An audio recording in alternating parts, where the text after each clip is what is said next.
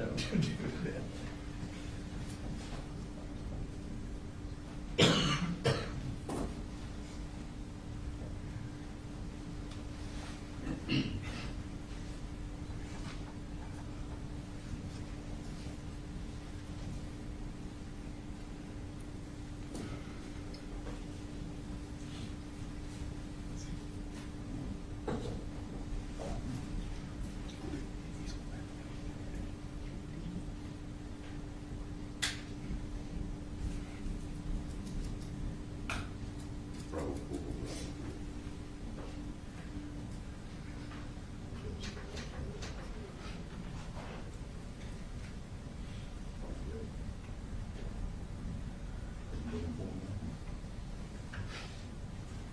You ready, sir?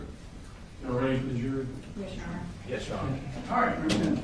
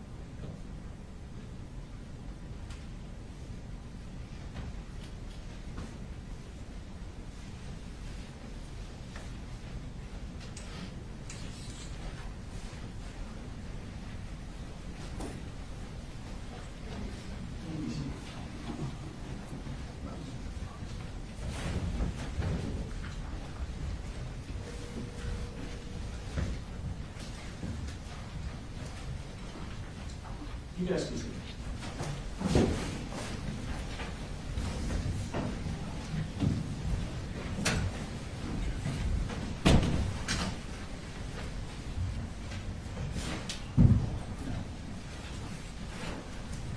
All right, everybody be seated.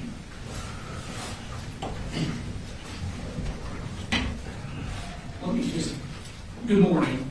Let me thank all of you for being on time. I understand this. Everyone was on time. I don't recall from jury selection if anybody had any back issues or needs to stand frequently, can't sit for a long period of time. If so, just raise your hand now. Okay.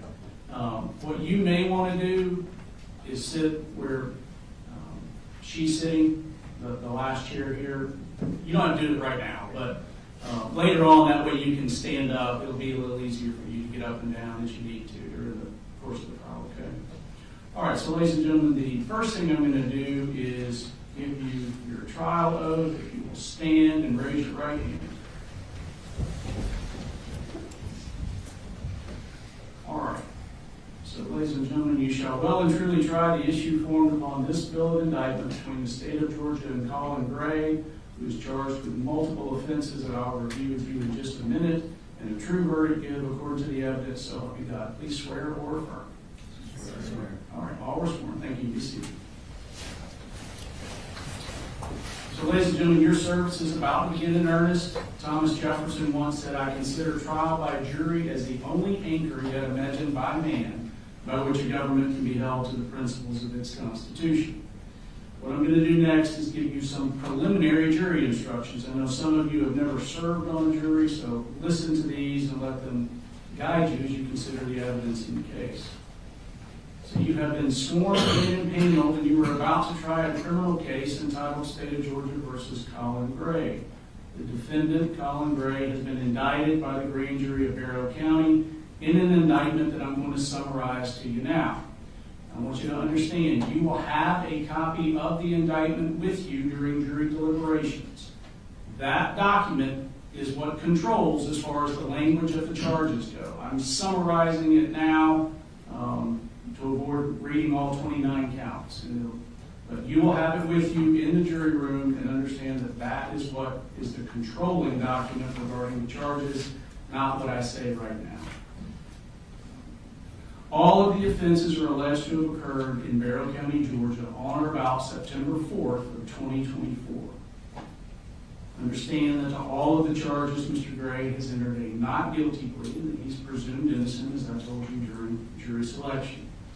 He is charged with 2 counts of murder in the second degree, it being alleged that irrespective of malice, he did cause the death of Christian Angulo and Mason Skirmerhorn, human beings, while in the commission of cruelty to children in the second degree, as alleged in counts 2 and 4 of this indictment.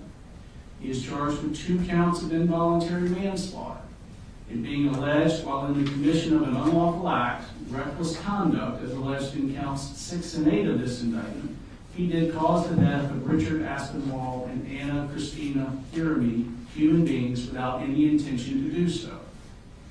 He is charged with 2 counts of cruelty to children in the second degree, being alleged that he did, with criminal negligence, cause Christian Angulo and Mason Skirmerhorn, children under the age of 18 years, cruel and excessive physical pain by consciously disregarding the substantial and unjustifiable risk that his act of allowing Colt Gray, a minor over whom he had custodial responsibility, access to a firearm and ammunition after receiving sufficient warning that Colt Gray would harm and endanger the bodily safety of another, and thereafter Colt Gray did shoot said children with said firearm.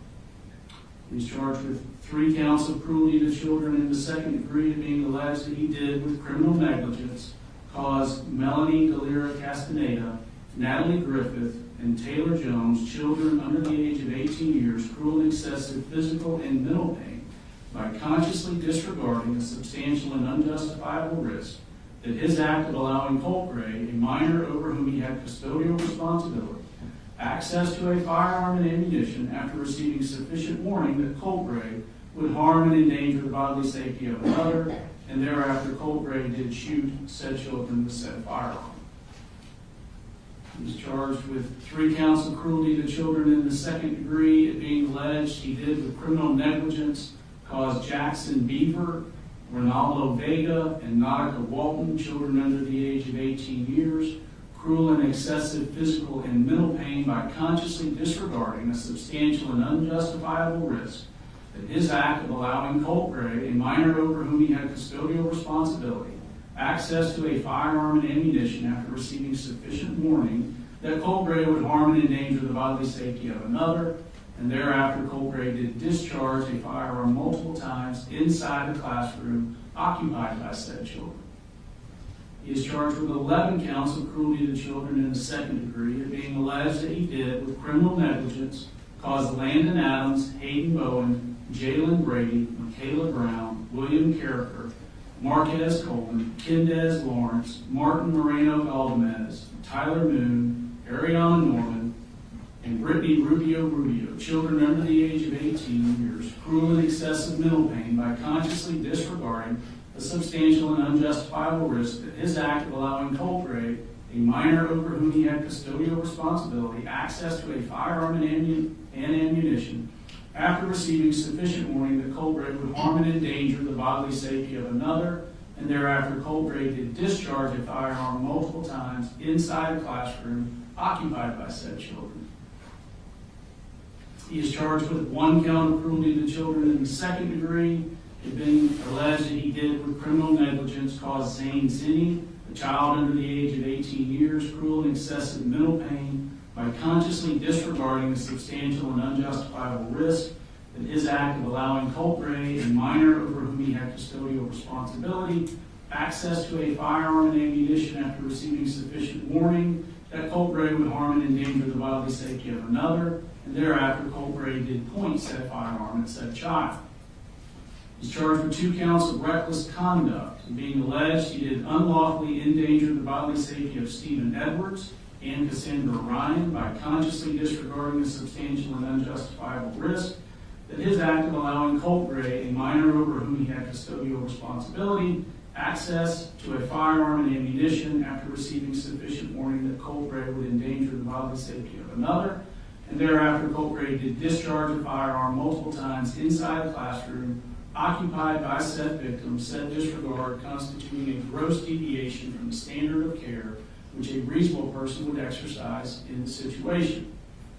And he is charged with 3 counts of reckless conduct, it being alleged he did unlawfully endanger the bodily safety of Richard Aspinwall, Anna Christina Irami, and David Phoenix by consciously disregarding the substantial and unjustifiable risk that his act of allowing Colt Gray, a minor over whom he had custodial responsibility, access to a firearm and ammunition after receiving sufficient warning that Colt Gray would endanger the bodily safety of another, and thereafter Colt Gray did shoot said victims, said disregard constituting a gross deviation from the standard of care which a reasonable person would exercise in the situation. Now, to that indictment, the defendant has pled not guilty and he denies each and every allegation therein. This is what forms the issue that you've been selected, sworn, and impaneled to try. Before we begin the trial, I'm giving you these preliminary instructions on the fundamental principles of criminal law. I will also instruct you on the role of the judge, the jury, and the lawyers, and give you an overview of the trial procedure. So the defendant is charged in the indictment with crimes that are violations of certain laws of the state of Georgia.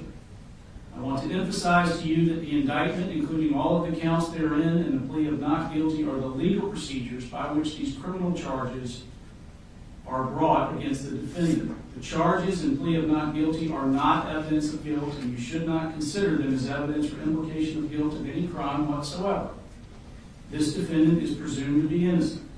The defendant enters upon the trial of this case with a presumption of innocence in his favor, and this presumption remains with the defendant unless and until it is overcome by the state with evidence that is sufficient to convince you beyond a reasonable doubt that the defendant is guilty of a crime or crimes charged.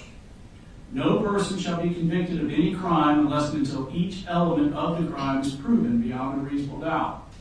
The burden of proof rests upon the state to prove every material allegation of the indictment and every essential element of the crimes charged beyond a reasonable doubt. However, the state is not required to prove the guilt of the accused beyond all doubt or to a mathematical certainty. A reasonable doubt means just what it says. It is a doubt of a fair-minded juror, impartial juror, honestly seeking the truth. It is a doubt based upon common sense and reason. It does not mean a vague or arbitrary doubt, but it is a doubt for which a reason can be given, arising from a consideration of the evidence or a lack of evidence, a conflict in the evidence, or any combination of these.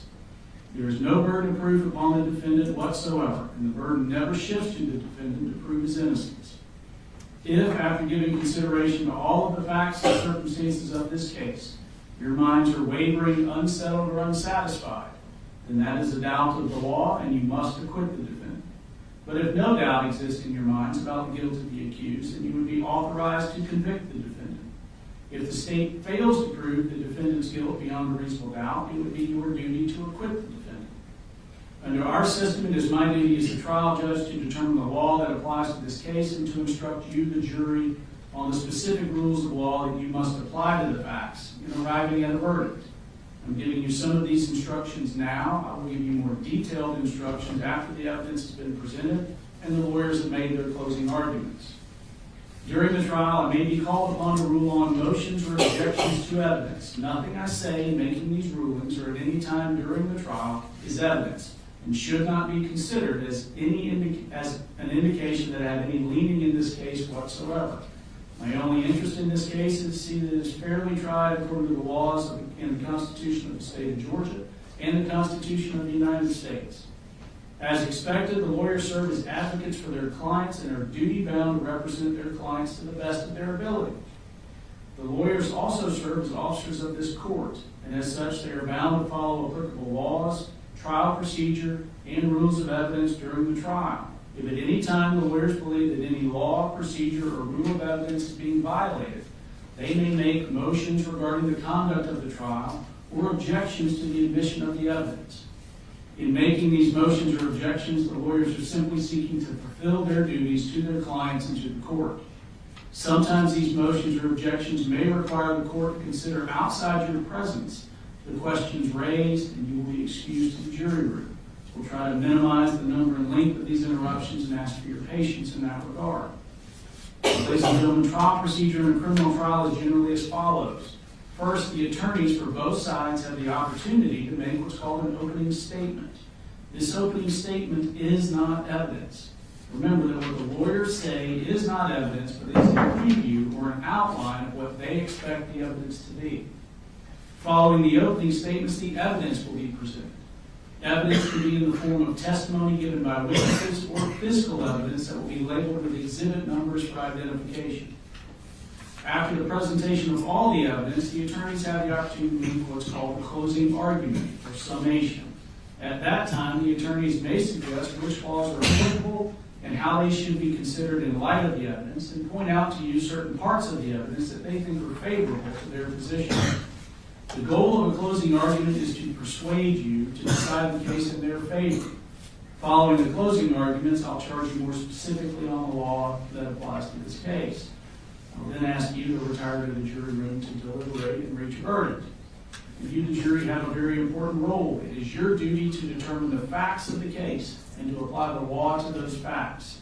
I'll instruct you on the laws that apply to this case, but you must determine the facts from the evidence.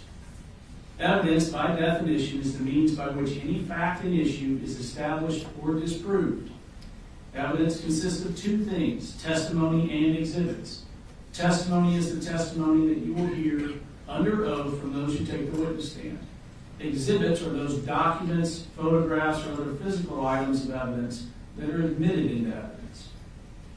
Ladies and gentlemen, the object of the trial is to discover the truth. During the trial, the admission of evidence will be governed by certain rules of evidence. Those rules were established with one prominent purpose in mind, and that purpose is the discovery of truth. Consequently, the rules of evidence seek to assure that only the best and highest evidence is admitted for your consideration. During the trial, the attorneys have a right to object to the admission of evidence if they believe its admission would violate a rule of evidence. I will admit or exclude the evidence according to those rules. If I overrule an objection, this means you are allowed to consider the evidence being offered. On the other hand, if I sustain an objection, this means that you may not consider the evidence being offered.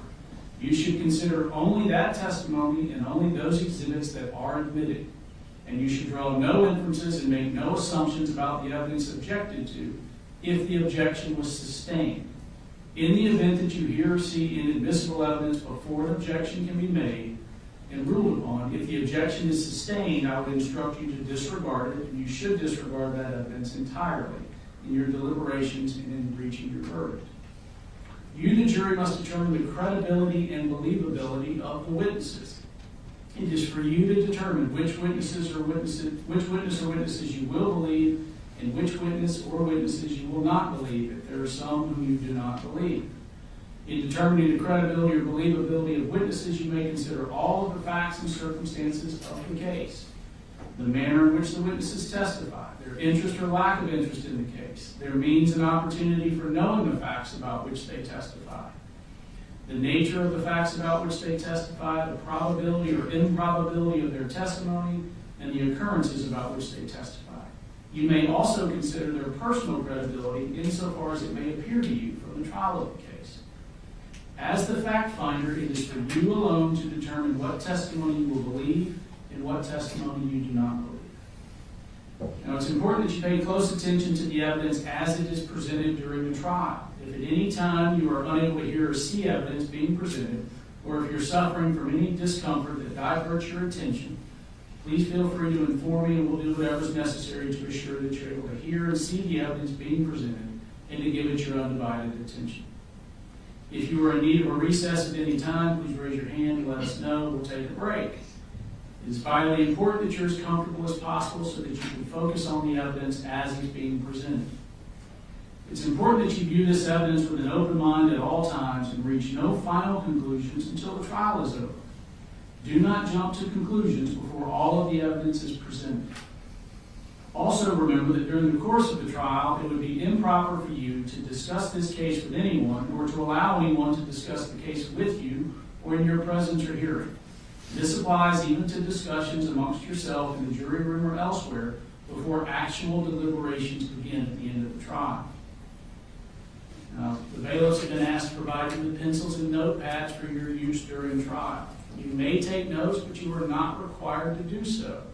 If you decide to take notes, please remember that note-taking should not divert you from paying full attention to the evidence and evaluating witness credibility.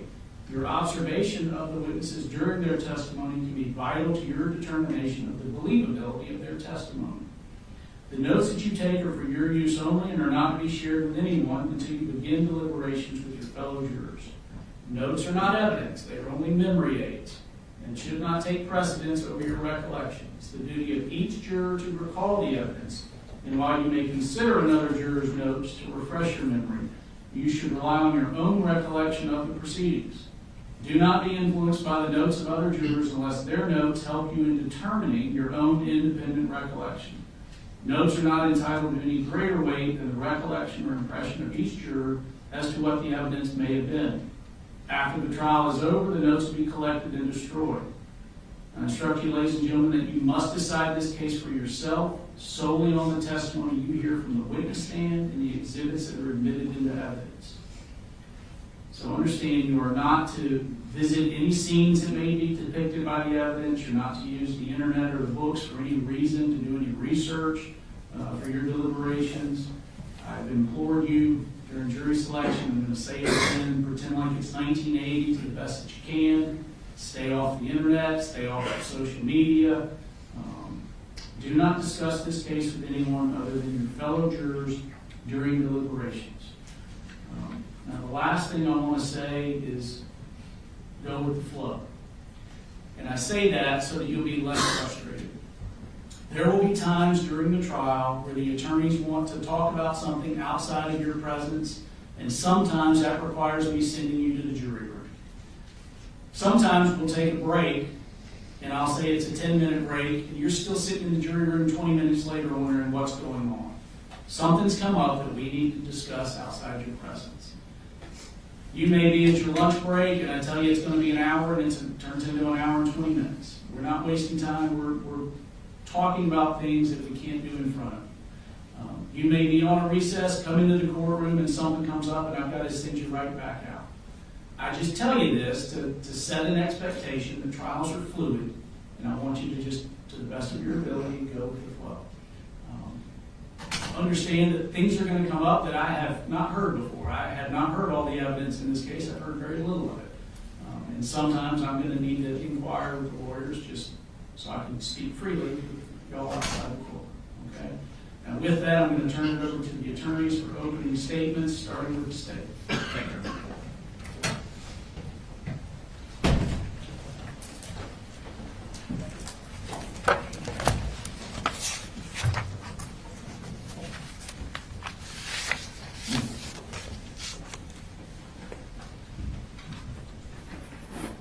This is the exhibit I'm going to be showing. Thank you.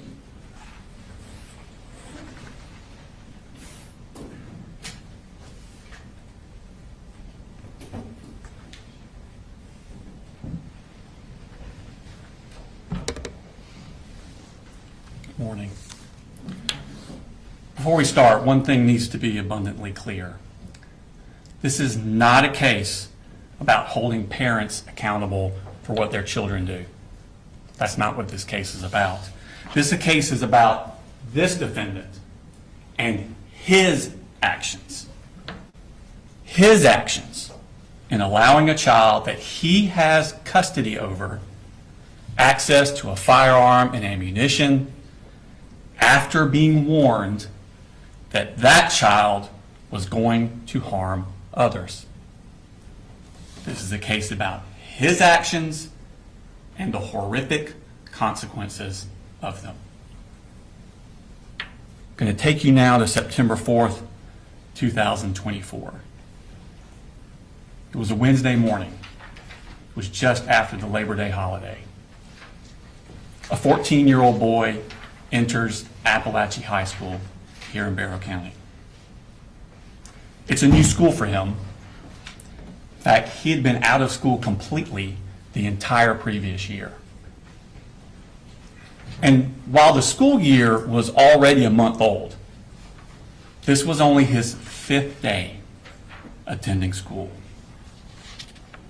As he walked through the crowded hallways, he carried his book bag in front of him.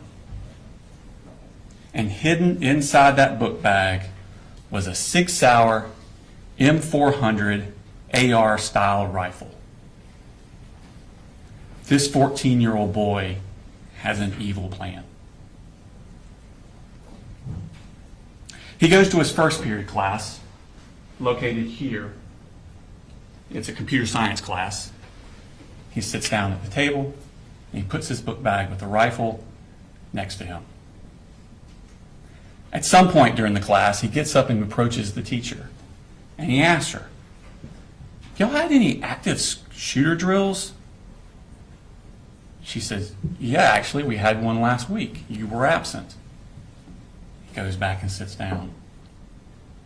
The teacher ponders on this a bit. It's an odd question to ask. She didn't know this boy very well. He's only been there 5 times. So she emails the school counselor, and she courtesy copies her direct supervisor, the vice principal, about the question the boy had asked. At the end of class, at 9:38, this boy picks up his book bag with the rifle in it, carries it in front of him out of the class, heading to his second period class.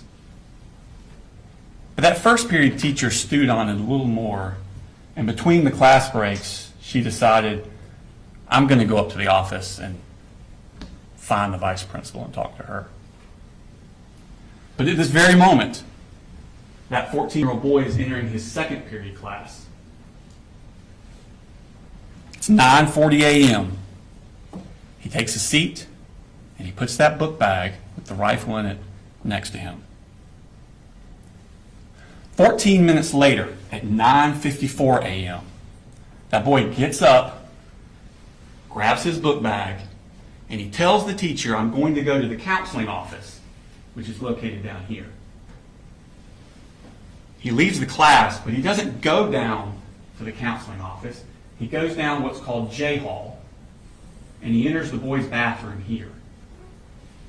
He goes into a stall, locks the stall, and he hides there for the next 26 minutes. Now, 4 minutes before he left second period, at 9:50 a.m., the boy's mother calls the school counselor, who's in this suite here. Now, the boy's mother doesn't live here in Winder. She's down in Fitzgerald, Georgia, which is in South Georgia. It's a 4.5-hour drive from here. But the boy that morning has sent some text messages that bother her.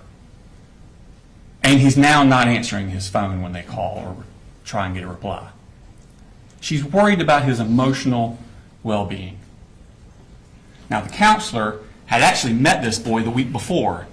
He had a panic attack at school, went to her office, and was too upset to go back to class. So the counselor and the mother talk on the phone for 8.5 minutes about this boy's emotional well-being. And at the very end of that call, at the end of the 8.5 minutes, for the first time, that mother mentions to the counselor that this boy has access to firearms. This sends a red flag up to the counselor. She immediately hangs up the phone and she calls the vice principal. This phone call was ended at 9:59 a.m. But remember, the boy had already left the classroom 5 minutes before that phone call ended. 5 minutes before the mother said anything about firearms. And he's hiding in this bathroom where no one knows where he is. 7 minutes after the call ends, at 10:06, the vice principal and the school resource officers arrive at the second period class. Now remember, this boy that the vice principal and the SROs are looking for has only been to that class 5 times. And there's another child in that class who has an almost identical name. And that boy has also left the classroom to actually go to the bathroom. He signed out to go to the bathroom. Second period teacher thinks that's who they're asking for and says he just went to the bathroom.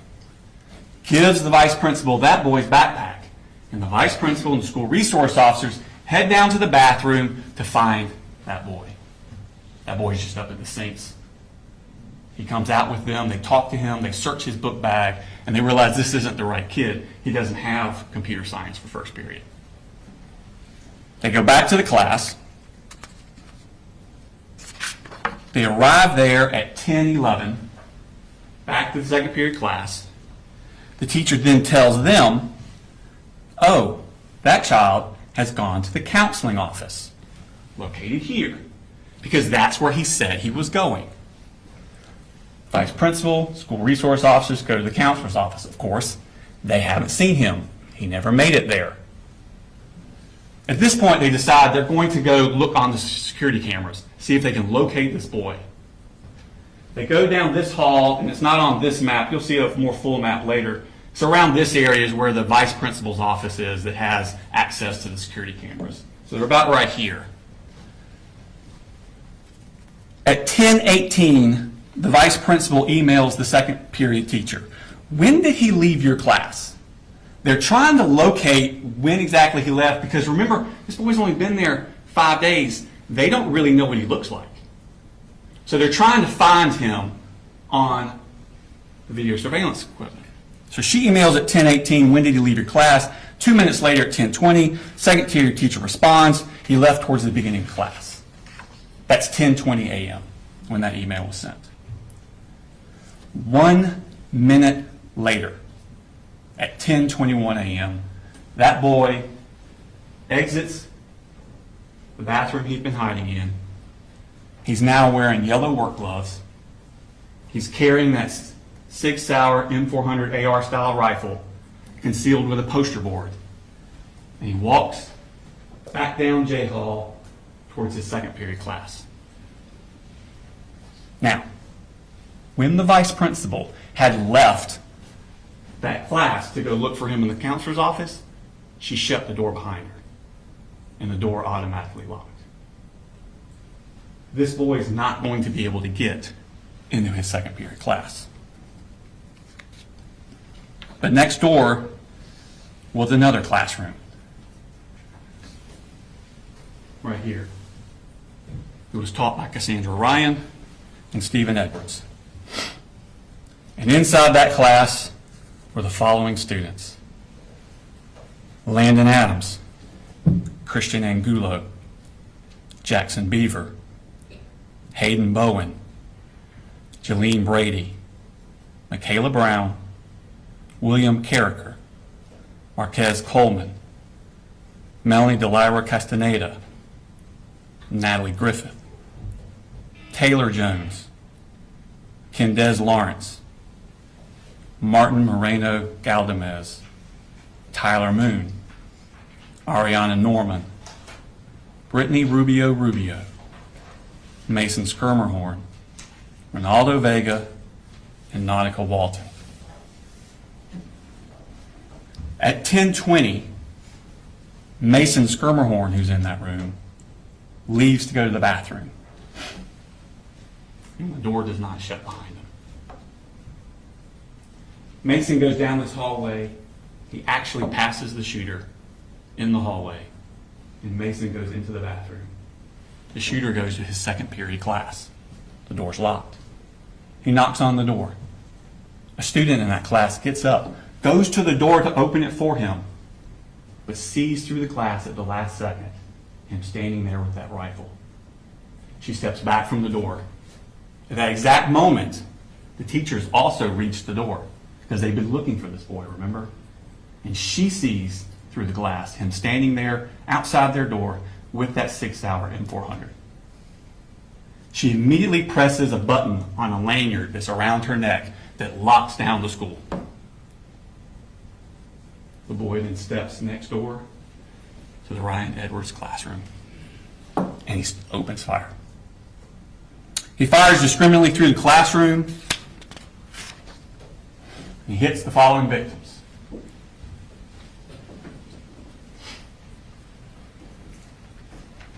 Melanie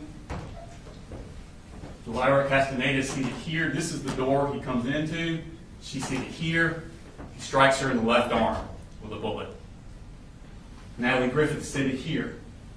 Strikes her in the shoulder, the upper arm, and the forearm. Taylor Jones, seated here, struck through the leg.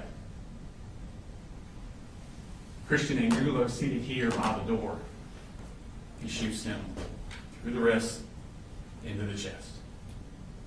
He would not survive.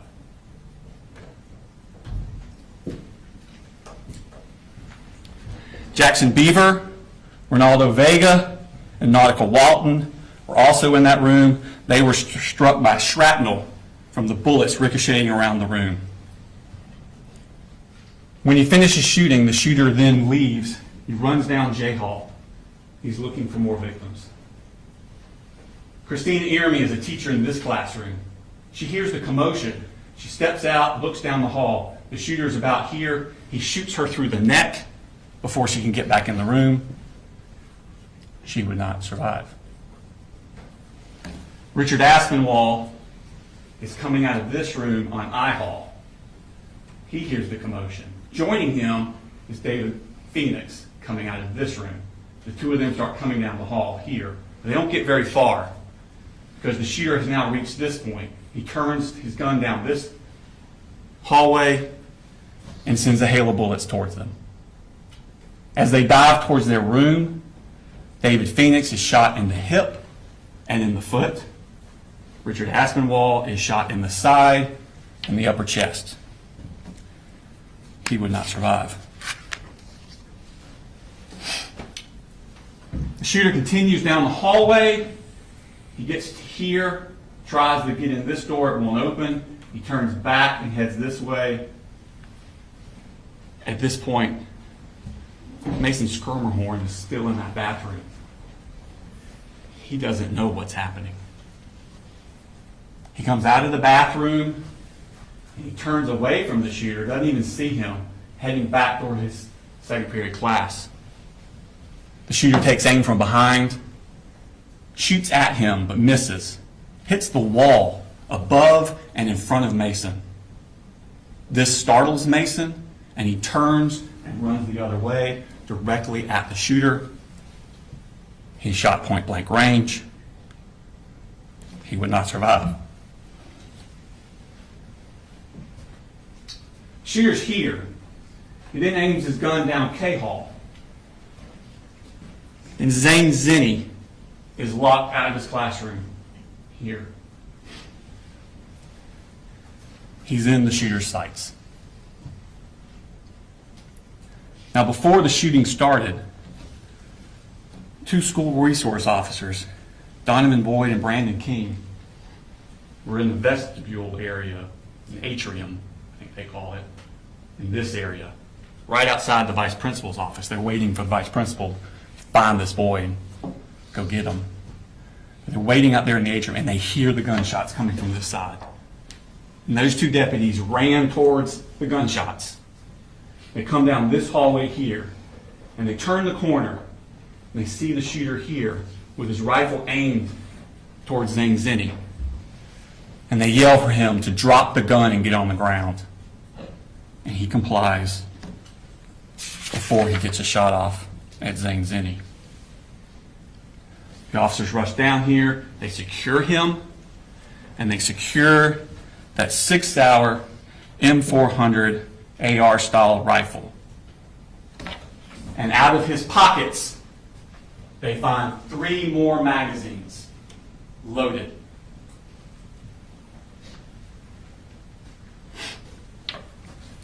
Now remember when the shooter had tried to enter his second period class and the teacher pushed that button? Well, that sent an alarm. It immediately notified law enforcement all over the county. Within minutes, an enormous police and medical response descended upon that school. It was a dramatic and intense scene as the school was cleared and the wounded evacuated. But to make matters worse, they were getting additional threats, fake threats, about other shooters at all the other schools in the county. Law enforcement now had to be diverted to these other schools to clear them, to make sure people were safe. Barrow County deputies Anthony Townsend and Brandon Bazinet were sent to clear Winder Barrow High School here in Winder. Once they cleared it, then they went next door to Russell Middle School. They cleared it. And just as they were finishing that up, they got a call from their superiors. I was trying to say superior and supervisor at the same time. Their superiors to go to a residence in Barrow County and secure it. They were just given an address. They don't know why they're going there. They were just told, go to this residence and secure it until other officers can arrive. Where they're going is the shooter's house. And when they get there, Colin Gray meets them in the garage.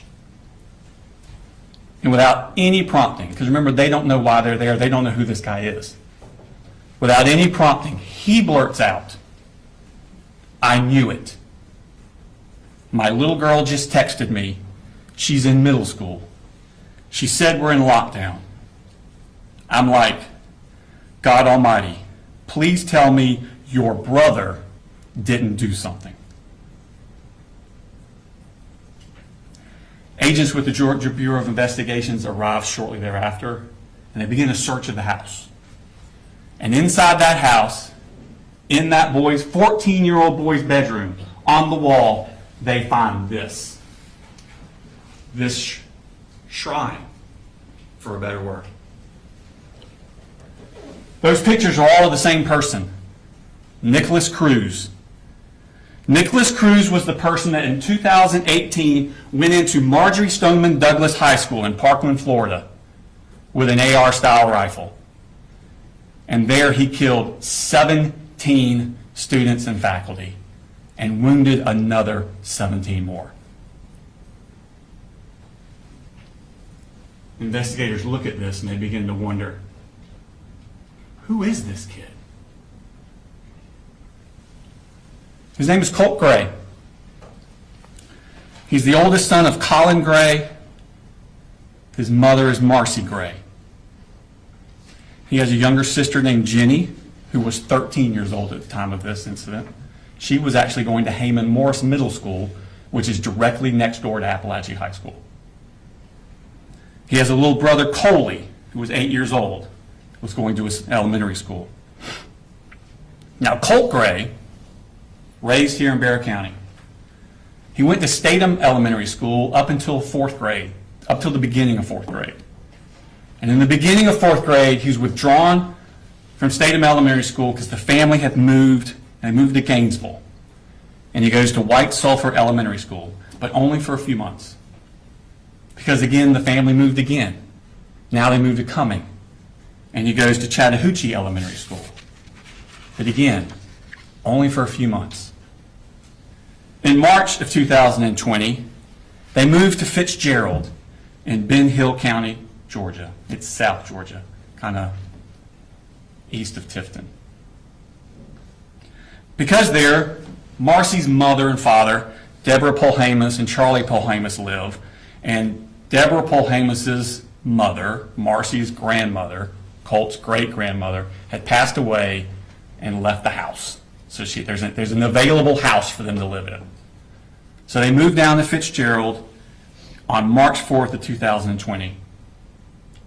But if you remember that day, that's the week before COVID shut everything down. That was the end of Colt's fourth grade year. Fifth grade. Now this is going to be the fall of 2020 into the spring of 2021. That's fifth grade year. Colt goes to Ben Hill Elementary School. But remember, this is when COVID is raging, and it's mostly virtual. He's mostly at home using the school computers. The next year, sixth grade, fall of 2021, he starts a new school, Ben Hill Middle School, because he's in sixth grade now. And early in that year, 11-year-old Colt, at home, using the school computer, searches the word abuse. A few hours later, he searches the phrase, "how to kill your dad." That was on September 19th, 2021, 3 years before he took that rifle into Apalachee High School. School resource officers are sent to the house. check on him. Everything's fine. It was just a mistake. Misunderstanding. But a defects case is opened on the family. But the family leave Fitzgerald and move to Jackson County 6 weeks later, in November of 2021.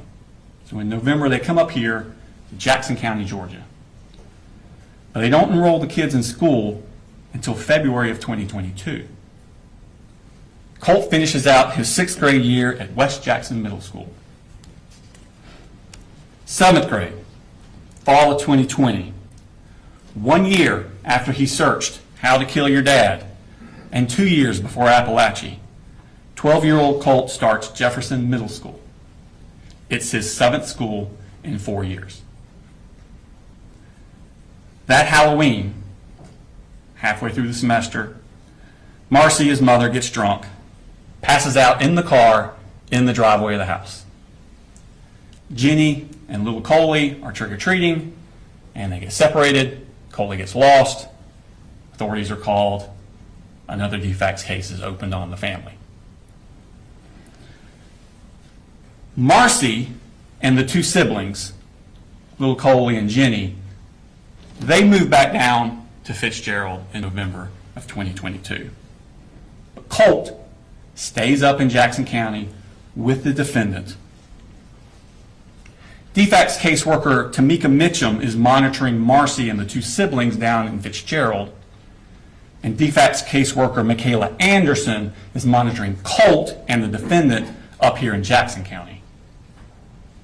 And starting in March of 2023, during his 7th grade year, Michaela Anderson visits his residence monthly. Every month, she shows up to check on Colt, see how he's doing, check on his well-being. And the defendant always says the same thing. Colt's doing well in school. He doesn't need any counseling. But that's not really true. Colt is full of intense anger, and he's having a hard time dealing with it. On Sunday, May 21st, 2023, this is the end of Colt's 7th grade year at Jefferson Middle School. In fact, classes had ended that Friday, and this is that Sunday. And on that Sunday, the Jackson County Sheriff's Office gets a tip from the FBI. There's an app that you can get on your computer called Discord. And this app is popular with video game enthusiasts, but it allows people from all over the world to talk to each other on the computer. And users in a chat room on this app, a true crime chat room, report to the FBI that another user is threatening to shoot up an elementary school. This user is threatening to do this, says they have access to guns, says they plan to do it within the next 2 years. The FBI passes this tip on to Jackson County because when you look at the IP address of that user, it comes back to a Colin Gray and an address in Jackson County. Deputy Justin Elliott and investigator Dan Miller go to that address. Now, the current resident of that address has 2 daughters, and they don't use Discord.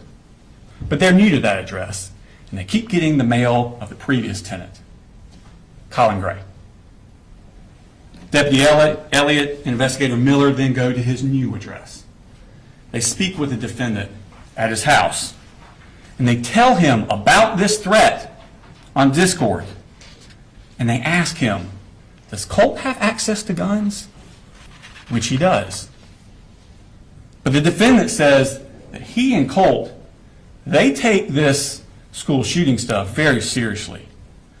And Colt denies to these officers that it was him on Discord. He says his Discord account got hacked.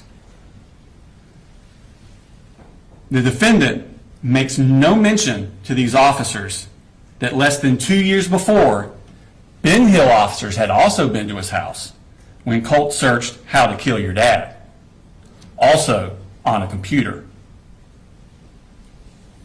But before they left, investigator Miller asked the defendant to please restrict Colt's access to guns. Less than 3 weeks later, when DFACS agent Michaela Anderson goes back out to the house like she's been doing monthly to meet with the defendant, and again, she asks, "How's Colt doing?" He makes no mention to her of this visit from the sheriff's office. 2 weeks after that, on June 23rd, the defendant signs a lease to move out of Jackson County into Winder. But he doesn't tell Michaela Anderson he was planning on doing that, and he never tells DFACS that he did do that. She just keeps going to an empty house. 2 months later, in August, it's time for another school year. Colt's not at Jefferson Middle School anymore.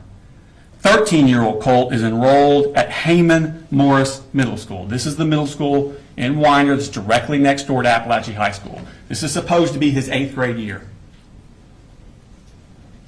But he's withdrawn from that school 3 days later. He never attends it. Instead, Colt goes back down to Fitzgerald to live with his mother, Marcy. And while he's in Fitzgerald, Colt is still filled with anger. He's still having trouble dealing with it. He's becoming violent. He breaks windows. He cuts up things with a knife. He even starts cutting on himself with that knife. These are the scars from after he was arrested after the shooting a year later. Colt's grandfather, Charlie Polhamus, is at his wit's end. He actually calls the police on Colt. And at the beginning of October 2023, just a few weeks after being in Fitzgerald, Colt comes back up here to Winder to live with the defendant. But he does not attend school. 2 weeks later, on October 13th, down in Fitzgerald, Marcy, who you remember is still being checked on by DFACS, tests positive for drugs. She's going to lose the kids. DFACS worker Tamika Mitchum, who's been monitoring Marcy, calls the defendant, tells him to come down to Fitzgerald to pick up the other 2 kids, Jenny and Coley, and bring them back up. He now has sole custody of the 3 kids. Marcy's to have no unsupervised contact. But Tamika Mitchum also stresses to the defendant to get the kids in school and counseling as soon as possible. He does neither of these things.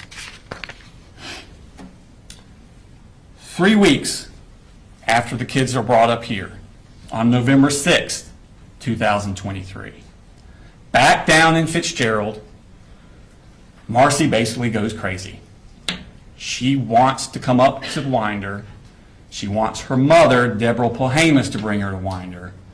And Deborah Polhamus says, "You ain't going to Winder." So Marcy duct tapes her mother to the chair, steals her car, drives up to Winder, goes to the defendant's house, keys his truck, and gets arrested. She spends some time in the Bexar County Jail before she's transferred to the Ben Hill County Jail for the charges down there.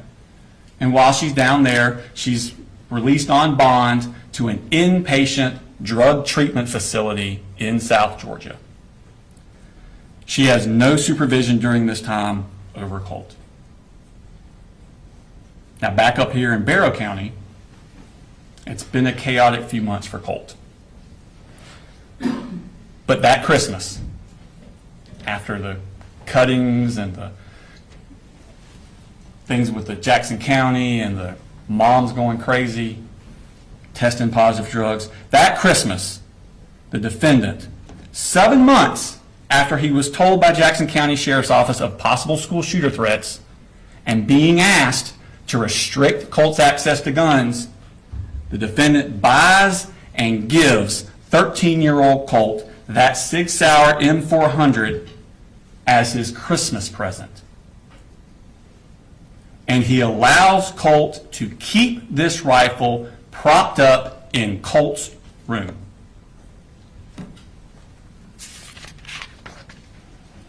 Now in February of 2024, 2 months after this Christmas, in February, Colt's siblings, Jenny and Coley, are finally enrolled in school.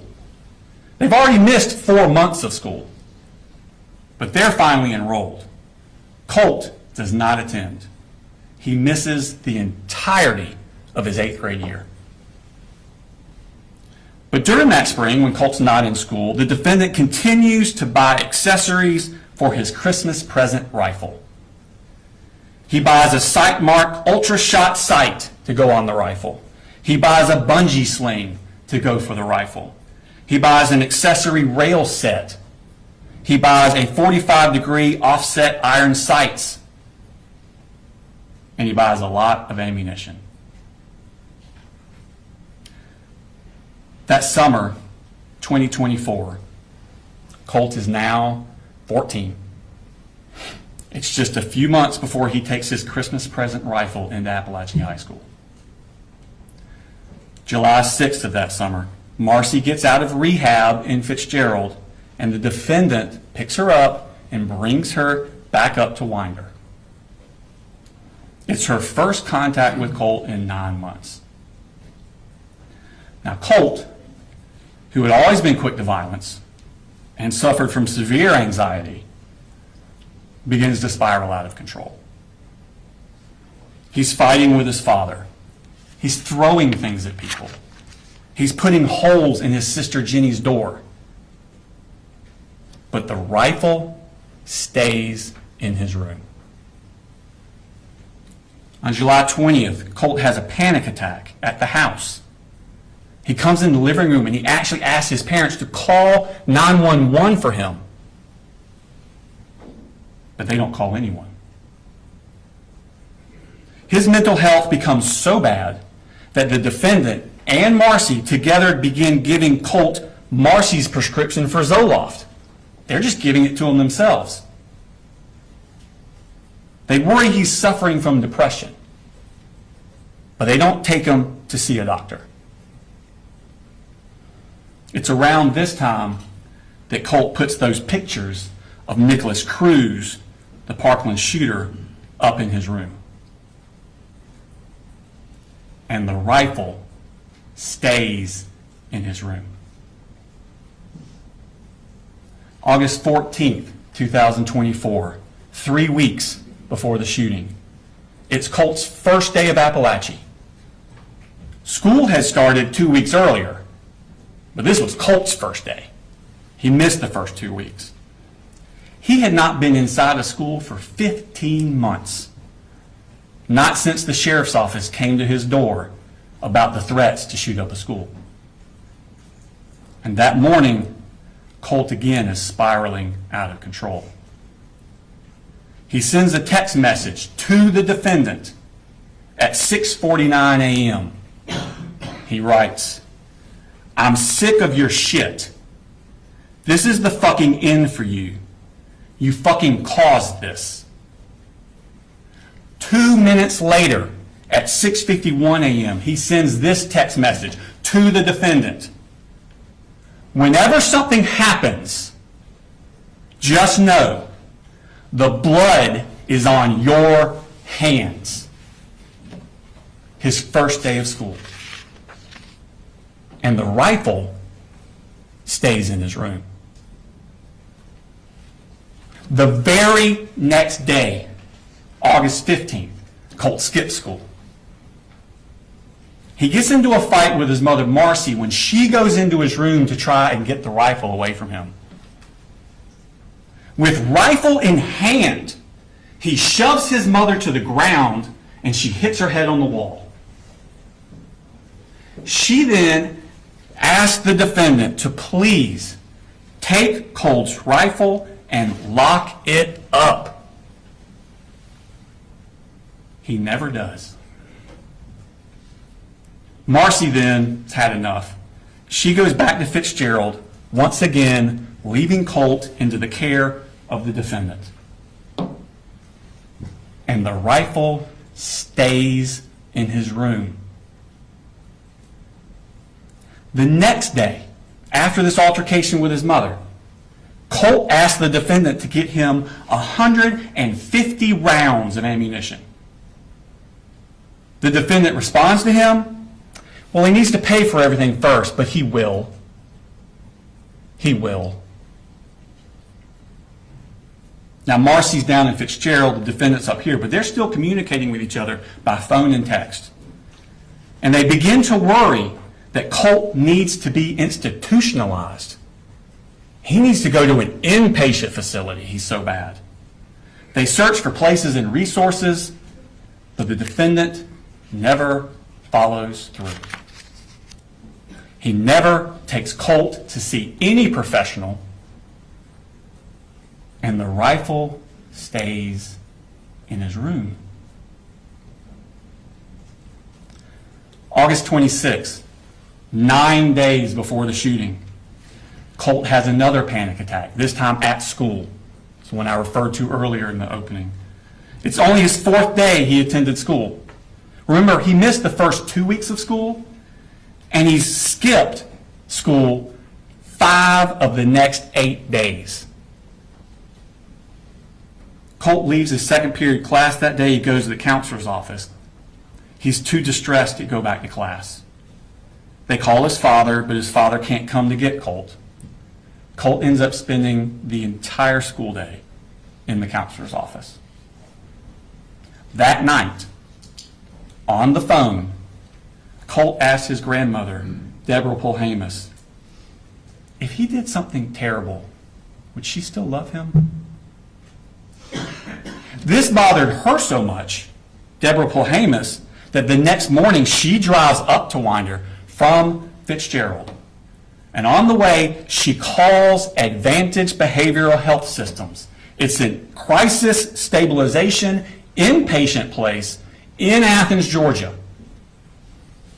She talks to them on the phone, and they tell her he must be brought in by a parent.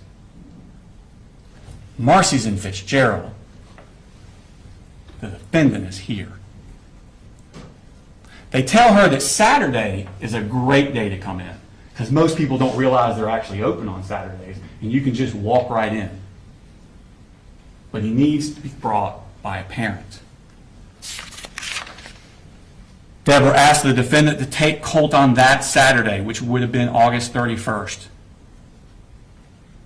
He doesn't. Wednesday, August the 28th, Colt skips school.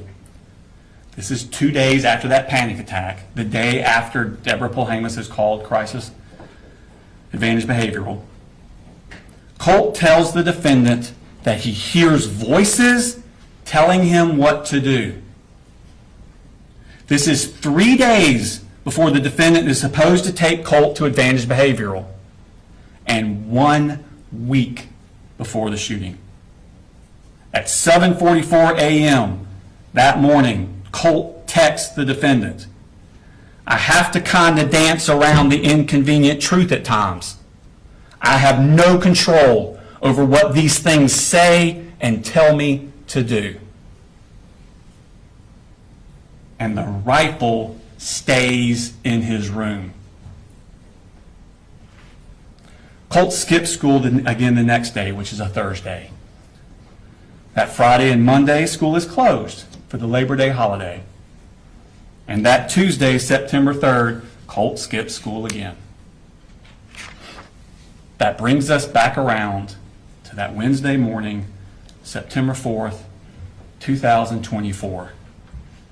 Those pictures of Nicholas Cruz are still on his wall, and that rifle is still in his room. The defendant leaves to take little Coley to school. Jenny leaves on her bus for Heyman Morris Middle School, which again is directly next door to Apalachee High School. Colt gets his rifle, gets extra magazines, puts them in his book bag.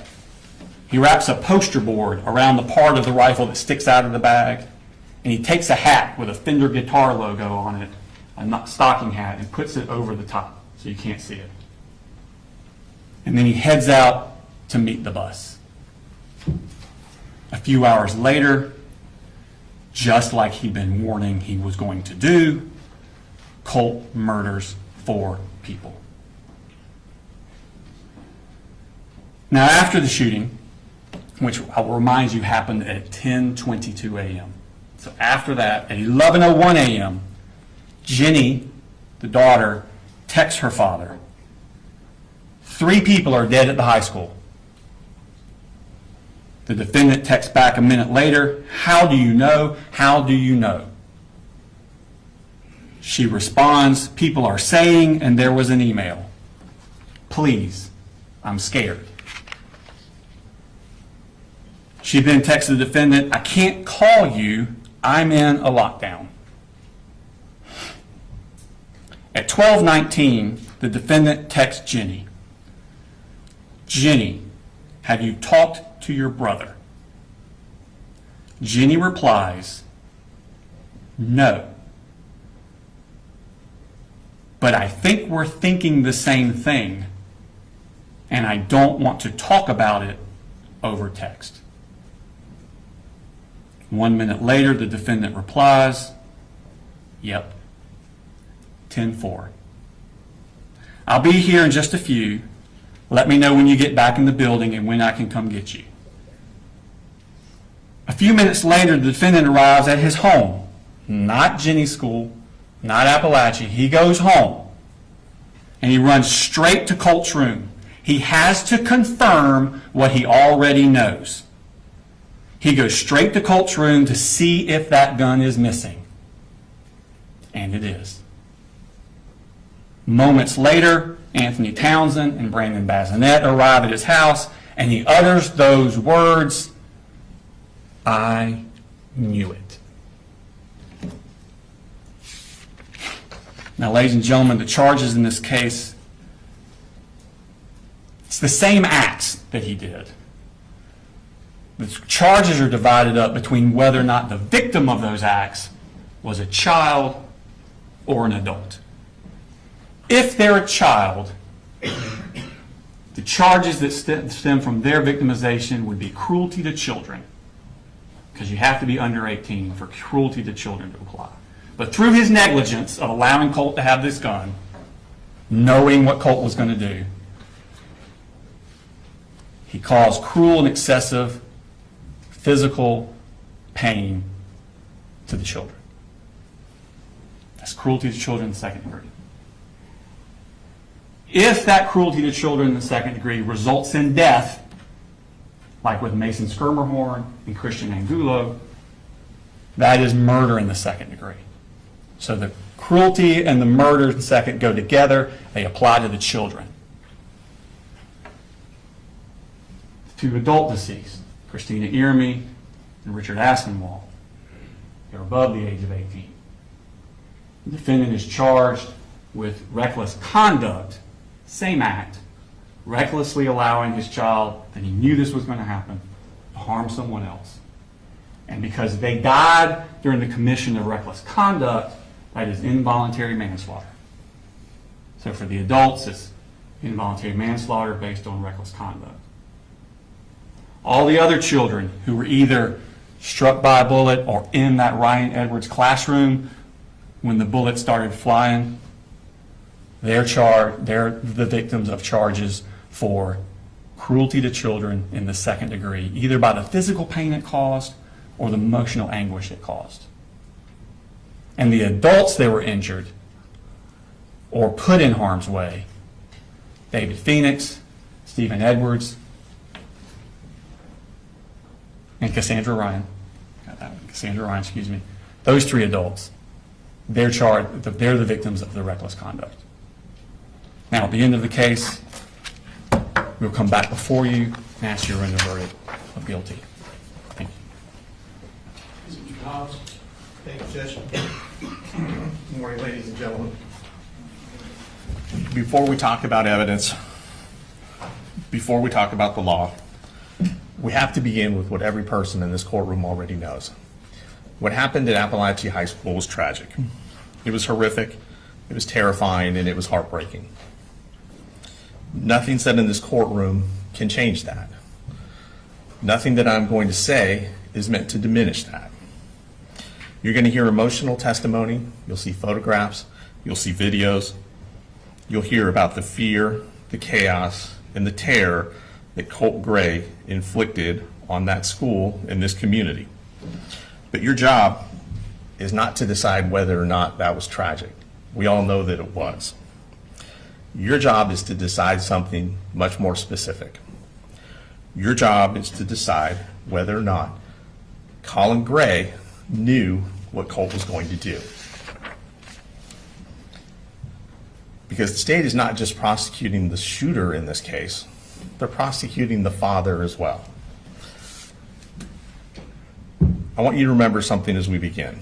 The courtroom is not a place where we punish people because we're angry, where we punish people because we're grieving. It's not a place where we punish people because we feel someone has to pay. This is a place where we follow the law. And the law requires proof, and the law requires evidence. And the law requires that the state prove its case beyond a reasonable doubt. That burden never shifts, not for a single moment. The state's theory will be simple. They'll tell you that Colin Gray allowed his son access to firearms and ammunition. Colin Gray had warning signs, and then Colin Gray, knowing that these were warning signs, consciously disregarded those warning signs. That he should have known his son would, not could, that his son would harm someone.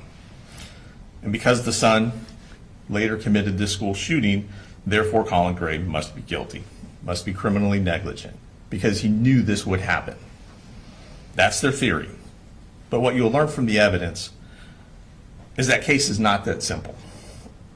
The evidence will show a teenager who is struggling mentally, a teenager who is deceptive, a teenager who hid his true intentions from everyone, from his family, from his counselor, from his siblings, from DFACS, from law enforcement, and most especially from his father. The evidence will show a father who did not ignore his child. He did not abandon his child. He did not turn his back on his child.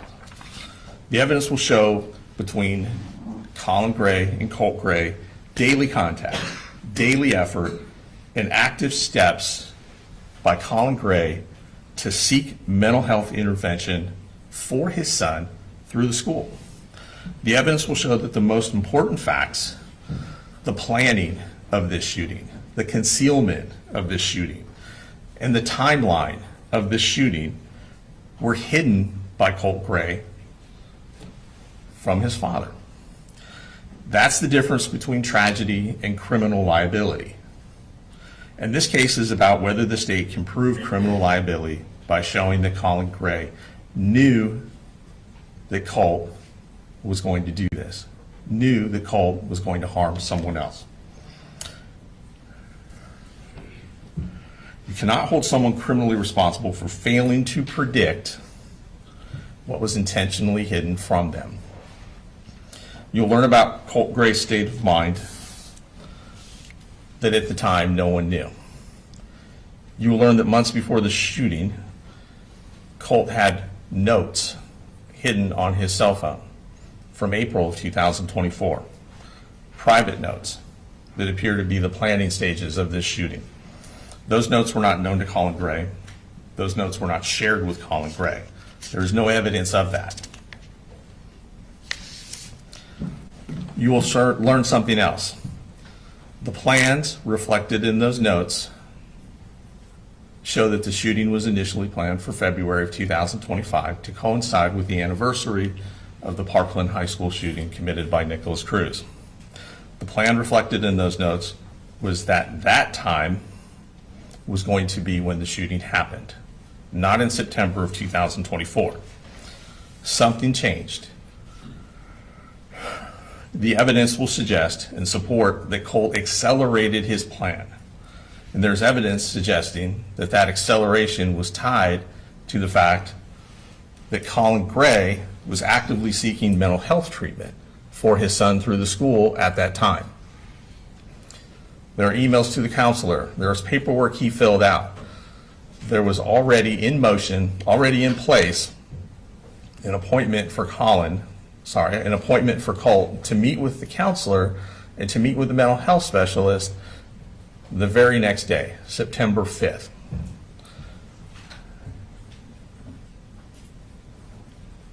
Colin Gray did not know about the plans.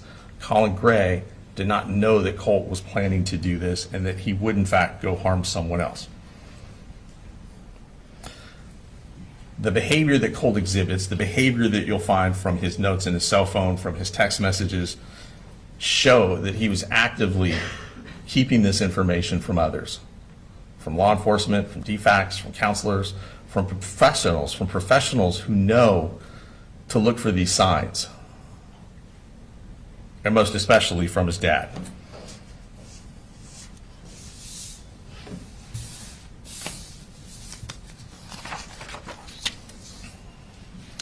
The state will point, and they've already mentioned to you, an incident in May of 2023 when 2 Jackson County sheriffs went to Mr. Gray's home to talk to Colt. Fortunately, this interaction is on body-worn camera video, so you'll get to see the whole episode. You will see that Colin Gray is cooperative. You'll see that he brings his son out. He tells the officers that he takes this kind of thing seriously. He tells the officers, you tell me that he did it and those guns are gone today. That is on video. That is undeniable. But the officers don't tell him that. The officers say that they're not sure that it was him that made the threat. He tells the officers that he has a gun in the home. He says that he has a son who is somewhat isolated, who's on the computer a lot. He says that when he was young, he used to enjoy hunting with his father, that they would go deer hunting. And so he was introducing Colt to deer hunting, that they had gone out a year before. Colt had killed his first deer, that the gun that they had was for deer hunting. The gun was to get him outside, which the officer in the video approves of. Get him away from the computers, that's good. But Colin tells the officers, if you think this is him, tell me, because those guns are gone today. And that is not what he's told.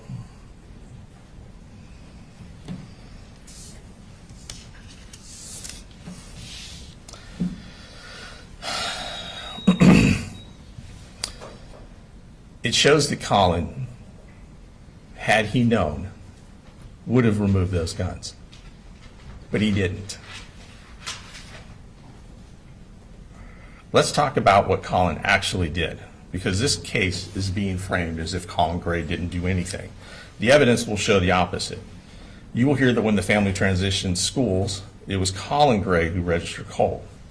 You will hear that Colin Gray worked full-time, was raising 3 kids on his own, due to the kids' mother's addiction problems, due to DFAC saying that she was not allowed to have unsupervised contact with him, due to the courts in Barrow County saying she was not even allowed in the same county where these kids lived.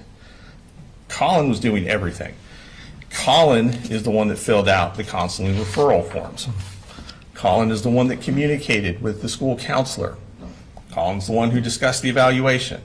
Colin was the one who was coordinating mental health services through the school. Colin is the one that filled out the paperwork to get the assessment done on September the 5th. You'll hear that the school had arranged, and it had already been taken care of, that Colin had completed everything he needed to for the assessment. You're going to hear from the grandmother who says that they wanted to take him to Advantage Behavioral in Athens, that it was urgent. This comes out after the shooting. The grandmother will also tell you she had absolutely no idea that Colt had any interest in Nicholas Cruz or school shootings in general until after the shooting happened and they were making the 4.5-hour trip from Fitzgerald, her and her daughter Marcy, at which point Marcy said, well, Colt does like this school shooter named Nicholas Cruz. That's the first time that you hear Debbie learns any of that. You're going to see text messages from Debbie in August and September of 2024 when she says that they were so strongly trying to get him into a facility. What you're not going to see in those text messages is any urgency on Debbie's part. You're not going to see anything from Debbie saying, get the guns out of the house. You're not going to say anything from Debbie saying, I'm worried about Colt, we need to get him there today. Nothing. They don't talk about it at all. Debbie doesn't mention it one bit.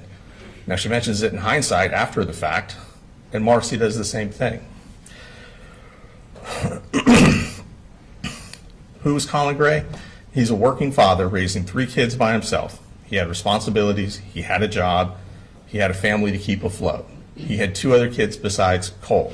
He was involved. You'll see his text messages to his children. You'll see his text messages to Colt. This is not a parent who's turning his back on what's going on right in front of him. Let's talk about what you're not going to hear. Because sometimes what you don't hear in a case like this is just important as what you do.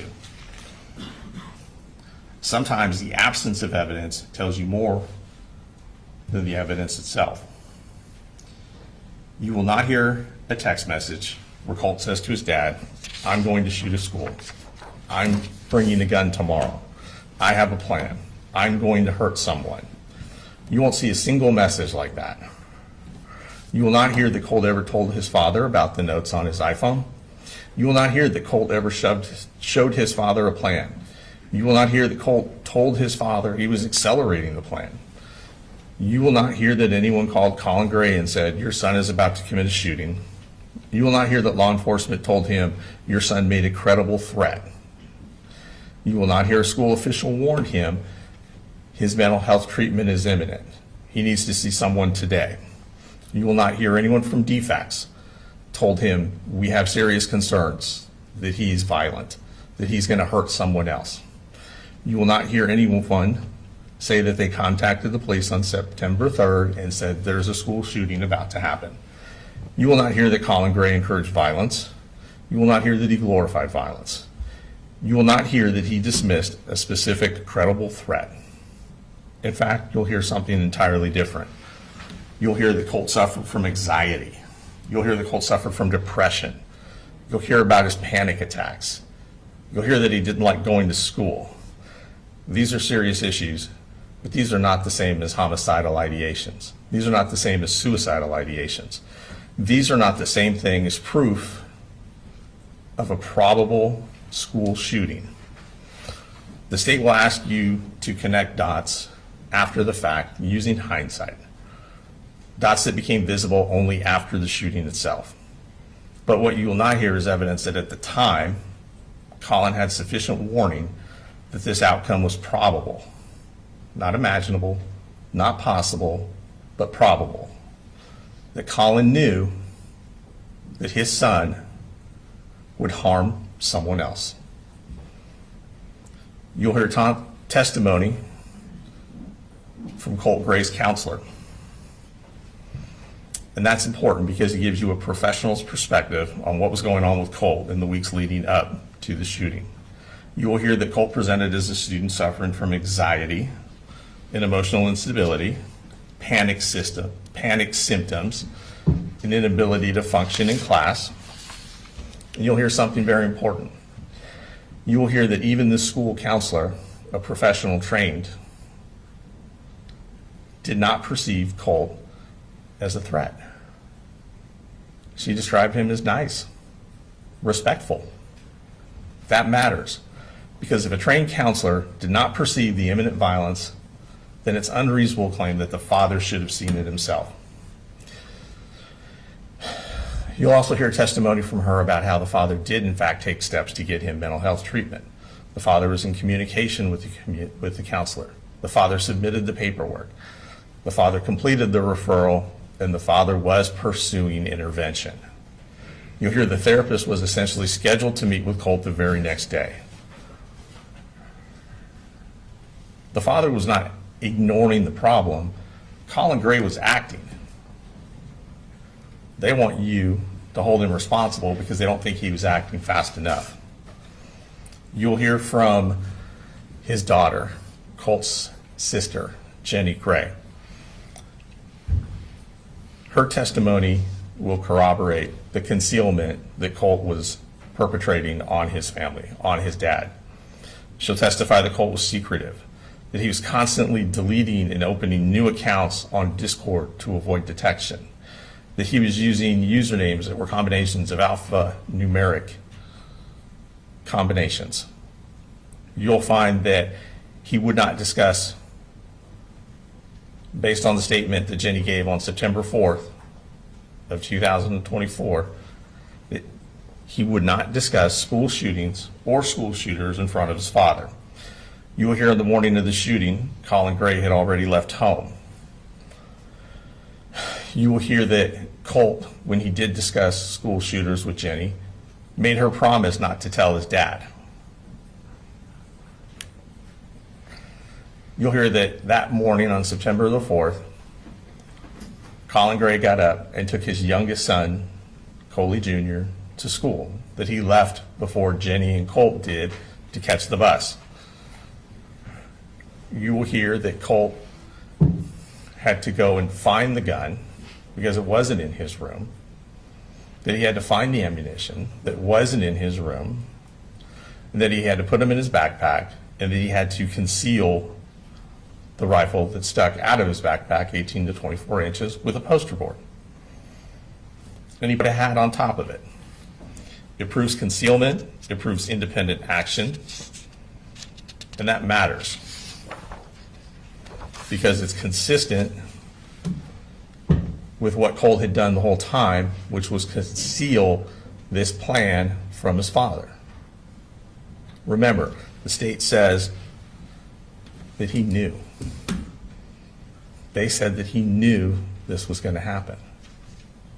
That he knew, not that it was possible, that he knew Colt was going to go and harm someone else. But you can't consciously disregard a risk that you're not aware of. And you can't say something is probable when it's being hidden from you. You're going to see text message.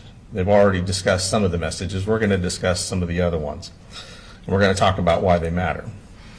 There are hundreds of text messages between Colin Gray and his son. These texts matter because they show the reality in real time of what was happening and what Colin would have thought and what Colin would have known at that time. Not now, but at that time. They also show what Colt chose not to disclose. You'll see a father checking on his son on a daily basis, checking on school attendance. Did you make it to school? How's your day going? How was your day? What are you doing after class? You'll see encouragement. I'm proud of you. I love you. You're a good young man. This is not an absent father. This is not a father not paying attention to his child. You'll see daily involvement. You'll see a father trying to keep a teenager engaged and connected to school. You'll see a father trying to build the confidence and self-esteem of his son. You will see this all in the text messages. You'll see their discussions about mental health, about depression, which is not homicidal ideation, about anxiety, which is not homicidal ideation, about anxiety, panic attacks, which are not homicidal ideation. You'll see a father trying to stabilize a situation at home. You will not see threats to harm other folks. You will not see threats to harm other people. You will not see, I'm going to shoot up the school, I'm bringing a gun, I have a plan, I'm going to harm someone. There needs to be proof that Colin Gray knew what Colt was going to do and knew that Colt was going to harm someone.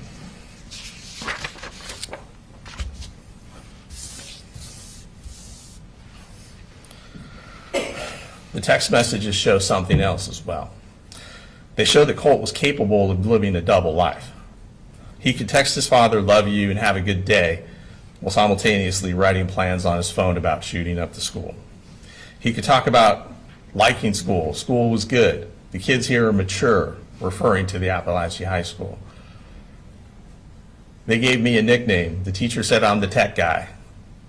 And you'll see Colin respond happily that his son seems to be finding his way for the first time in a while in school. He could talk, Colt, about school being good, about having a good day, and what they're going to have for dinner, while also planning on how to sneak a rifle into the school. That's not something a father can foresee. He asked about ammunition. You'll hear evidence that they went to the gun range. You'll hear evidence that he taught his son safety. You will not hear evidence that Colt requested ammunition because he was getting ready to do a school shooting. That conversation is not a threat. There's no mention of harming anyone else. There's no talk of a timeline. The state's going to ask you to interpret these ordinary messages with extraordinary hindsight. But the law does not allow hindsight convictions. You're tasked with determining what Colin Gray knew in the months leading up to the shooting.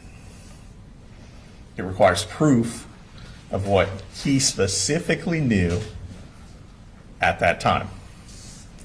You'll hear from the mother, Marcy Gray. She'll try to convince you that she warned everyone and no one listened. The evidence will show that she did not share the most important information she knew about Colt with Colin. You've already heard the relationship was not smooth. You heard that DFACS took the kids from her. You'll hear that they were separated. You'll hear that the kids had to come up here per the DFACS order. You'll hear that she drove up here. After telling her mother she was going to murder Colin, came up here, keyed his cars, got arrested, and then was told by the judge, you can't come back to Barrow County. You'll see evidence in text messages between Colt and his mom. You will see in these text messages Colt telling his mom prior to the shooting that he had created a Securus online profile that he was using by making up a fake age to try and get in contact with Nicholas Cruz in prison down in Florida.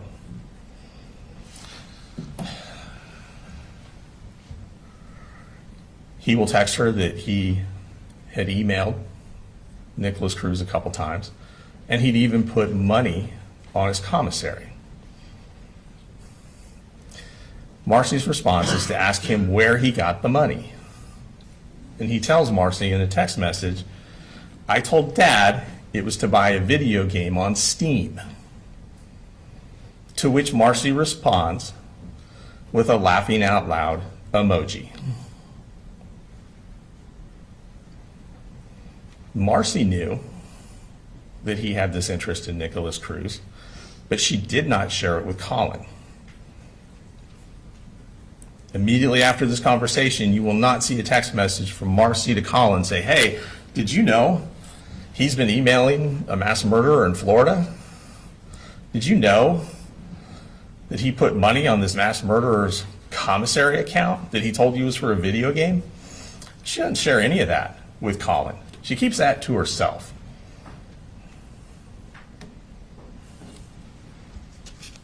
She does not reply immediately after to Colin or tell him, hey, this is what's going on. We got to get the guns out of the house now.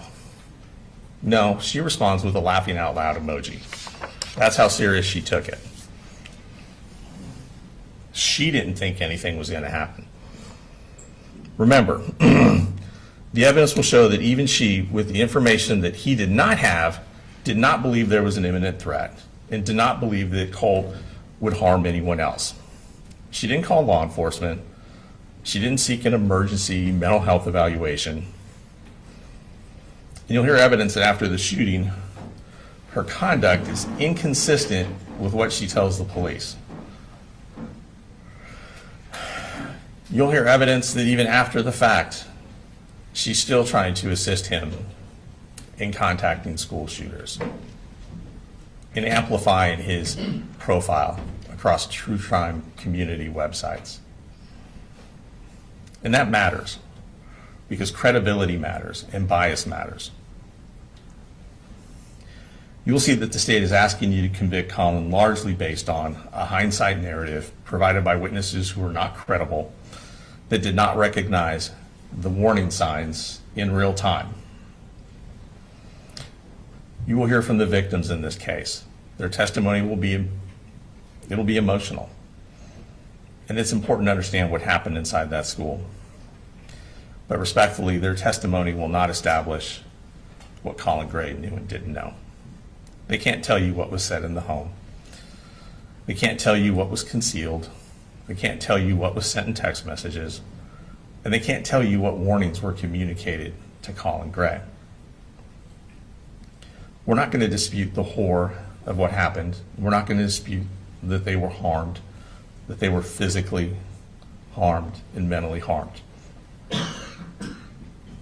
But that's not proof that he was negligent. That is not proof that he knew what was in Colt's heart, that he knew what Colt was planning, and that he knew that Colt was going to harm someone else.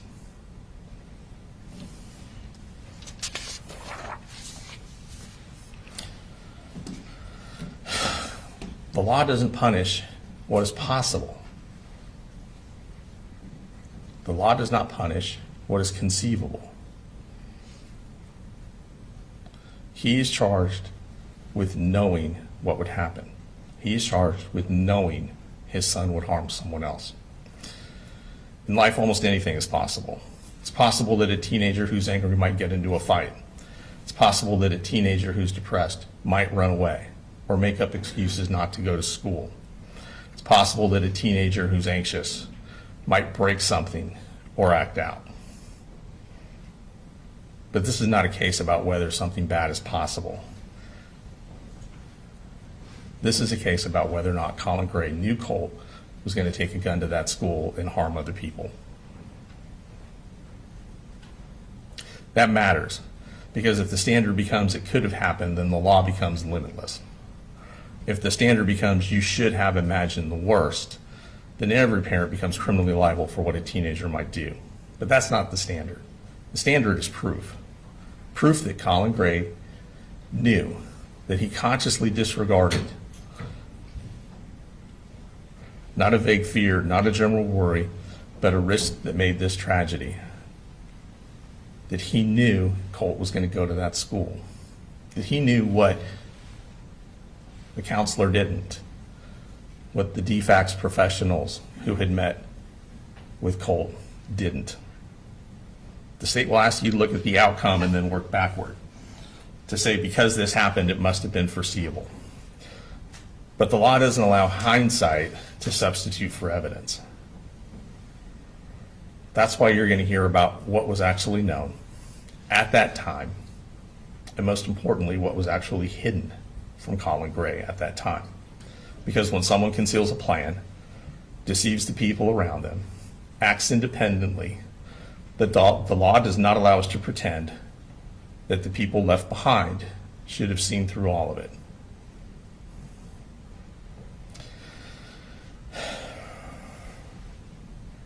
They're going to say that common sense means you should have seen this coming. And guns are serious, and this tragedy is serious. But the law is serious too. This case is not about whether or not firearms are dangerous in the abstract. It's about whether Colin Gray, based upon what he actually knew,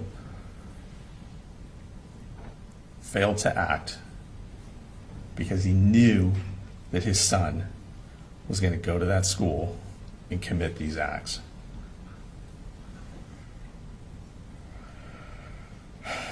In a case like this, there's a natural human instinct. When something this awful happens, we want an explanation. We want someone to blame. We want a story that makes sense so that we can take steps to make sure something like this never happens again. It's very easy and it's very human to look at the end result and believe that someone, somewhere, must have known. But the evidence in this case is going to show something that's deeply uncomfortable. Sometimes the truth is that the person who committed the act was hiding it. Sometimes the truth is that a family can be struggling, a child can be spiraling, and people can try to get that child mental health help. And still, something unthinkable can happen. It's not satisfying and it doesn't give anyone peace. But the criminal courtroom is not here to provide a scapegoat. It's here to provide justice. Being a juror, providing justice, that requires discipline. It requires that we do not convict someone because we're horrified. It It requires that we do not convict someone because we wish they would have seen it coming. It requires that we do not convict someone because we feel like there must be some accountability somewhere. The state has chosen to put the father on trial for what the son did. And at the end of this case, you'll be asked to decide whether the state has proven, beyond a reasonable doubt, that Colin Gray knew his son would go to that school and commit these violent acts.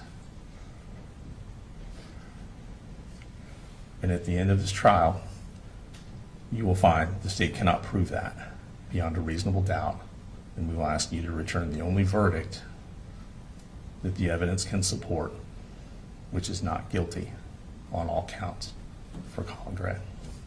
Thank you.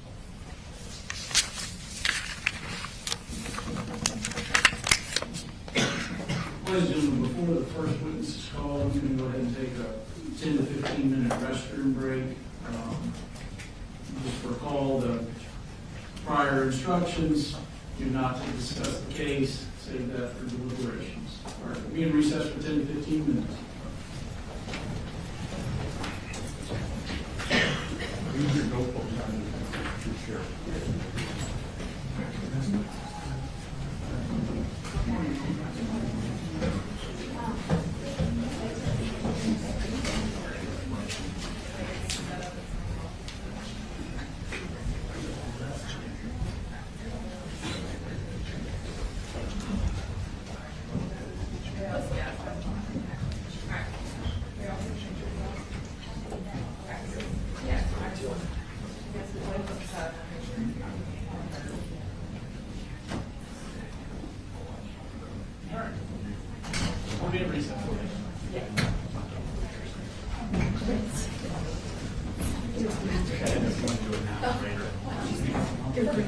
Oh, yes.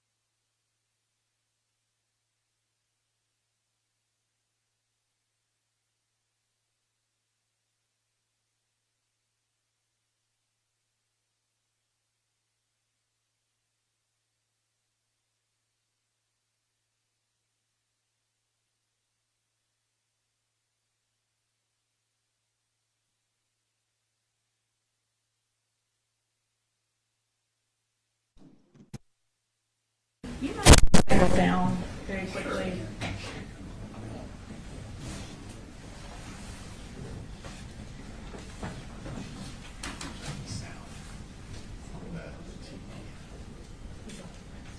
I think it's on. It says please wait. Oh, it's on your team.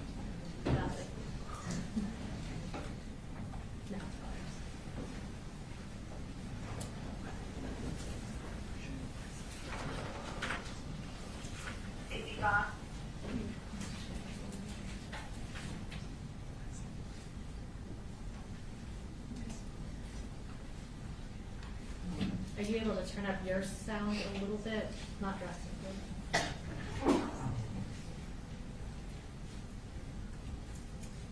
Yvonne, you okay? Is that where you want it? That works, Your Honor. Okay. Y'all ready for the jury? Your Honor, we do have one thing to take outside the presence of the jury.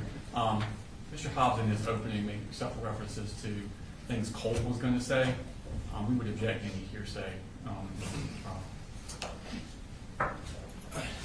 Go ahead, Mr. Hobbs. No, that's my understanding of the law. We won't bring any hearsay from Colt. There are some text messages we think can be authenticated that we wouldn't be asking to get into, but we'll get to that when it comes up.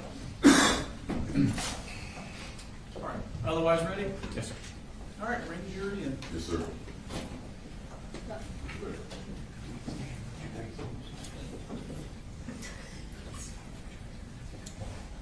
All right, I'm gonna black out the TV until you tell me.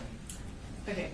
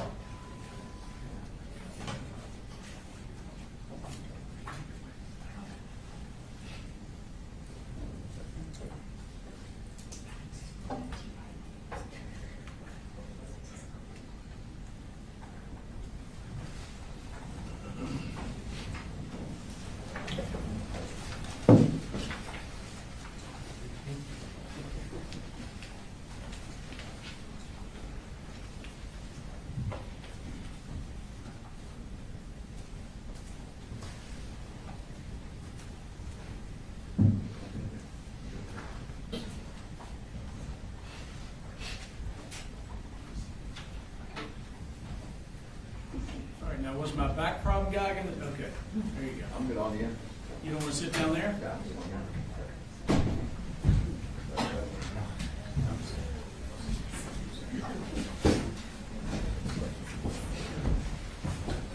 Y'all be seated in the audience.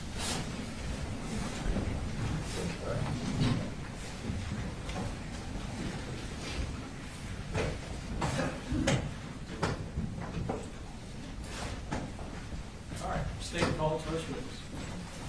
The state calls Lieutenant Barry Chandler.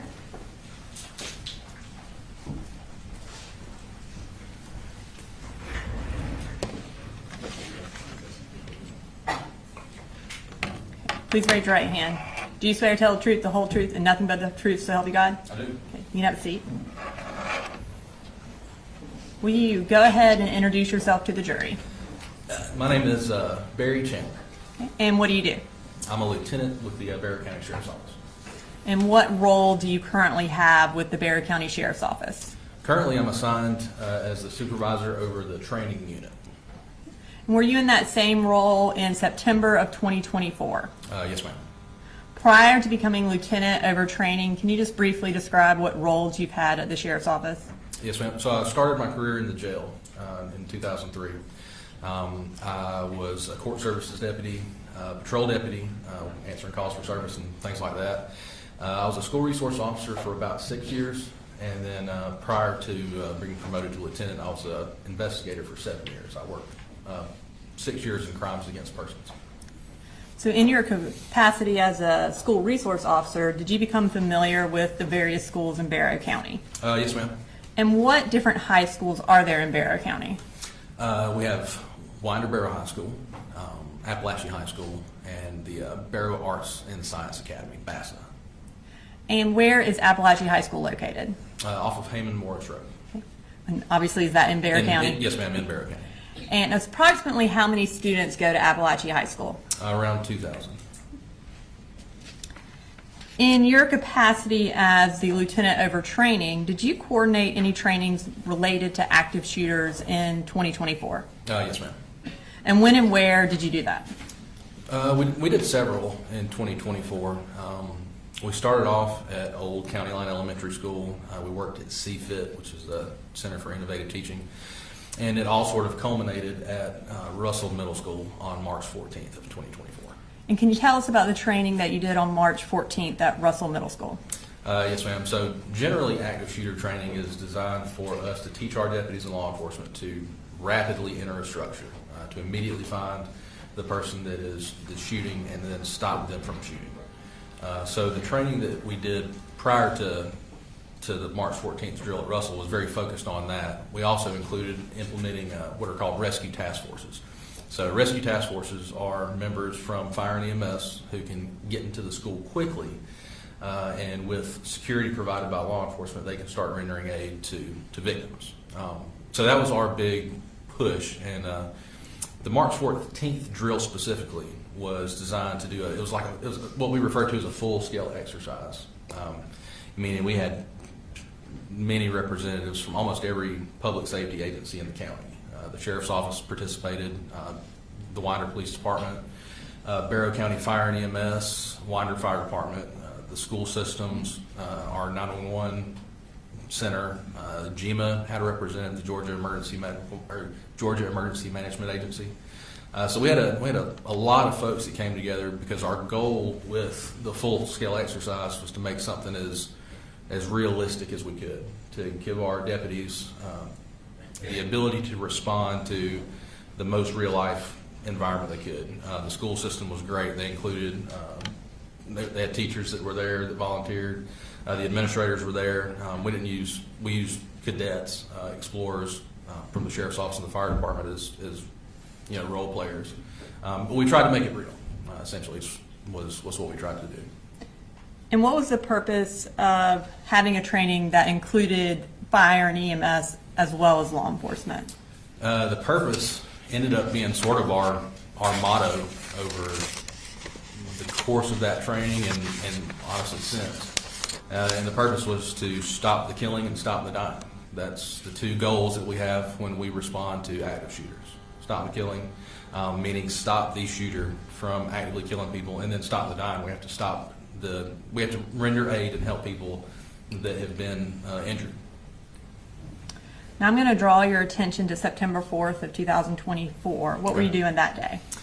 That morning, I was at our gun range. I was helping an independent film crew set up some things out there. As part of your role as lieutenant over training, are you also in charge of the gun range? Yes, ma'am. Okay. While you were at the gun range, did you receive any notification that there was an emergency at Apalachee High School? Yes, ma'am, I did. Okay. And how did you receive that notification? Through the Centegix alert system. It's an app that's on our cell phones. When was Centegix implemented? So it was implemented in early 2024. The school system had it implemented in the schools, in the buildings, because it's software, but it also, there are connections that had to be made inside the building to give like alerts, red flashing lights, connections to the intercoms, things like that. So the school system had Centegix in April. Centegix was connected to our 911 center over the summer, and then by August, we at the Sheriff's Office all had access to the app. Can you just kind of describe for the jury how that system works? Sure. So Centegix, again, it's a system that essentially initiates and alerts law enforcement and fire and EMS as well of any emergency at a school. So, for example, when the Centegix button is pressed, it puts the school into hard lockdown. So exterior doors are locked. That lets the teachers know that they need to get into their classrooms, make sure the doors are locked, and that their lights are turned off and the kids are hidden out of sight. So that's essentially what it does. it does that, and then it lets the teachers know, hey, you need to go into hard lockdown. All of the smart screens that are in the classrooms, whatever they're doing on those, they're taking over, and then the warning flashes on the screen that they're in hard lockdown, and there's an audible tone that goes throughout the school, and like I said, red flashing lights. As far as strategics, how many times does someone have to push the button for it to go into hard lockdown? 8 presses, 8 rapid presses in order for strategics to go into hard lockdown. So does that ensure there aren't any accidental presses that ultimately end in? Generally, yeah. It is a heavier number. We still have the occasional, accidental activation, but having a number like 8 presses makes it a little less common, I guess. And Your Honor, may I approach the witness? Yes, ma'am. I'm going to show you. I assume. Yes, sir. I'm going to show you what State's Exhibit 1. Do you recognize that? Yes, ma'am. And what do you recognize that as? This is it's basically a screenshot of Apalachee High School. It's an overview, but it's from the Strategics app. Okay. And is it a fair and accurate copy of the overview of Apalachee from the Strategics app? Yes, ma'am. Your Honor, at this time I'd like to introduce an evidence, State's Exhibit 1. Mr. Hobbs or Mr. Berry? No objection, I assume they're demonstrative, Your Honor, and won't go back to the jury. I think that's something we can discuss later. All right. I'll admit it into evidence as one will decide later whether it goes out. Okay. We could display that. Can we have access, Your Honor? Sorry. It's okay.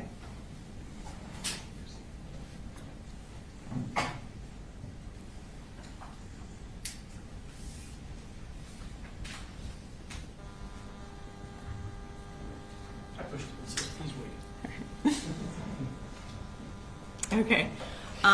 So does this show on your phone when there's an emergency? I guess? Yes, ma'am. So it pops up like a notification badge, right? Saying hard lockdown, and then it tells you the school. And then once you open the app, you can pull up this map.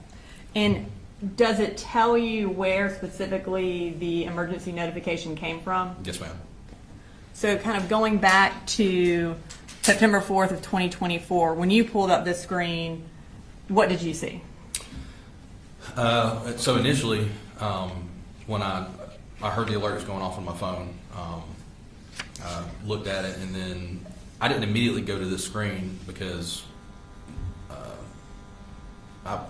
we had several alerts coming out. Earlier that morning, we'd actually had a test that was done at Bethlehem Elementary. So we got the same alert, the alert that there was a hard lockdown, and then they came over the radio and said, "Hey, it was just a test." So initially, I look at it and then was like, "I wonder if they're having a test in Apalachee." And then the second alert comes through, and then the third. So instead of opening the app immediately, I went to my truck and I got on the radio and turned the radio on, my police radio. I don't recall if I ever opened up the map. I do recall seeing Miss Lancaster's room. I just saw the alert from Miss Lancaster's room. And so at the initial time that you received this emergency notification, did you know what was going on at Apalachee? No, ma'am, not initially. So you indicated that you got in your truck and turned on the radio. And what happened when you turned on your radio? Just seconds after I turned my radio on, I heard Deputy Sergeant Chase Boyd say active shooter across the radio.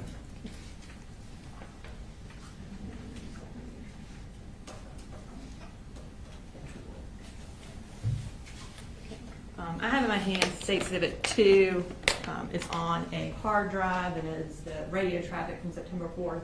Have you had an opportunity to review that radio traffic? Oh, yes, ma'am. Is it a fair and accurate recording of what you heard on September 4th? It is. Okay. At this time, I'm going to introduce into evidence State Exhibit 2 and publish for the jury, Your Honor. Defense? No objection. All right. 2 is admitted, and you can publish it.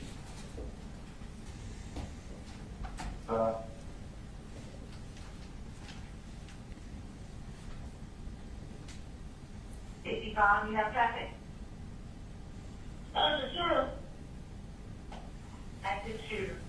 Active shooter at Apalachee High School. And you said it was from Deputy Boyd, and who is that?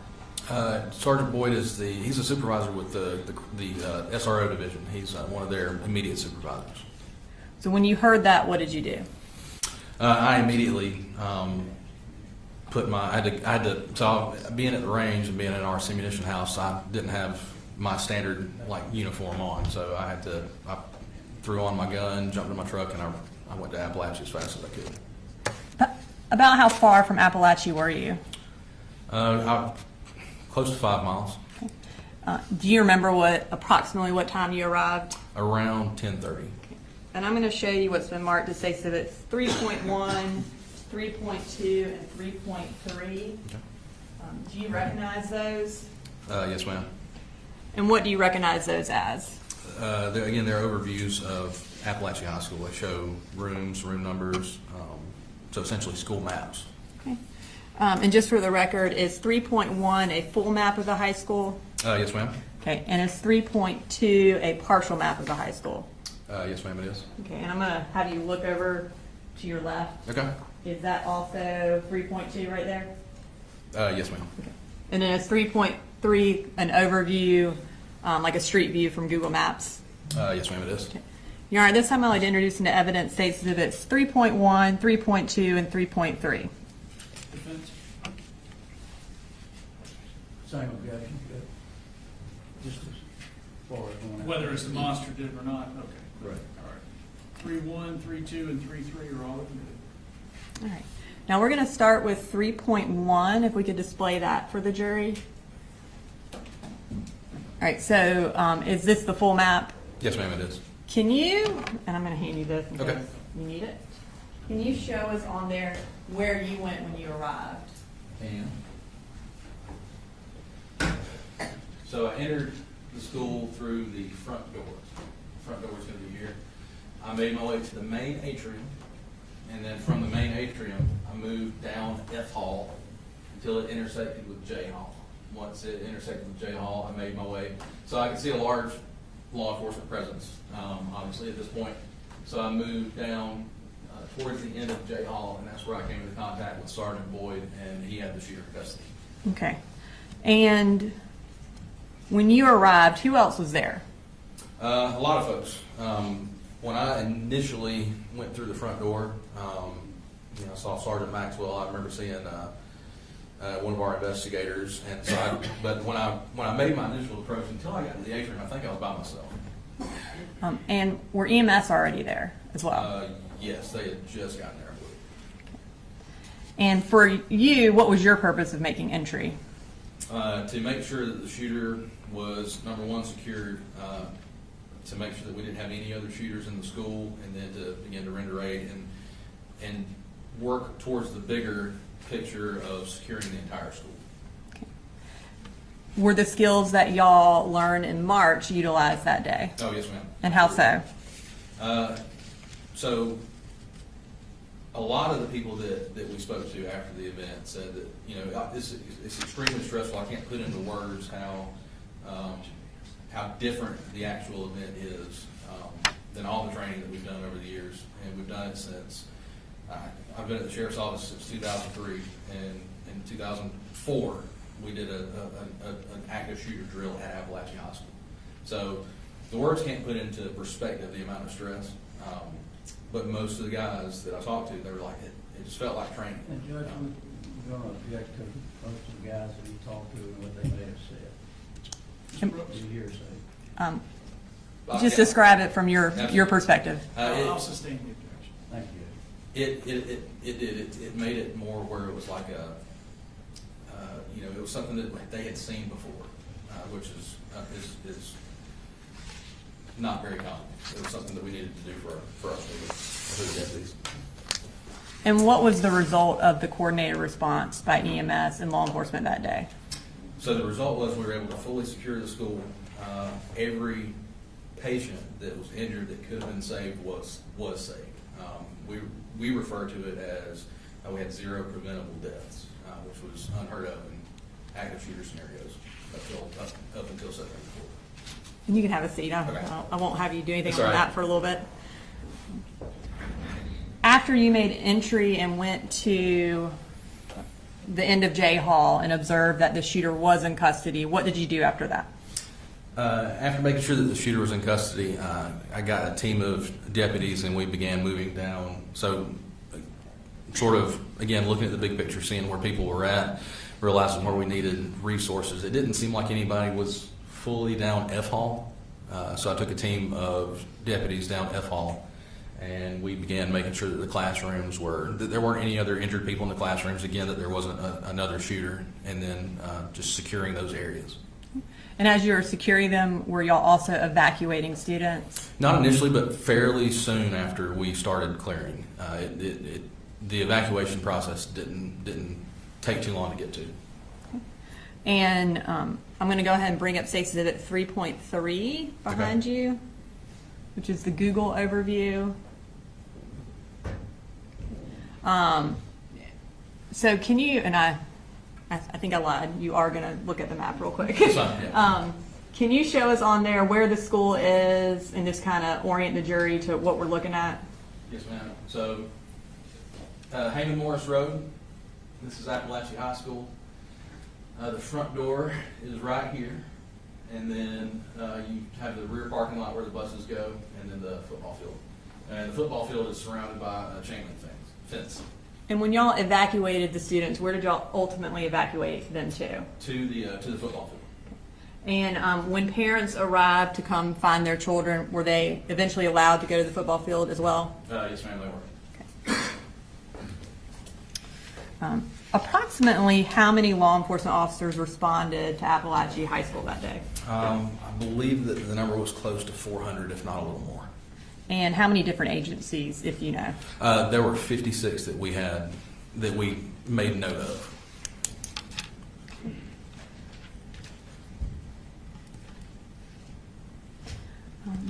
I'm going to go back to when you were in the school.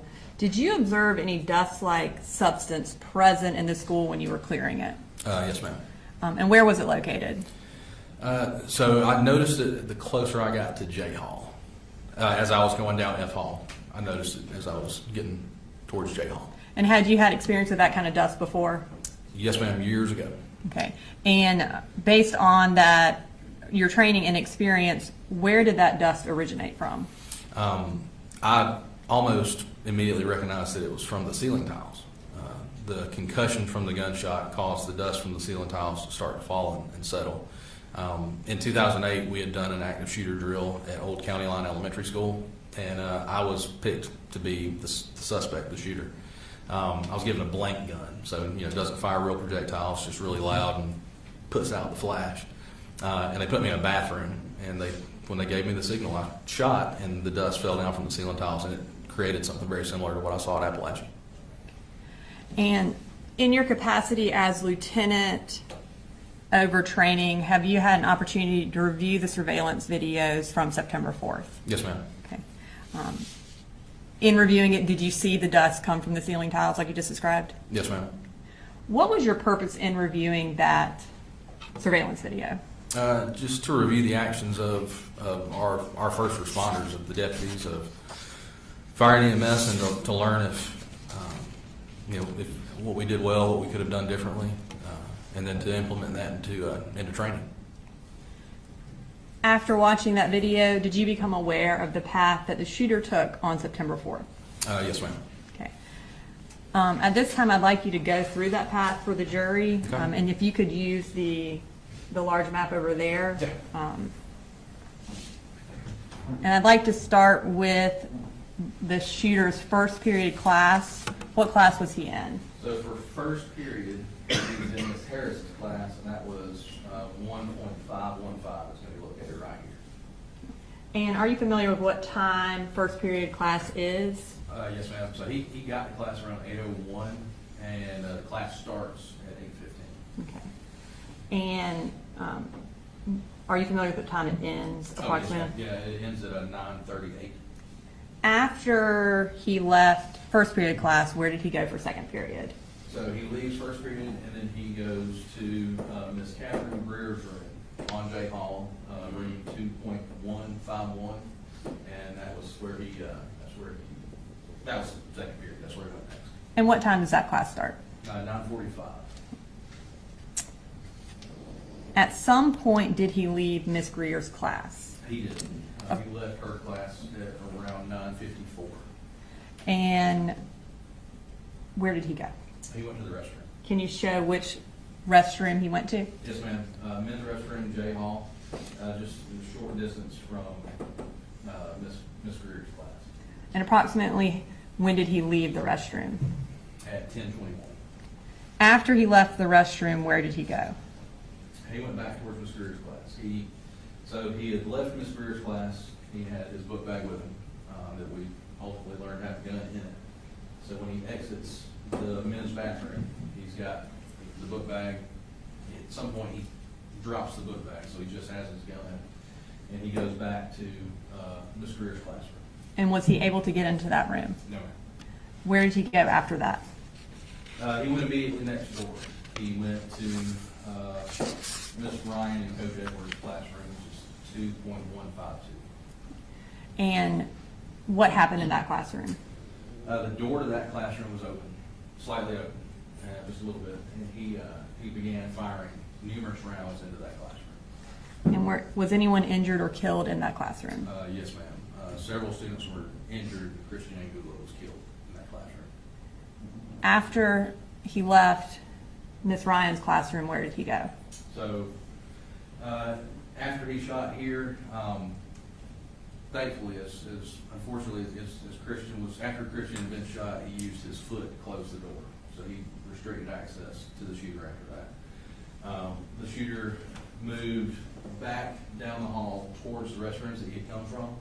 And he ultimately got to this intersection as he's moving down the hall in room 2.145, Miss Irmy.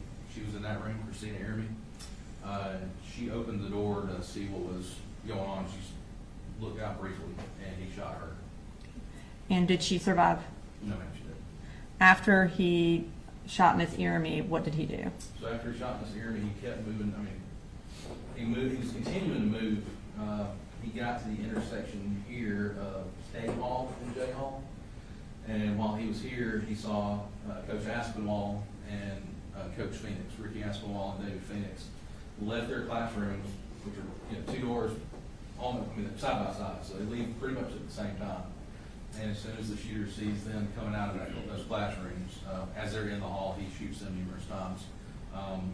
Coach Aspinwall was killed, and Mr. Phoenix was hurt pretty bad. And then after that, where does he go? Continue moving down J Hall. The shooter gets to this area here, Jay and I, about the time that Mason Tremorhorn comes out of the bathroom. He sees Mason, he aims his rifle, he shoots several times, and he ultimately kills Mason. And then what happened? After he shoots Mason, he turns and aims down K Hall at a student that was quickly trying to run away from him. He was trying to run so fast that he was falling over himself. As soon as he aims this way, Deputy Brandon King and Sergeant Boyd made their way down F Hall. They actually came out at the intersection on J Hall, so they could tell that there was, through the haze of the dust that had fallen, they could tell that somebody was down there. They heard the shots when he shot Mason, and then they immediately started giving loud verbal commands for him to drop his gun, and he immediately surrendered.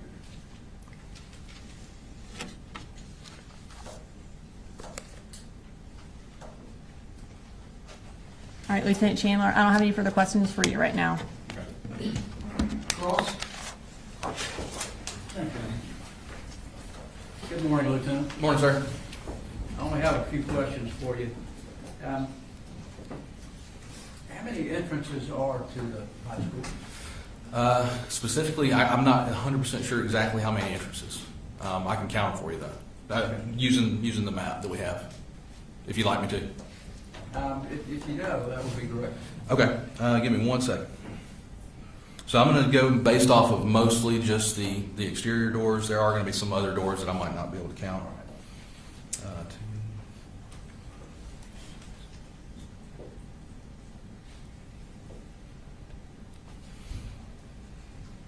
I would say upwards of, I'd say a little more than 15 exterior doors. Okay.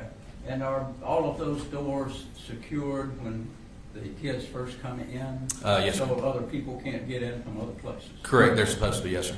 So all the students have to go in through the front? No, sir, not necessarily through the front. So basically, I think that the way they have it set up is car riders will go through the front, and then the bus riders will go through the back side of the school. Okay, so you got actually two entrances? Two main entrances, yes, sir. And the entrance that Colt made would be from the bus? Correct, yes, sir. And do you know what time that bus arrived? Slightly before 8. Okay. You know how many children were on that bus with him? No, sir, I don't.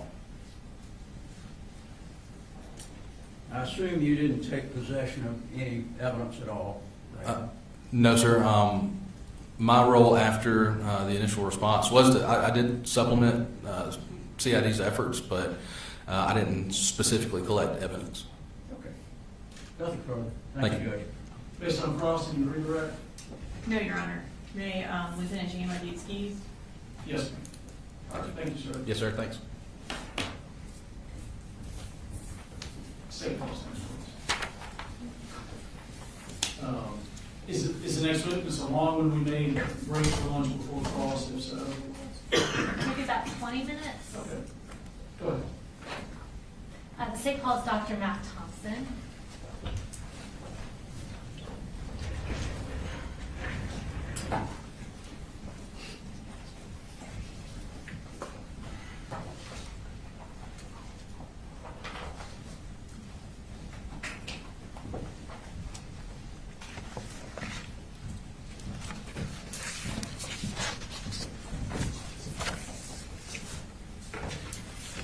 If you want to go ahead and raise your right hand, do you swear or affirm any testimony you're about to give in the matter now pending before the court is the truth, the whole truth, and nothing but the truth, so help you God? I do. All right, you can have a seat. And if you will start by just introducing yourself to the jury, and you can go ahead and tell us where you're employed. My name is Matt Thompson. I'm the Deputy Superintendent for the Barrow County School System. All right, and tell us a little bit about what that role entails. It's a pretty broad job that entails a lot of different things. I have either direct or indirect supervision over, including technology, assessment, data, student records, student safety, support services, strategic planning, and a lot of other areas. All right, and how long have you been in that role? For this particular role, 4 years. Okay. As part of that role, do you have access to the surveillance system for the Barrow County School System? I do. And does that specifically include surveillance video for Apalachee High School? Yes, ma'am, it does.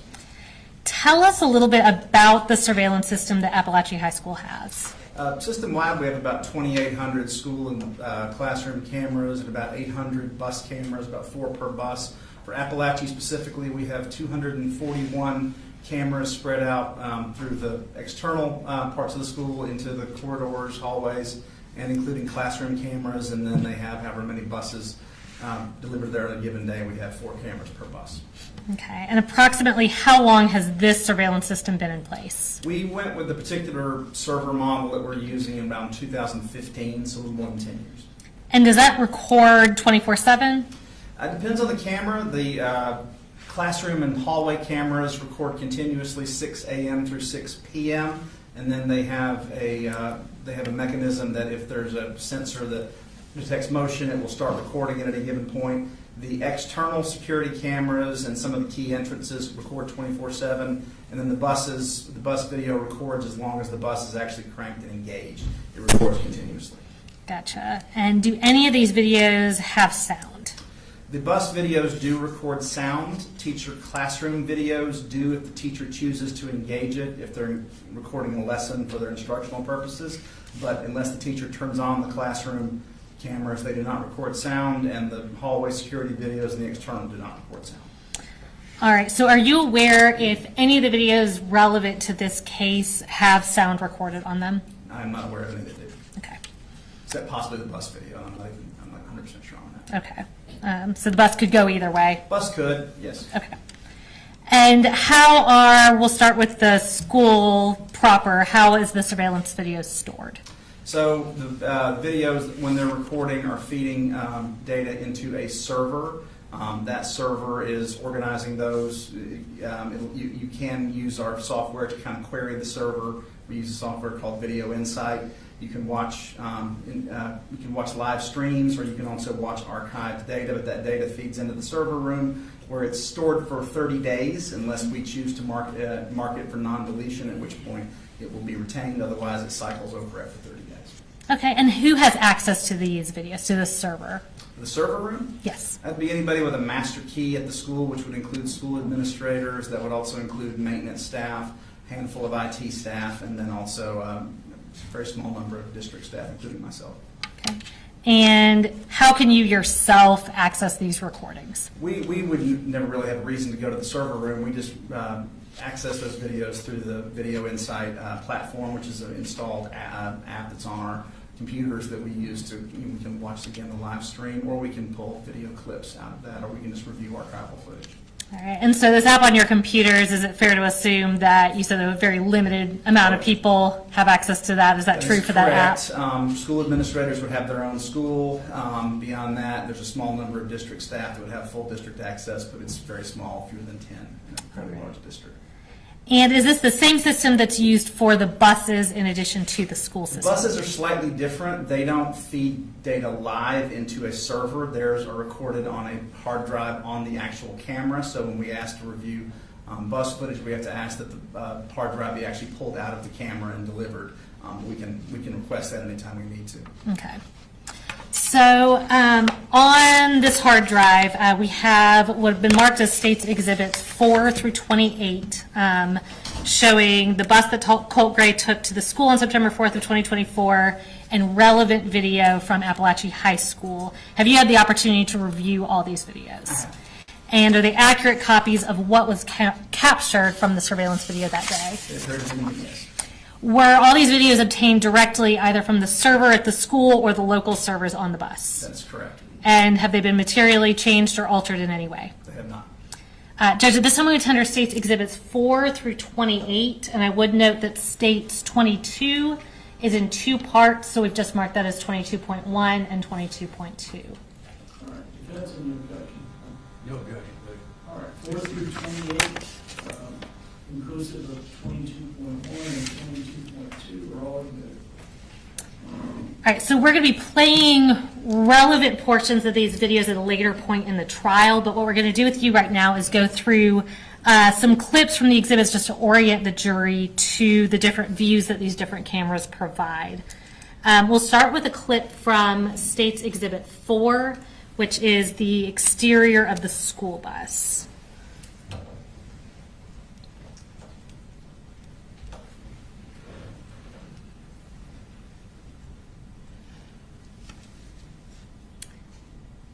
And looking at this video, is that the video that you obtained relevant to this case? It is. Or a clip from it? And One clip, is yes. the timestamp and date accurate on this video? They appear to be accurate, yes. Okay.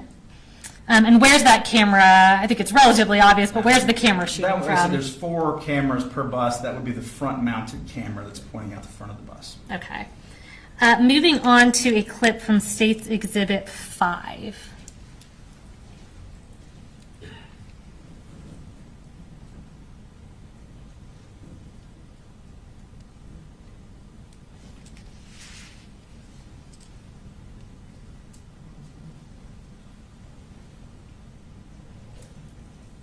And is that the interior of the same school bus that we previously saw the exterior of? That would be the camera that's pretty standard mounted behind the drive.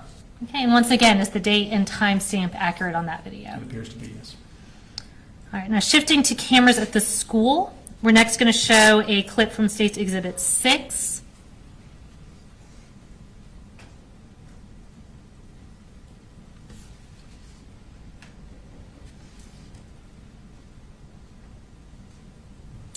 All right, and where is that camera showing from? That is the bus rider entrance at the back of Apalachee High School. All right, and I see we've got 2 date and timestamps, but they look to be exactly the same. Are those correct in Those these would be videos? correct, yes. Okay. Now, next we're going to jump over to a clip from States Exhibit 16.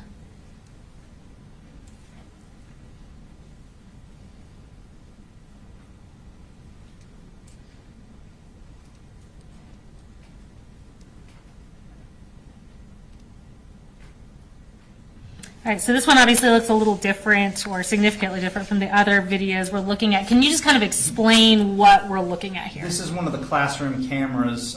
This is actually, I believe, in Miss Suzanne Harris's classroom. They're mounted at the center of the classroom, where not every classroom is perfectly square, so sometimes they're configured as close as we can get it, and they provide a fisheye view of the entire classroom. Some of the newer ones can be actually angled a little bit if a teacher wants to use them for instructional purposes. They typically are not done that much for that purpose, so this is typically the view you're going to get from a classroom camera, sort of the fishbowl view of the entire classroom. Okay, and so are all the cameras inside the classrooms this style of camera? They will, yes. There's not any that will look any different from this. As I said, you can sometimes angle them, but in this particular case, it's not angled, and I don't believe any of the footage that was relevant to September 4th were angled. In any That way. was my next question, thank you. And are there any other cameras that show the interior of these classrooms as part of the school surveillance system? Is the date and time stamp on this video correct? It is, yes. And just to kind of further orient the jury, in this video, can you tell us where the entrance to the classroom is? It would be in the upper left-hand corner of the screen, when you can see a sort of brown door. That would be the entrance to the classroom, and this is, like I said, this is a computer classroom, so there's rows of desktop stacks. Okay, so that brown door with the little window on it, right? That would be Okay. it. And next, we're going to pull up State 17 and show a clip from that.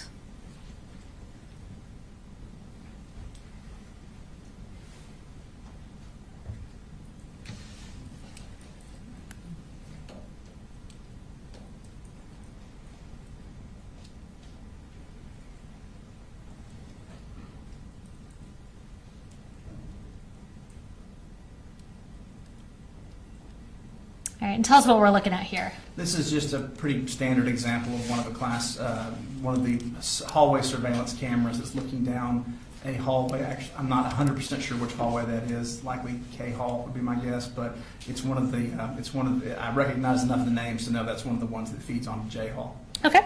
And generally, these hallway cameras, where are they located throughout the hallways? We try to strategically place them through the, these are very large schools, hundreds of thousands of square feet to cover, so there are going to inevitably be, particularly in the hallway surveillance cameras, some occasional blind spots or some places where you have a long view to see something, but we try to place them along strategic points in the hallway to get maximal coverage.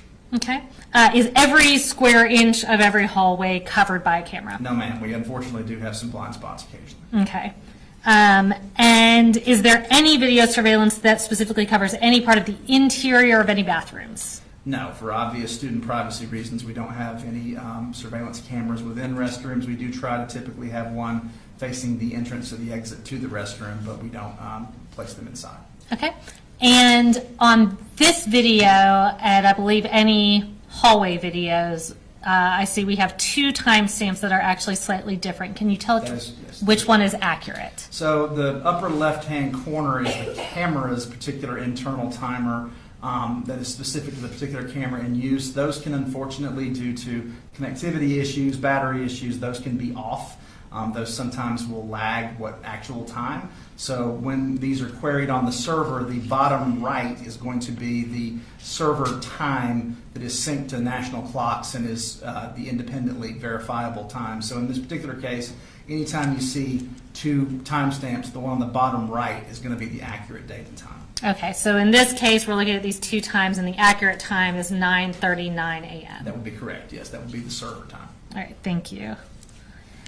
Did you also review and recover surveillance footage from any dates besides September 4th related to this case? Yes, ma'am. We also reviewed and pulled footage from August 26th and August 28th.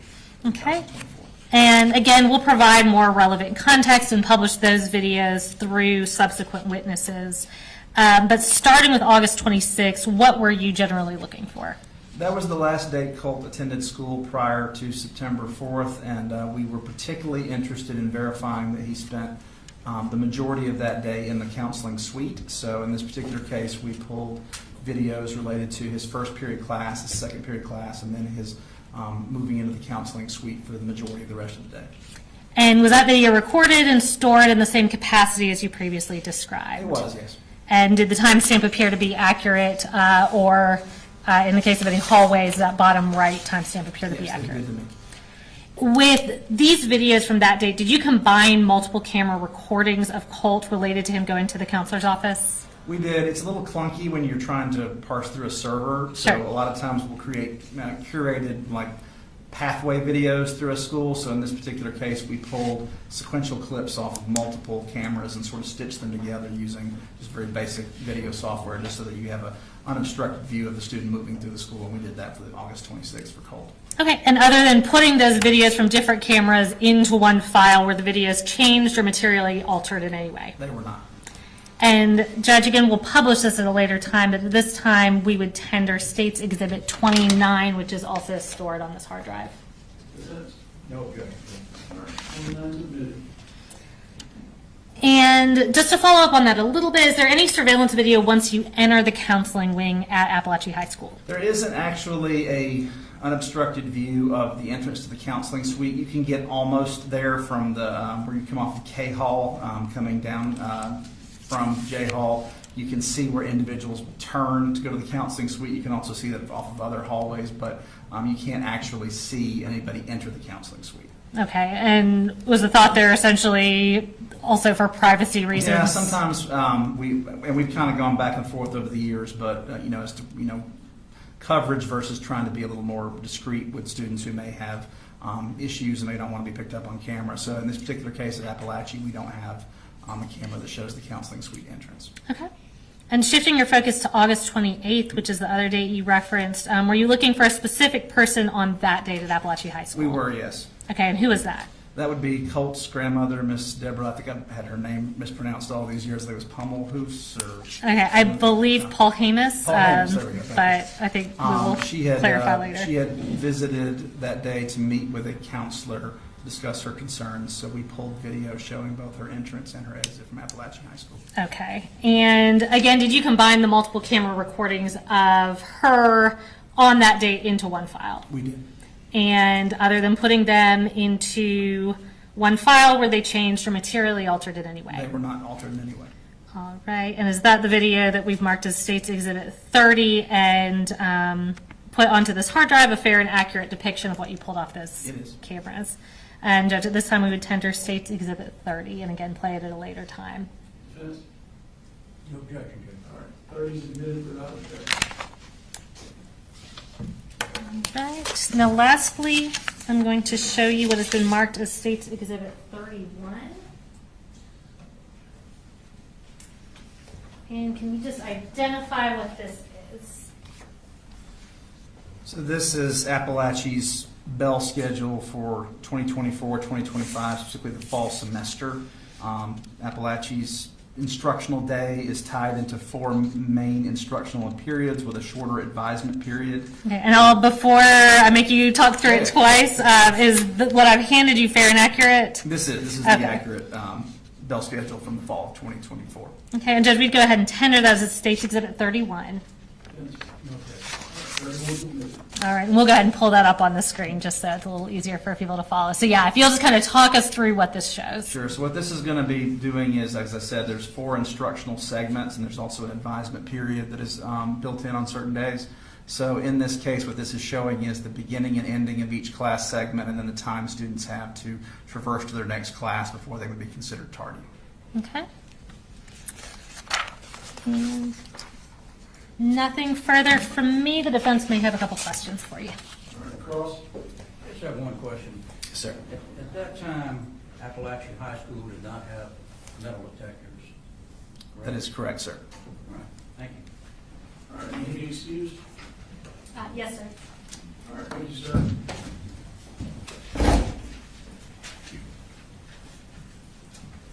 All right. We're going to go ahead and take our lunch break. 12:10, break until 1:10. And here's we point out to you as you go to enter the jury room, before you turn in, there is a microwave and a sink there at the end, and of course we have the fridge and whatnot. All right.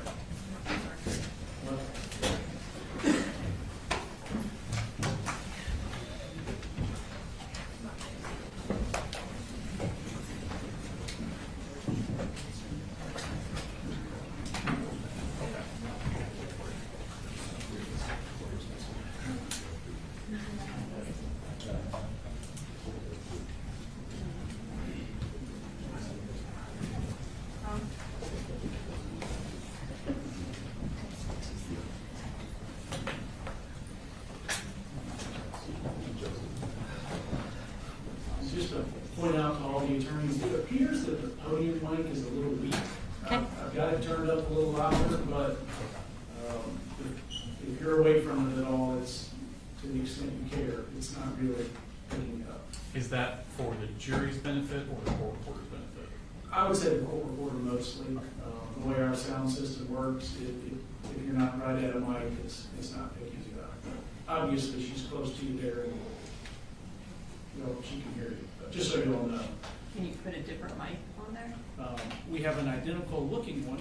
I didn't know if this was. I think we tried it already. All right. All right. Mr. Barry, Mr. Hobbs, you guys squared away? Yes, bailiff is going to give us instructions on where to go. We can recess till 1:10. Thank you. Thank you.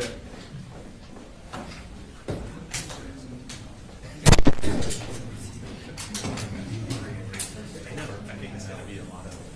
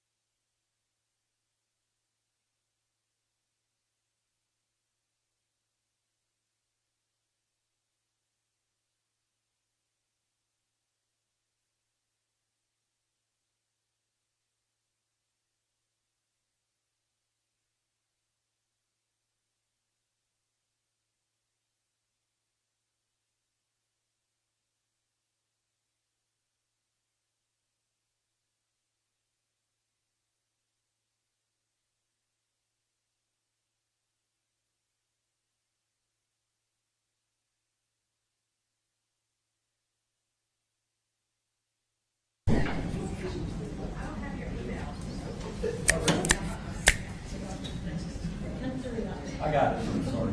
But I will give you the email that's made or whatever.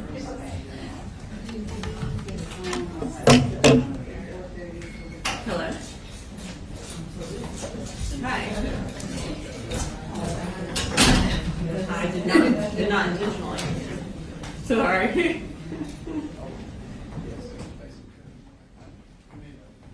Yeah. How you doing? No.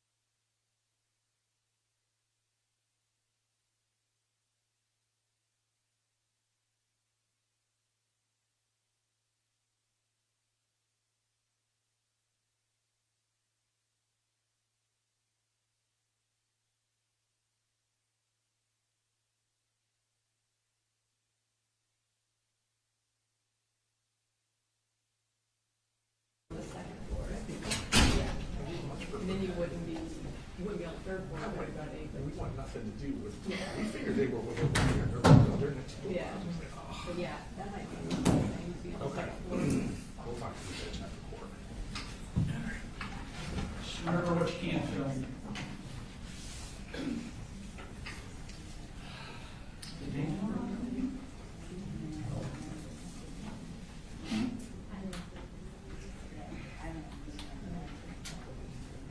You missing someone? see her. I thought she was back there with you. I thought she came out. You know she's gonna be upset that you left her.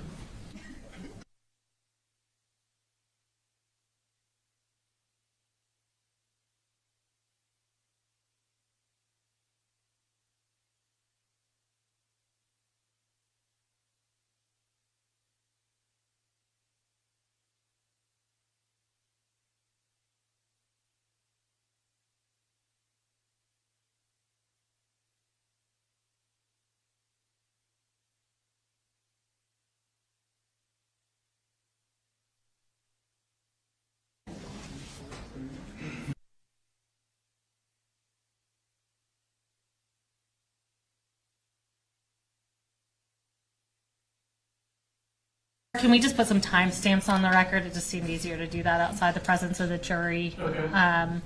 The clips we introduced through Dr. Thompson from State's Exhibit 4, we played from 41 minutes 16 seconds to 41 minutes 29 seconds. From Exhibit 5, 39 minutes and 29 seconds to 39 minutes and 51 seconds. From State's Exhibit 6, we played the first 10 seconds. State's Exhibit 16, we played 20 minutes and 3 seconds to 20 minutes and 13 seconds. And from State's Exhibit 17, we played the first 10 seconds. We'll also provide that in writing to the court reporter once we get through evidence. You all ready for the jury? Yes, sir. Okay. All right, you bring them in.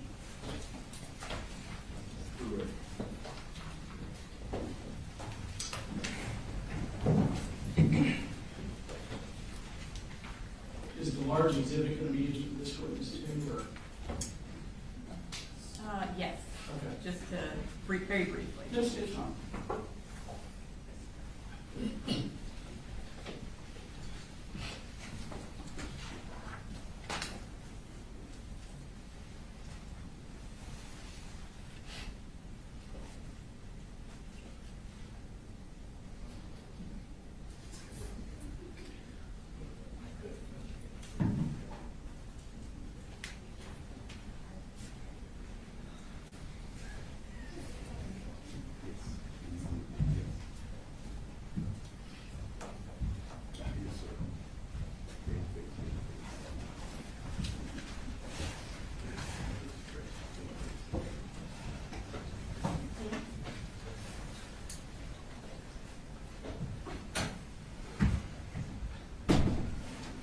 Everyone can be seated.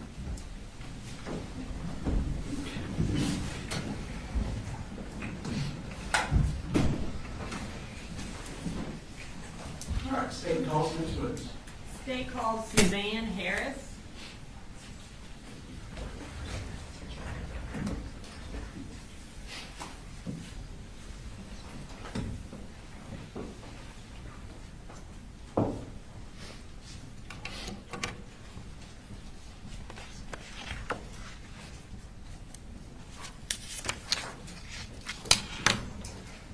Please raise your right hand. Do you swear to tell the truth, the whole truth, and nothing but the truth so help you God? I do. Okay, you can have a seat.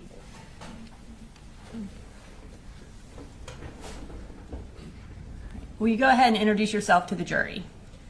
My name is Suzanne Harris. I was a teacher at Apalachee High School. I've been in the county for 14 years. This is my 18th year teaching.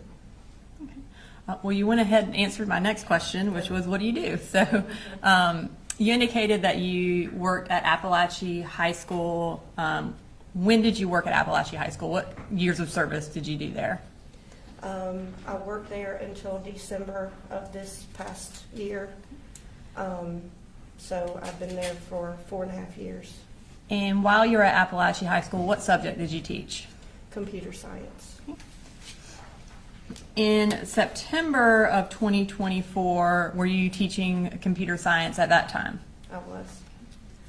And I'm going to ask you if you could show me on that map right next to you which was your classroom.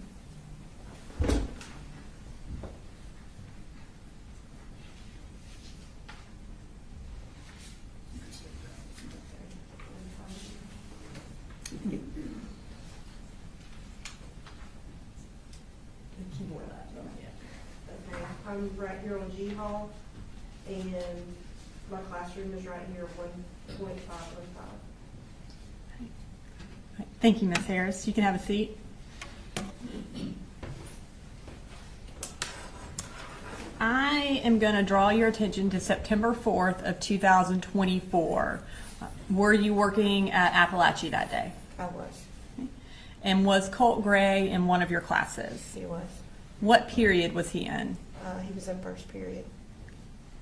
And what time is that class? Or generally, what time does first period start? The bell rang at like 8:15. Okay. And what time does it end? Best I recall, like 9:38, somewhere around there. And on September 4th, I guess, had you seen him in your class before? I think he had been in class one time prior to that day. And on September 4th, did he talk to you? He did. When did he first talk to you? Early on in the classroom session, I think around 8:30, he asked to go to the restroom. And then after that, did he come and talk to you again? He did. And what did he talk to you about? At this point, we had been talking about missing assignments and different things because he'd only been there for 2 days, but he asked whether or not we'd ever had an active shooter drill before. And what did you tell him?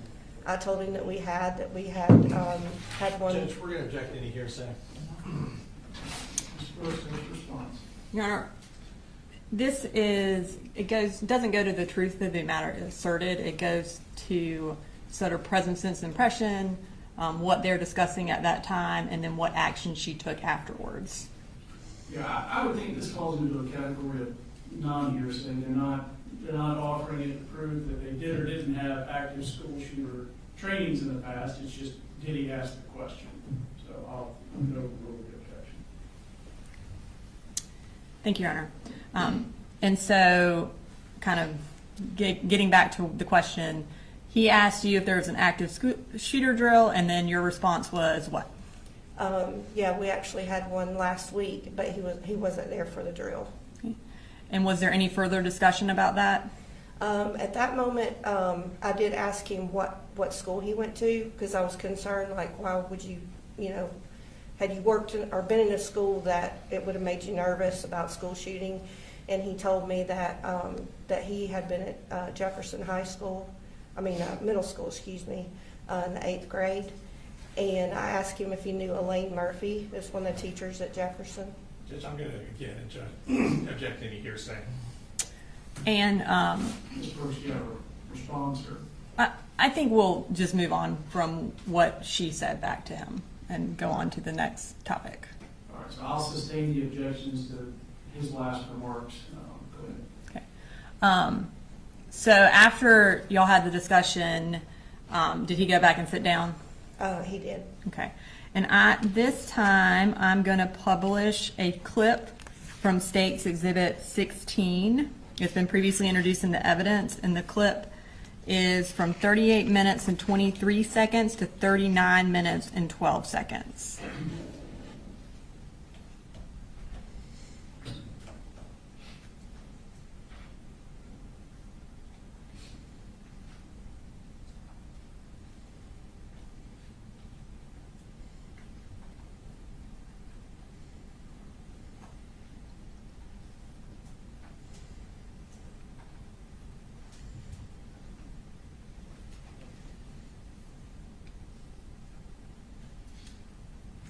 I'm going to pause it briefly.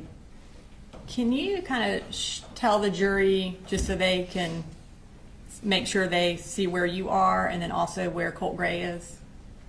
Sure. So over to this side over here, where you see the gold and white striped bulletin board, that's where my desk is. And is that all the way on the left of the screen? yes. And then he is to the right of my desk. I don't know what corner I can show you. So I'm here, and Colt is here, and this is where he was sitting. Okay. And this was Alex Johnson, and this was Tyler Graham.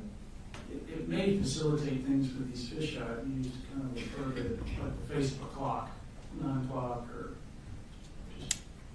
That is a good idea, Your Honor. And as far as the exit or the entrance to the classroom, the door, is that around 11 o'clock? It is. All right, thank you. All right, we can finish playing the clip.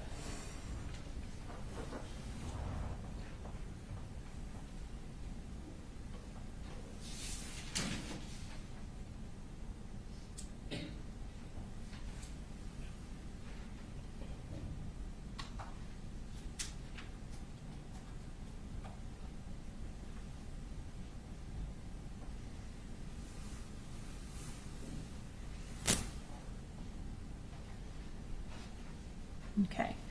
And does that clip show where he asked you about the active shooter drill? Yes. Okay. When he asked you that, did that concern you?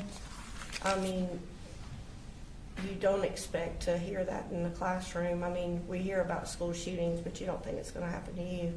So it was a little bit alarming. And I did send an email to the counselor in regards to that, in regards to my concern.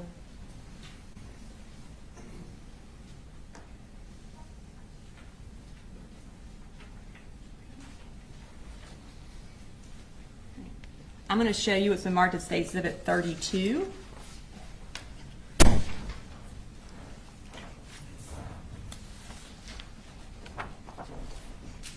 Do you recognize that? I do. And what do you recognize that as? It's the email that I sent to Miss Butler. Okay. And is that a fair and accurate copy of that email that you sent to Miss Butler on September 4th?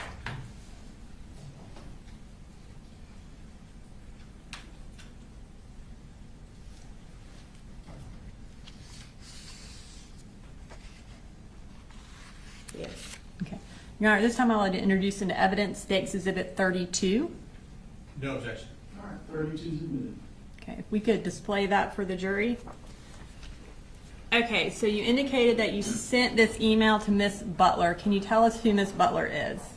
She's the counselor that is in charge of his last name. So each counselor has a certain number of letters in the alphabet that they're in charge of. And she was in charge of his last name. And then you also copied D. Martin. Can you tell me who D. Martin is?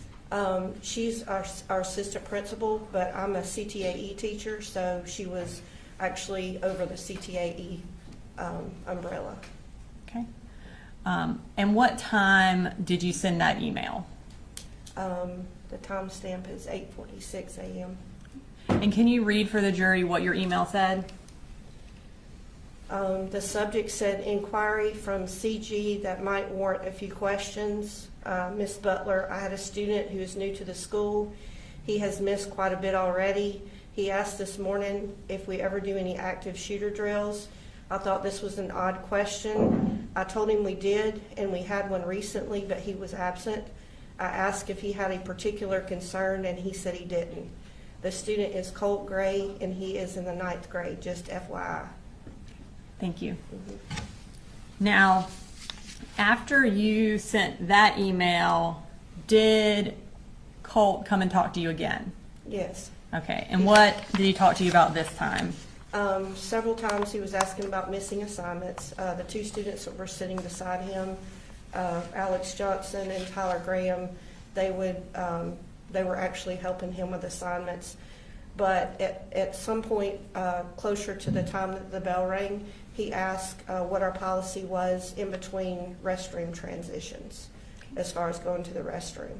And what is Apalachee's policy about restroom transitions? You cannot go to the restroom during transitions. Okay. And by transitions, you mean between classes? Yes, ma'am. So when can you go to the restroom? You can go in class. And how do y'all prevent people from going to the restroom during between classes? We have chains, and so I actually had the restroom duty right outside my classroom. So there's chains, and you just walk out and clip the chain and stand there and make sure that the students don't go in and out of the restroom. Okay. So at this time, I'm going to show another clip from State's Exhibit 16, which is from 1 hour and 30 minutes and 54 seconds to 1 hour and 31 minutes and 18 seconds.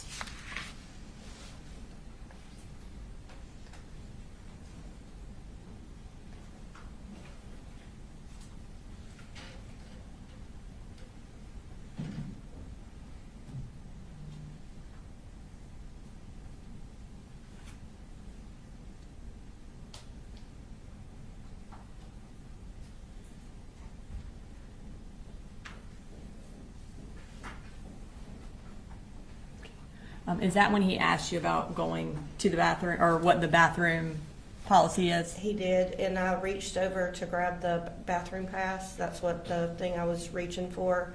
They have to have a hall pass in order to go to the restroom. I asked him if he needed to go to the restroom, and he said he did not. When class was over and he was getting ready to leave, did you notice anything about him or his belongings that caused you concern? Very close to in the class, I noticed that there was like a poster or some kind of project or something that was sticking out of his book bag. And I asked him what his project was about, and he didn't really have much to say about the project, but he did tell me that he would show it to me later if I wanted to see it. And I couldn't tell what the project was, but he had only been there for a couple of days, so I was looking at it kind of odd. It was taller than the book bag, and it had like clothing that was kind of wrapped around it. And we're in September, but there was like a sock cap that appeared to be like stuck on the top, and I thought it was kind of odd. How did he carry the bag when he left your classroom? It was very difficult for him to carry. It was like really super heavy.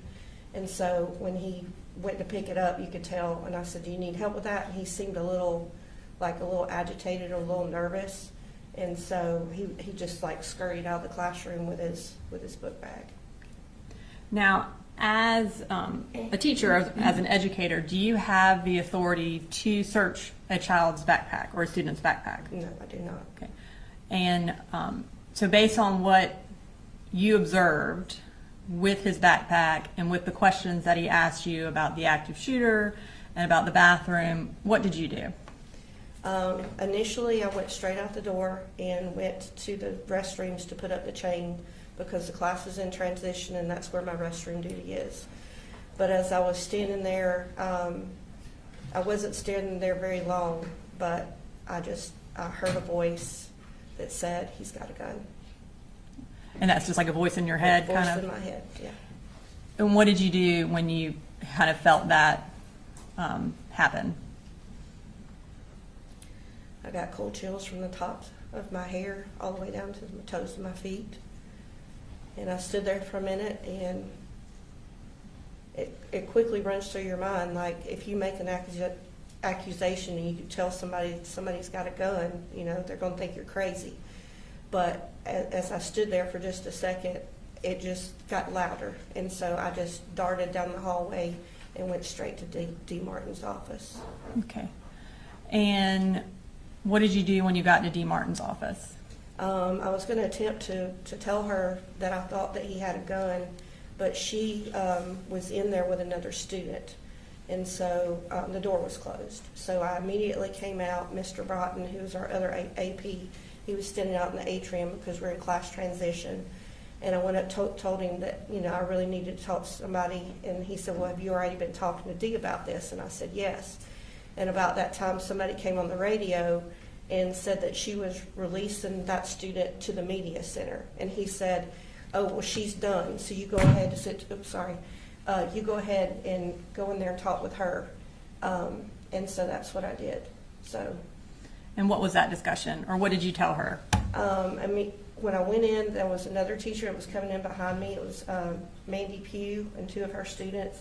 And Dee was coming out of her office, and she thought we were together regarding another situation. And I told her no, and there was somebody in the office that was next door to hers. And so there was still a student that was in her office, and so we went into Mr. Neely's office, which is the third office and we went straight back and just, we're trying to find some place private. But I told her, I said, I don't know how I know, but, you know, I think he's got a gun. After that, what did you do? She asked me at that point if I knew what class he was in, and I said, no, I don't. But when I went back to my classroom, then I looked up who the classroom teacher was, and it was Katherine Greer. Okay. And I'm going to show you what's been marked as State's Exhibit 33.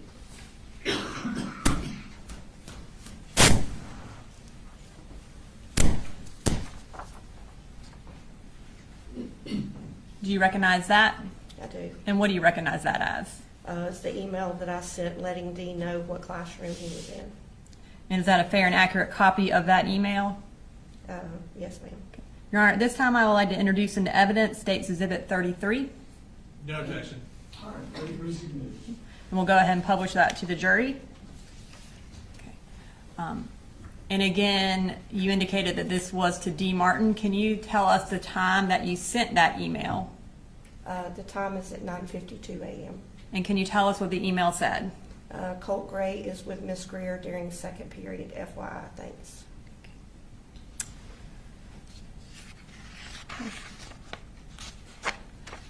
Your second period class, was it a planning period for you, or were you teaching a class? It was planning period. Okay. After that email, can you tell us what happened? So I have other students that share the classroom. They come in, we share the classroom together.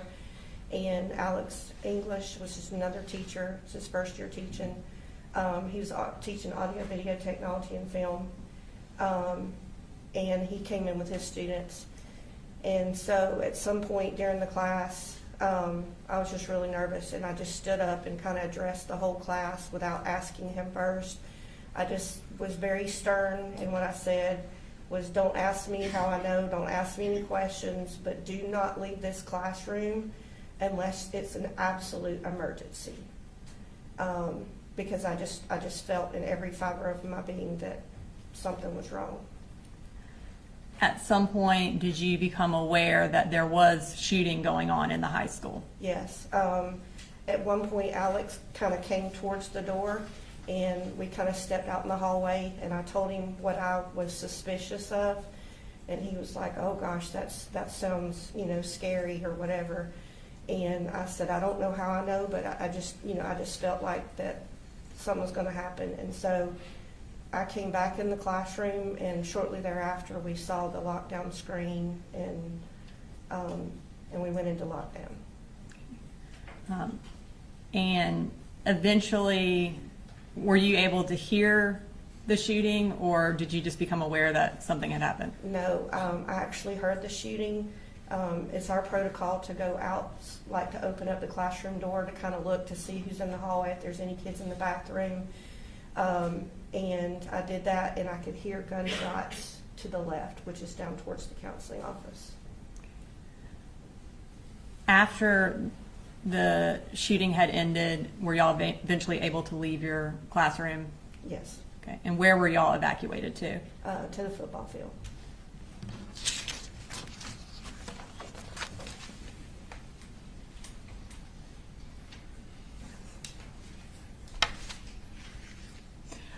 And I'm going to play one more clip for you, which is the clip for when Colt was leaving your classroom.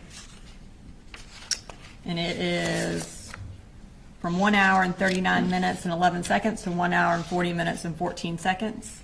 And that's, again, from State's Exhibit 16.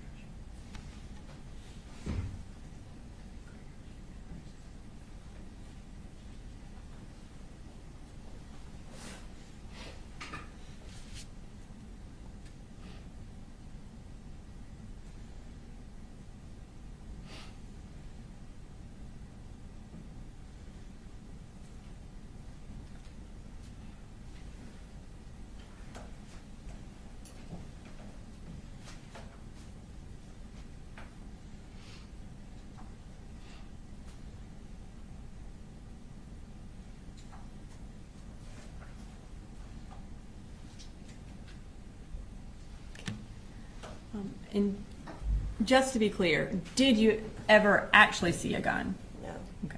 And so you had a feeling that there was a gun, but you never saw one? no. Okay. Nothing further. Ross? Yes, Sean. Good afternoon, Ms. Harris. I have a few questions. If I ask a question that doesn't make sense or you'd like me to clarify, please let me know, and I'll go ahead and take care of that. All right, so you were in class and you observed this backpack that Mr. Gray had, correct? Yes. And I believe you said it looked like it was heavy? When he got ready to leave the classroom is where it appeared to be heavy. Based on how he was lifting it, is that what you're referring to? Exactly, yes. Okay. And at some point after the shooting, you gave a statement to a couple officers from GBI, is that correct? Mm-hmm.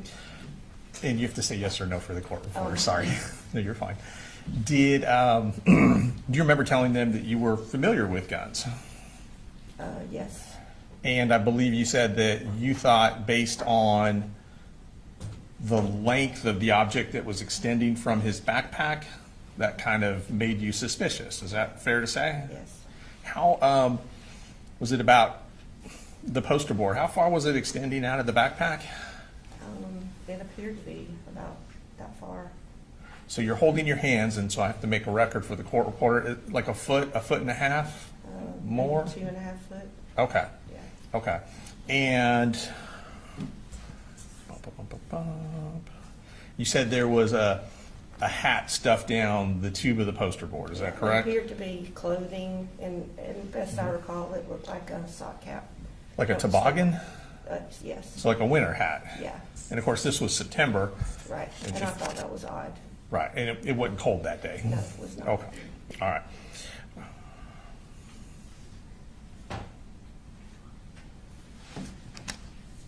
Okay, I think that's it. Let me check one other thing. And you said, we saw from where he was sitting in class on the video, he was sitting next to a couple other students. And without telling me what anybody said specifically, your memory is that they were engaging in conversations regarding missing assignments? Yes. Okay. Can I have 1 second, Judge? 1 second, let me come up with that.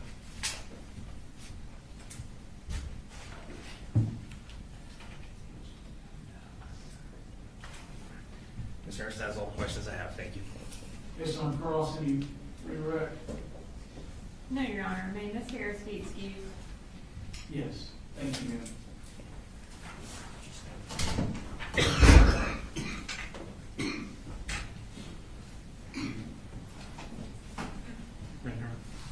Yes, state Carl's next witness. They call Katherine Greer. Just so that the defense is aware, I'll be in the habit of just excusing witnesses when they ask for someone that you don't want to be excused. Let me know.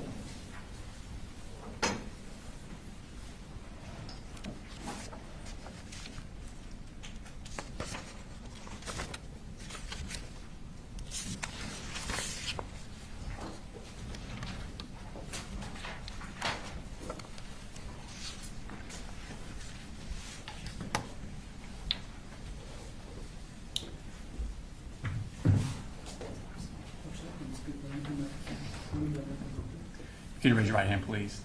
Swear the testimony given in the matter now pending before this court will be the truth, the whole truth, nothing but the truth, so help you God. I do. Okay. If you could introduce yourself for the jury. My name is Katherine Greer. Okay. And where do you work, ma'am? I work at Apalachee High School. And what do you do at Apalachee High School? I'm a math teacher. Okay. And how long have you worked there? This is my third year. Your third year? Okay. I want to take your attention back to 2024-2025 school year. What did you teach on that year? I was teaching 9th grade Algebra 1. Okay. What did you have first period? First period was my planning block. Okay. So you didn't teach a class that period? No, sir. Okay. And what did you teach second period? 9th grade, 9th grade Algebra 1. Okay. There's a partial map of the school next to you. If you could you orient to the jury as to where your classroom was for second period? Classroom's right here. Okay. And was Colt Gray a member of that class? He was. Okay. And what do you remember about Colt Gray prior to September 2024? Not too much. He started school not on the first day, maybe a week or so after. And I think I had him in my room maybe 3-4 times. Okay. I want to take your attention to August 26th of that year. Was Colt Gray in your class on that day? I believe so. Okay. And did something happen? Did he come to you about needing something? Yes, he approached me in class and asked to go see a crisis counselor. Okay.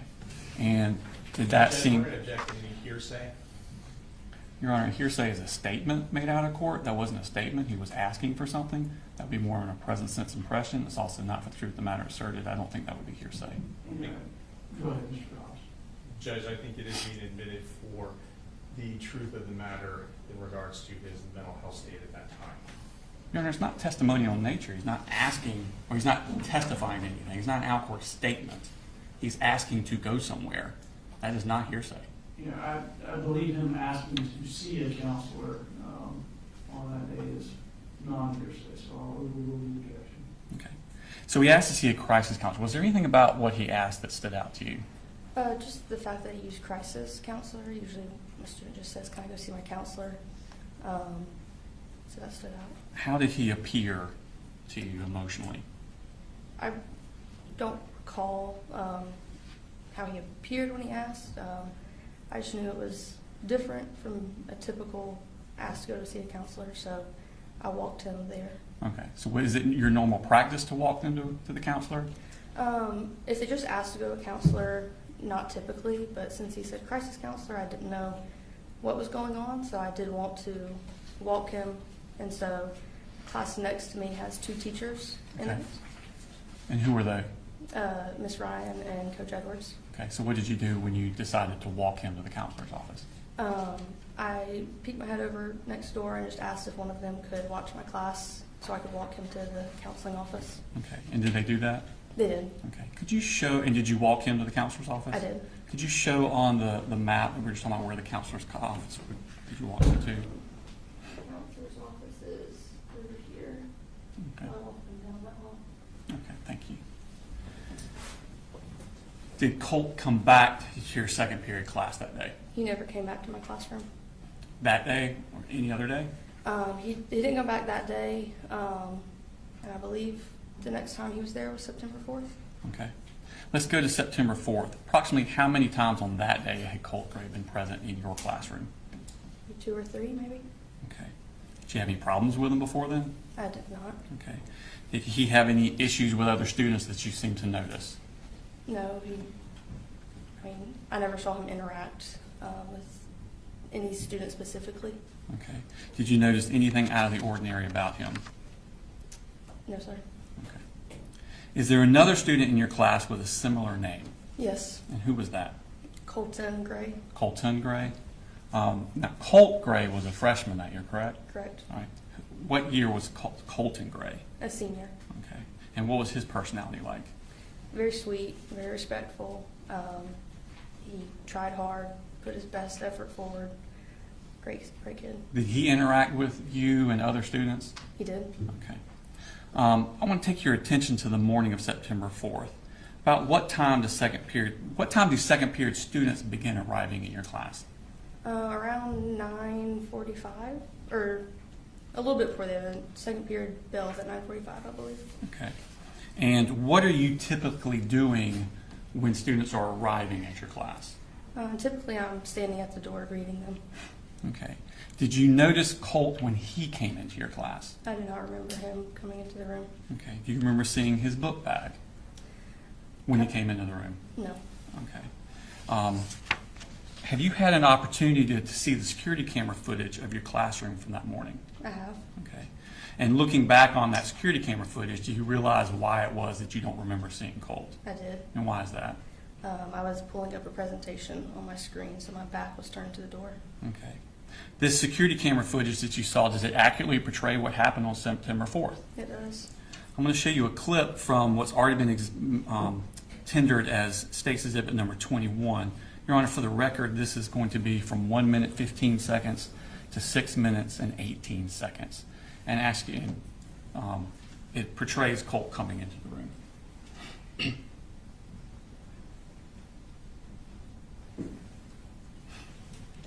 Is that you at the 4 o'clock position? It is Okay. And what are you wearing? Just a color? green, Okay. And where's the door in this? diagonal to me Okay. on the other side of the wall. All right, thank you. You play.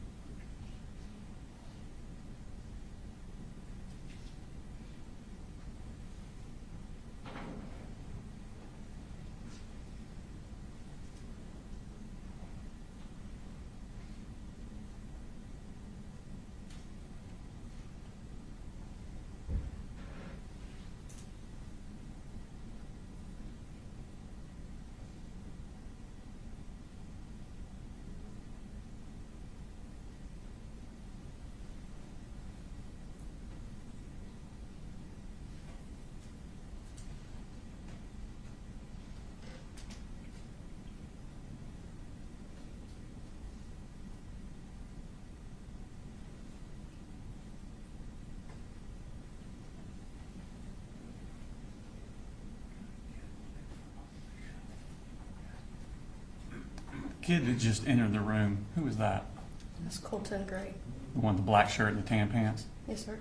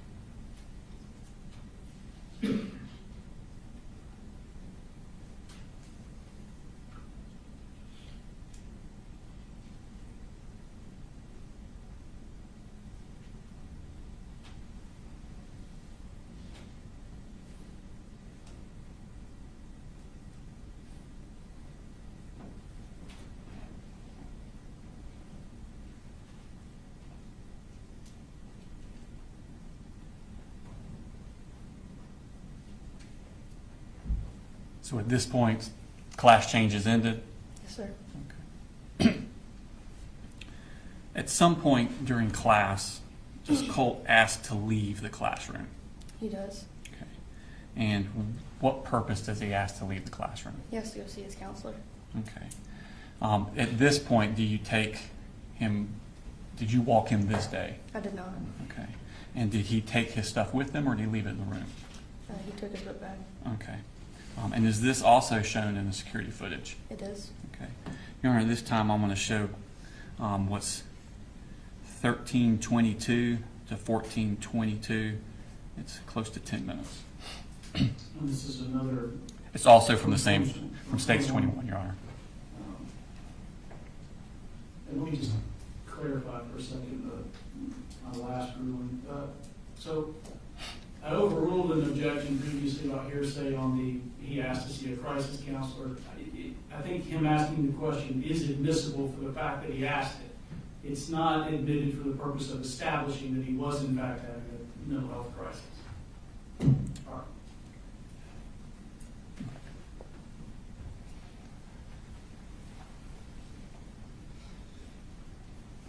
So if the last clip ended at 9:45 and this is 9:53, we're now about 8 minutes into the class? Okay.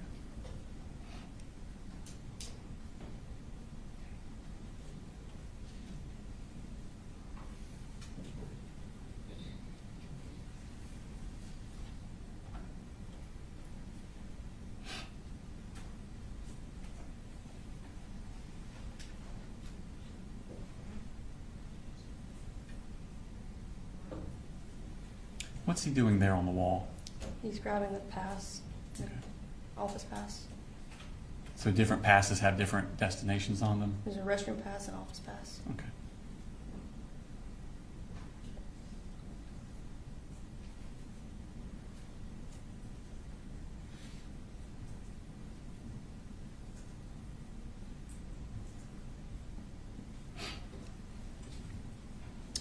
After he leaves at this point, does he come back inside the class? No, no, sir. Okay. At some point after Colt leaves, does Colin Gray also leave the class? He goes to the restroom. Okay. Does he do the pass thing also? Yes, sir. Okay. And does he take his belongings with him or does he leave them in the classroom? He left him in the room. Okay. Is this also shown? Well, let me go further before we play the clip. After Colton has left the classroom, does someone come to your class? Yes, Miss Martin, Okay. And who is Miss Martin? assistant principal. Okay. Why is she coming to the class? She came to class asking for a student. Okay. And what student did she ask for? I can't recall the name that she said. I must have heard Colton Gray. Who did you think she asked for? Colton Gray. Okay. Had he recently left for the bathroom when she asked for him?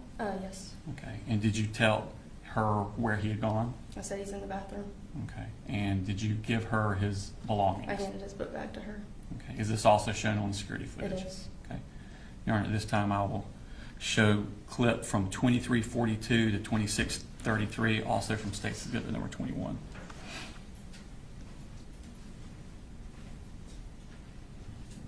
So now we're at 10:03, so this is about 9 minutes after Colt left.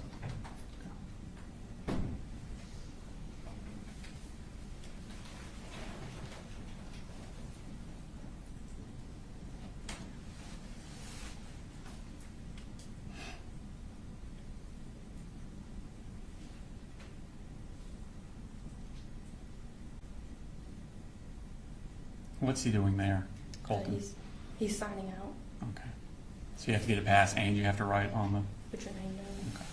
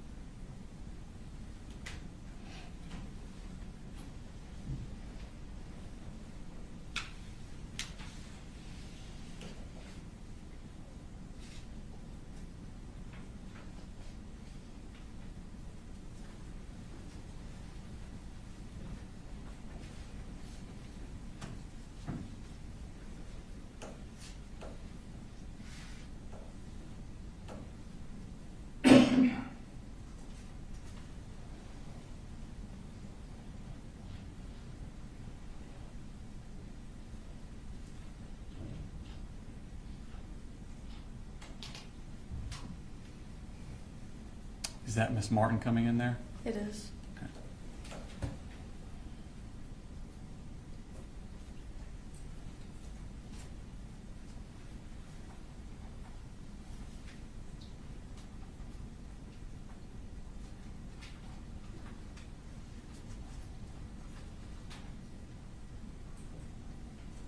Now, at some point, does Miss Martin return to your class? She does. Okay, what happens when she returns to your class? She told me that she needed Colt Gray. Okay, and what did you tell her? I said he went to the counseling office. Okay, does she then leave at that point? She does. Is this also shown on the security footage? It is. All right, this time on State Exhibit 21, I'll show a clip from 30:25 to 30:53.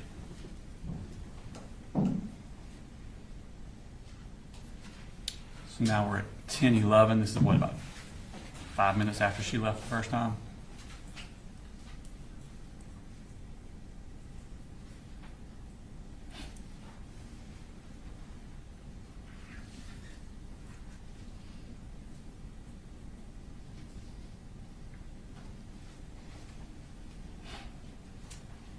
Now, after she leaves there, does she, when I say she, I mean Miss Martin, does she communicate with you any more about Colt Gray?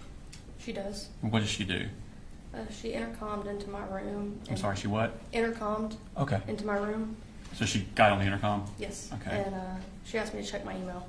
All right. And did you check your email? I did. She was asking around what time he left the room. Colt left the room. Okay. I'm going to show you Smart State Exhibit number 34.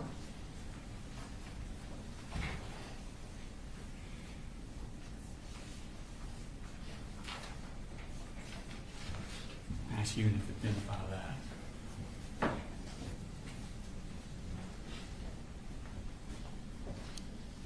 What is that?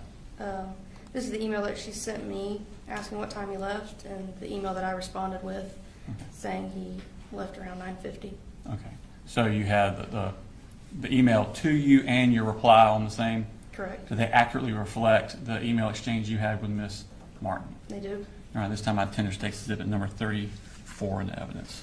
No objection. All right, 34. As we publish after the jury. All right, so you're at the bottom? I am. All right, I'm sorry, Oh, Miss sorry, Martin's no. at the bottom. Miss Martin's at the bottom. Okay, and what time did that email come in? That came at 10:18. Okay, and your response is above that? Correct. Okay, and what time did you send that response? 10:20. And what did you say? I said he left towards the beginning of first, probably around 9:50.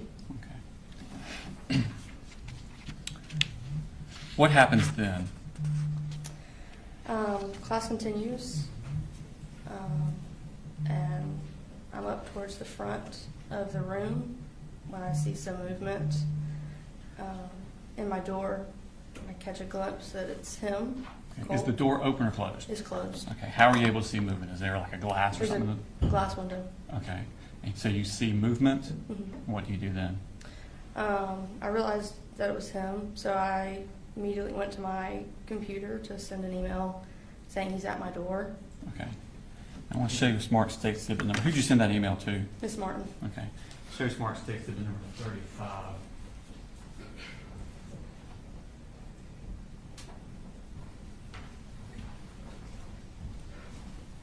See if you recognize that. Yes. And what is that? That's the email that I sent to Miss Martin saying he just came back to class. Okay. And is it an accurate reflection of the email that you sent to Miss Martin? It is. Now, this time I tender State Exhibit number 35 in the evidence. No objection. All right, 35 is good. Post that. So, what time did you send that email? I sent that at 10:22. Okay. When you send that email, what happens? I sent the email, and I guess immediately, Miss Martin came back on intercom and said he's at your door. And at that point, I'm walking towards my door, and I said yes. I got to my door, and I saw that it was him, and that he had a gun. Describe how he was holding the gun. I guess just across his body. Okay. And what type of gun was it? I mean, I don't need to know what type, but just. It was a large gun, a rifle, I guess. Okay. What did you do at that point? I said, he's got a gun. I told the kids to get in the corner. I started pressing my Centegix badge. All right. Tell me about this Centegix bag you're referring to. All the teachers have a badge at home. Sorry. That's fine. Take your time. If you press it 3 times, admin and an officer and the nurse are coming. And if you press it up to a certain amount of times, it shuts alerts to the police department and the school, Okay. and sets off an alarm in school. How many times do you think you pushed it? A good amount. Couldn't tell you how many specifically. Okay. When you push the button, what happens then? All the kids come to the corner, and there was a kid that was in front of the door that decided to drop where he was, so I crawled over and grabbed his hand. I reached up and flicked off the light, and I went back over to the kids in the corner. Did he ever come into your room? He did not. Could you hear the gun being fired? I could. Okay. How many shots do you think you heard? It was 2 sets, and it just sounded maybe 5 or 6. Could you tell where they were coming from? As in, Where in the school they were coming from? my hall, J Hall. Okay. Is this what you're describing reflected in the security footage? It is. All right, this time I play stakes 21 from 37:53 to 41:45. Is this part of what we discussed at the motions hearings on Friday? No, Your Honor. Okay.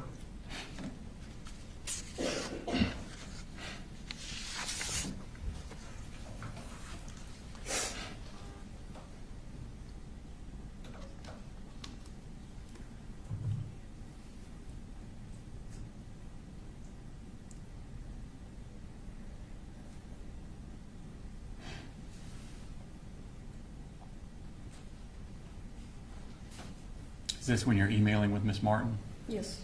Okay.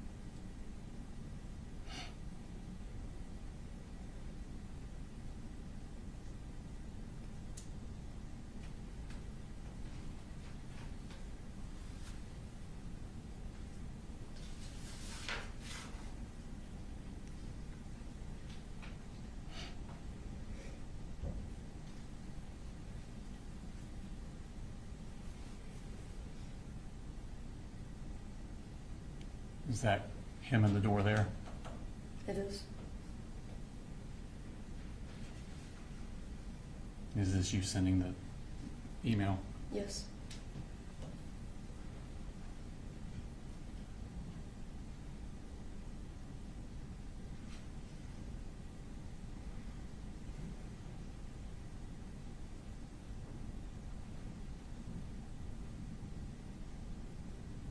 Is that you pushing the button there? It is.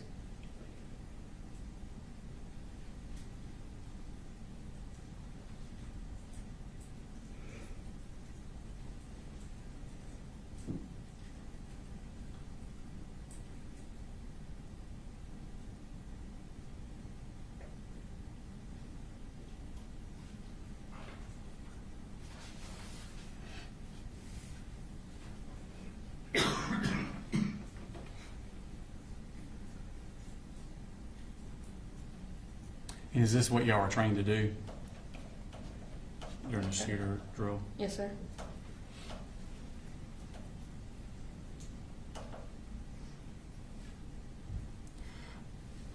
Did a student from your class call 911? It did. Okay. And who was that girl's name? Jacqueline. Okay. Have you heard that 911 call? I have. And is that Jaylene's voice on the call? It is. All right, this time I'll tender state exhibit number 36. Hold on.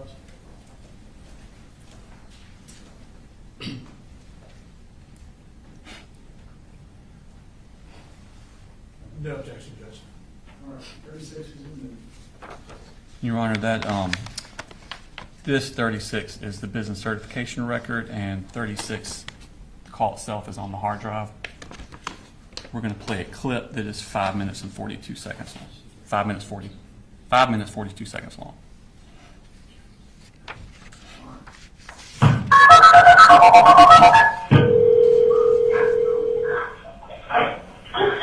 Mary County 911, what's the address to your emergency? There's a shooting. There's a shooting at the Apalachee High School, please. It's today. What do we do? Please, he's sitting. Okay. It's right outside the door. It's shooting. Oh my God. You hear where they're coming from? What did you say? Where are you? Where are you in the school? We're at Apalachee High School. Okay, where in the school are you? Listen, what's your name? Okay, stay on the phone with me, okay? We're getting lots of help on the way, but I want you staying on the phone with me. Where in the school are you? I'm in K-Hole in the K-Hole. K-Hole in the back. Is anybody in your room shot?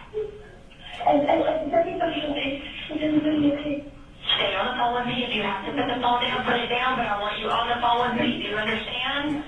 Yes, okay, do you know what classroom number you're in? Classroom number? It's Greer. I don't know the numbers. Do you know where the shooter is? I don't know if he was in front shooting there or in our classroom. Who is the shooter? His name is Cole. I don't know Katherine.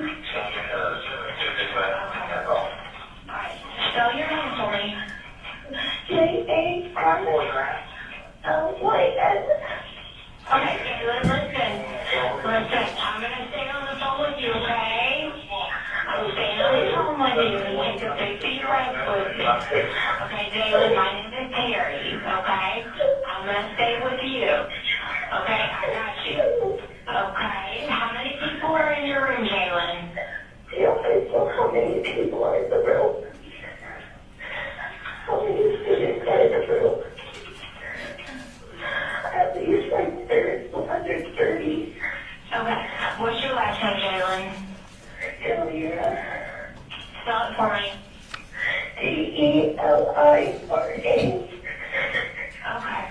Alright, I'm going to stay on the phone with you, okay? Yes, ma'am. Do you hear anything? No, I don't know where he was. I don't know where he is. Okay. Is your door locked? I think so. Okay. Take a deep breath for me. You're doing a great job. You're doing a great job, okay? Okay. You're doing great.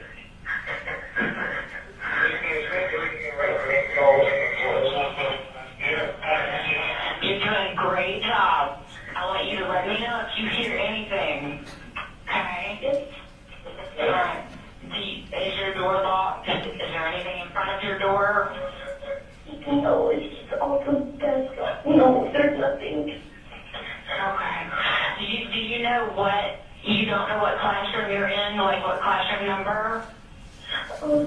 Check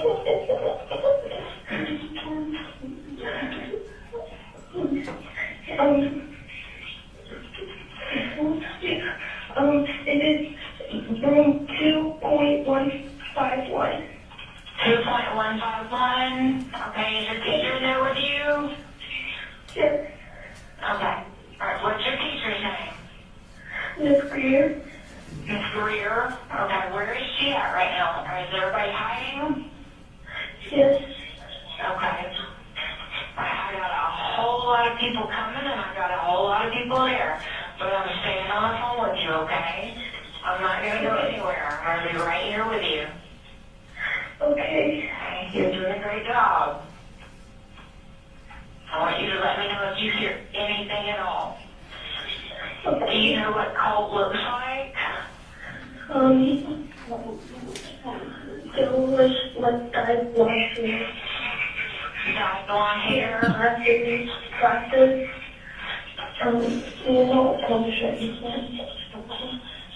Did you see the gun or did you just hear the shots? I know a couple people and I heard the shots. You heard the shots? Yes. How many shots did you hear? More than 10? A lot. Okay. Alright. Take a big deep breath. Big deep breath. I know you are very scared, but you're doing great.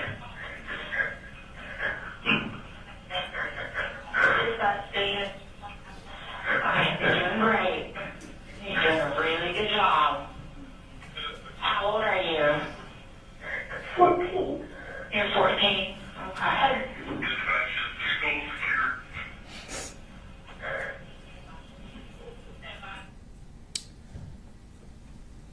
How long did y'all stay in the room before the police arrived?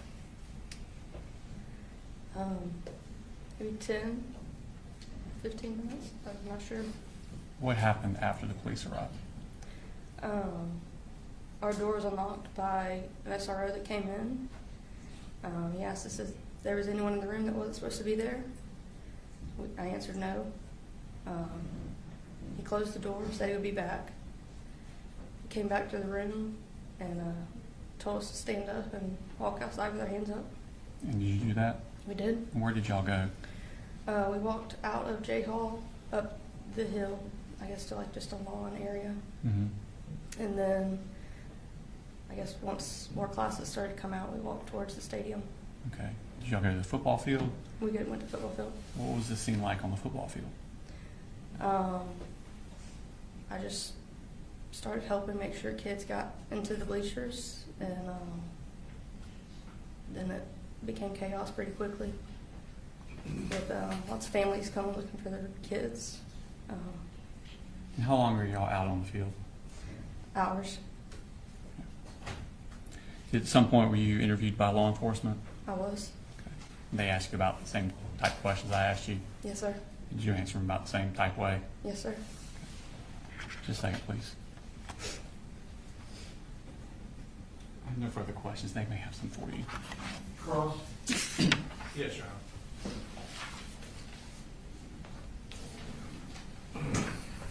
Good afternoon, Ms. Greer. I just have a few questions. If I ask a question that doesn't make sense, please let me know and I'll rephrase it for you. Yes, sir. Okay. So it looked like from the video we watched that Colin Gray was sitting at a table or a group of tables where there were several other students. Correct. Kind of like, is it like a station? What Just- do you guys describe it as? Just groups, how I had my class desk. Okay. So was it is it fair to say there were about 4 desks that were pushed up against each other, and there were 4 kids sitting at that station? Correct. And Colton Gray was one of them. And then it appears that Colton Gray was one of the other students that was there as well. Correct. Okay. And going back to the day you mentioned in August, you said you walked Mr. Gray to the counselor. I did. In that type of situation, is that the policy for you to walk him to the counselor? Or is that what you're told to do? We're trained that if a student appears suicidal or they're speaking in that manner, that we should walk them. So not necessarily if they say crisis counselor. Okay. But I just felt like he said crisis counselor and I didn't want him to walk alone. So he said crisis counselor, he didn't mention suicide or No, anything no. like that? Okay. Thank you very much. That's all I have. Thank you, Judge. Any rewrite? No, Your Honor, I should be excused. All right. Thank you, ma'am.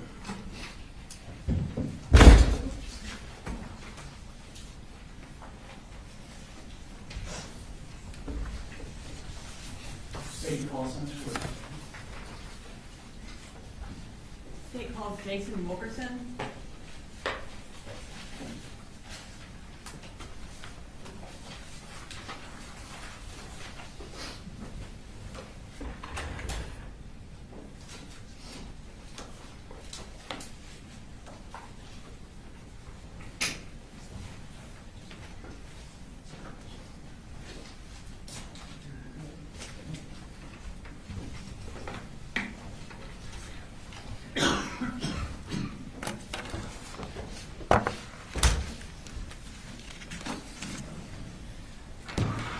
Go ahead and raise your right hand. Do you swear to tell the truth, the whole truth, and nothing but the truth so help you God? Yes, ma'am, I do. Can you introduce yourself to the jury? My name is Jason Wilkerson. I'm a lieutenant with the Bexar County Sheriff's Office. And what are you the lieutenant over? Persons Crimes Unit, the ICAC Task Force, our Digital Forensics Lab, and K9. How long have you been employed by the Bexar County Sheriff's Office? About 18 years. And were you in that role as lieutenant over persons crimes in September of 2024? Yes, ma'am. I'm going to draw your attention to September 4th of 2024. Did you receive any notification that there was an active shooter at Apalachee High School? Yeah, I had turned my radio down. I was going to make a phone call, and Lieutenant Roberts come running in the hall saying there was an active shooter at Apalachee. And when you say Lieutenant Roberts came running down the hall, were you at the... I was at the sheriff's office, yes, ma'am, our main office. Okay. And is she the lieutenant over property crimes? Over property crimes, yes, ma'am. When she came running down the hall telling you that there was an active shooter, what did y'all do? We ran outside, got in our cars, and drove down there and got there as quick as we could. About how far away are y'all from Apalachee? I don't know how many miles. I mean, we were in excess of 100 most of the way. It took about 4 or 5 minutes to get there. Around what time did you arrive? Right around 10:30, I believe. What did you do when you arrived? I got there, got out of the car, threw on my vest, and we went inside and started searching. Okay. When you got there, who was already in the building? The SROs, there's a few of them in there. There's a few that went in ahead of me. Who all was in there exactly, I don't know. It was just go inside and try to stop the threat. When you went in, did you know that the shooter had been captured or if there were other shooters? Didn't know that, and we thought there could have been a second shooter. So with our training, if you don't hear gunshots, you start searching. So as I came across classrooms that were unlocked, I'd go in by myself and make sure no one was in there. So when you were searching, did you come across any injured individuals? yeah, so on the back hall, J hall, there's a student who got my attention, and that was Miss Irma's classroom. So I go in there to see what was going on. There was a female laying in the floor. There's a lot of blood. The student that helped her, he had done a really good job. He had held pressure. Her bleeding had stopped, and I knelt down to try to help her out, and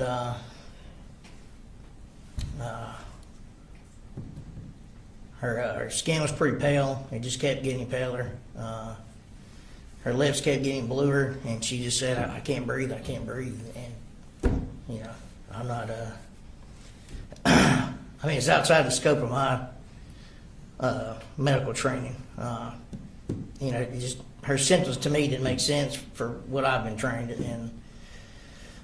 And all I could really do, I had the tourniquet on me, but where her injury was at, you can't put a tourniquet there. The bleeding stopped. I mean, it was, but you know, she said she couldn't breathe. That just didn't make any sense. I didn't know what to do, and I just kept yelling for medics. And a few minutes later, some medics came in, and I got out of their way and left the room and went back out in the hallway and tried to help out where I could. So with Miss Ieremy, you did everything you knew how to do and waited until EMS arrived? Yeah, yeah. I mean, like I say, she was talking, so her airway wasn't obstructed. You know, she was breathing. It was late. She had difficult breathing. Said she couldn't breathe, but just for her symptoms, it was outside the scope of my training. I didn't know how to help her. When EMS arrived and you kind of got out of their way so they could help her, did you become aware that she died that day? No, I had thought they left with her. I thought she made it. I didn't know they put her in the room across the hall. Later, I did the walkthrough with the GBI crime scene, and we found this woman in this room. It was the break room. There was no bullet holes in her door. It didn't make any sense. Like, why is she in here? And I was under the impression Miss Ieremy had been transported. So I just couldn't put two and two together. And later, I did help place her in a body bag, and I did help the coroner remove her from the scene. And then at night, couldn't stop thinking about it. And next morning, called the fire chief, and that's when I found out that was actually Miss Ieremy.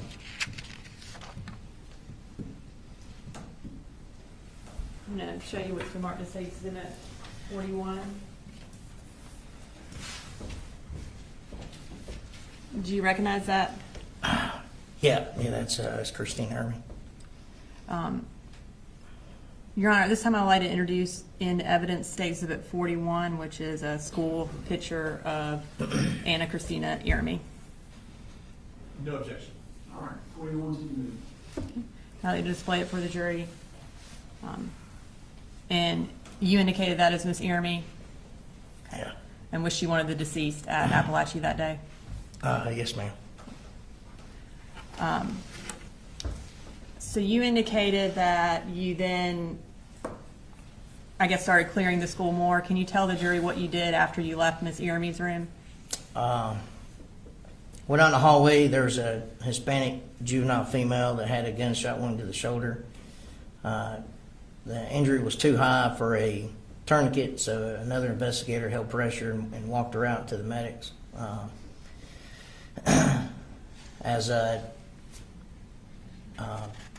Once the wounded was evacuated, we started evacuating some students. At this point in time, the suspect was still in custody. He was still laying on the floor in handcuffs. So I moved him to an empty classroom. I told the deputy to keep an eye on him, and I needed him interviewed. So I ran to go find investigator Jason Smith, found him in the cafeteria. And I said, hey, we got one in custody. I need you to interview him. And we go running back, and I put those two in a room together, and that's where investigator Smith conducted his interview.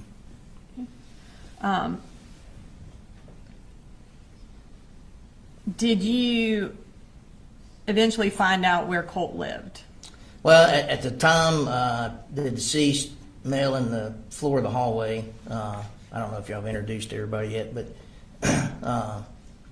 at the time it was unknown. Someone mentioned he was with the shooter and opened the door and asked the suspect if he was with him. He said no. Judge, we're going to check any hearsay. We'll move on, Your Honor. All right, I'll sustain the objection. So I did ask the suspect where his address was, and then called over the radio to the media center to have deputies go to that address and secure it for a search warrant. Okay. And as lieutenant over persons, were you in control of the investigation at that point? Yeah, I supervised the Bexar County Sheriff's side of it. Yes, ma'am. Okay.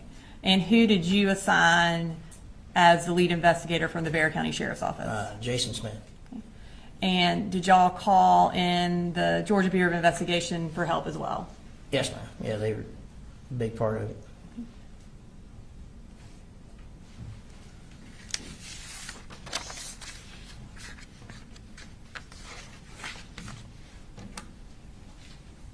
Nothing further. He may have some questions for you, though. Okay. Cross?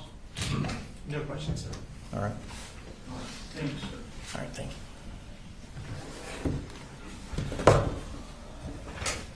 Jurors, I'm looking at you. Are you okay? Do you need a restroom break? Raise your hand if you do. All right, state and call, sir. They call it Jeff Smith.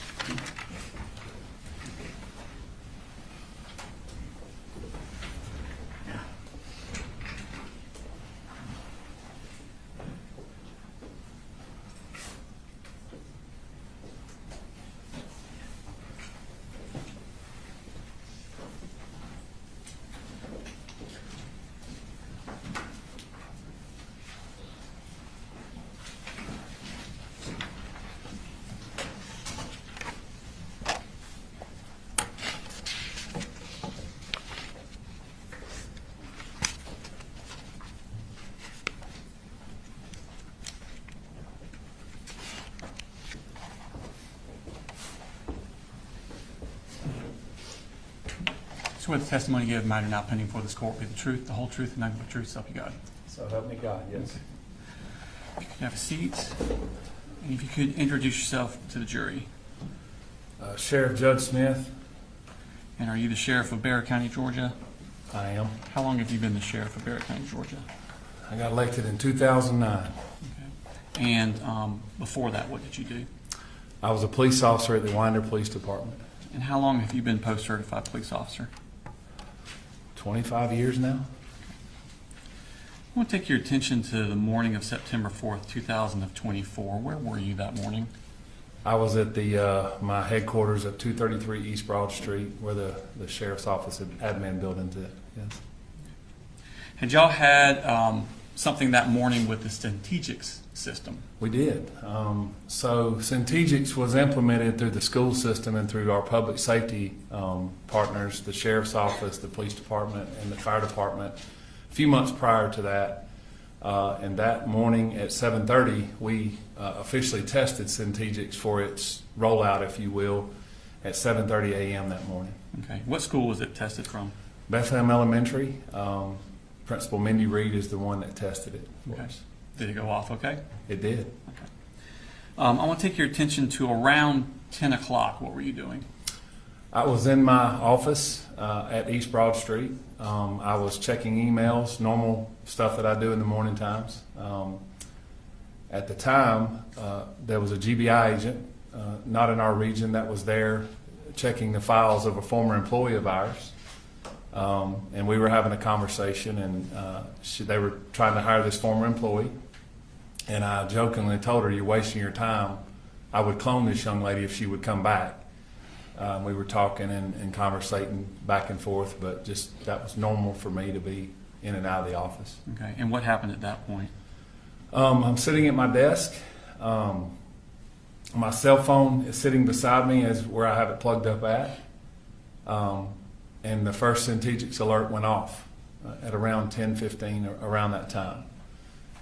Then a second one, then a third one, then a fourth one. My first instinct was that it was malfunctioning. Didn't know what was going on, didn't realize what the situation was, and I said to myself, something must be going off with it. Then I started realizing it was Apalachee High School. It does give us an alert and location. When y'all do the trainings, is it normally just one person pushes the button to start it? Normally. Y'all weren't ready for 20 people to push the button? That's correct. Okay. So you found out it's at Apalachee High School. What did you do at that point? I kind of thought it was odd to have that many at one time, that early. one of my majors, Major Todd Drews, whose office is right beside me, come running to my office and says there's an active shooter at Apalachee. And I kind of,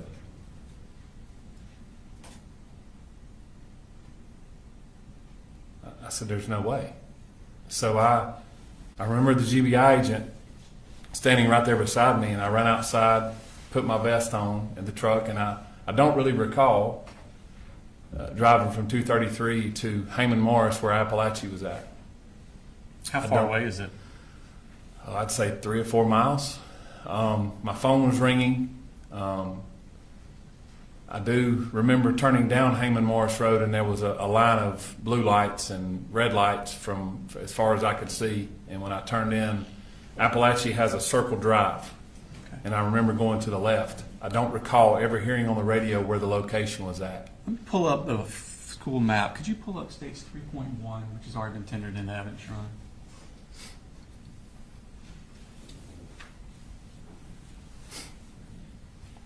Is that a map of the school?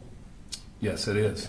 Now, where you were, just talk about what you're talking about. Okay, so where the Apalachee High School Bear County logo is, I pulled here. I think you can touch the screen and it makes that like that. Okay. Players and stuff. So Did it I work? don't know if you're able to see me right here. I pulled right here behind a fire truck, and as I pulled up, Actually, the touching's not working for some reason. Sorry. It's fine. There's a should be a someone stole it. There it is. Oh, that's cool. Yeah, you can use that. Thank you. as I turned into the school, I parked right here, and there was a fire truck here, and at that point there were several people pulling up. By the grace of God, when I pulled in there, I run across Tanner Good, who was the former SRO at that school, and I said, "Tanner, where are we going?" And he said, "Jayhawk." Tanner had gotten his patrol rifle out, so he and I intercepted in the middle in where the flagpole was at, and we started running that direction. And at that point, I couldn't hear anything. I don't remember or recall hearing anything of that, what the circumstances were. At that point in time, I intercepted Sergeant Schultz, and we had implemented what's called an RTF group, where our fire and EMS. Two of the firemen jumped off the fire truck, which was Jeremy Thayer, who's our captain at the time. He is still with the fire department, and Sergeant Mixon. They got their helmets on, their vests on, and they grabbed their bags, and they started going in the building with us. As we entered the building, we run down this side here, and Jay Hall is here. That's where we entered. I remember specifically giving them orders, because we didn't know if they start shooting out. Who were you giving orders to? To the deputies and the EMTs who were unarmed. They were with you? They were with me on our hip. Okay. I said, if they begin shooting out from inside the building out, do not shoot back in. Okay. That's how we're trained. Do you know how many shooters are in the school? We did not know at the time. Okay. So what did you do at that point? We entered the door, and when I entered the door, I observed who was later to be Colin Gray, handcuffed on the floor, and beside him was a rifle with several magazines laying beside him. Okay. What else did you see?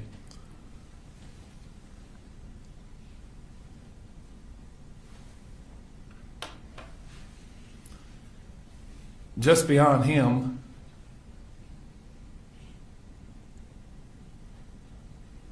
was a person laying face down that I could tell was not moving. And obviously had injuries to that person. Battalion Chief Thayer and Sergeant Mixon went to them first. We were together. That person was later identified as Mason Skirmahorn. I'm going to show you Smart State Exhibit number 42.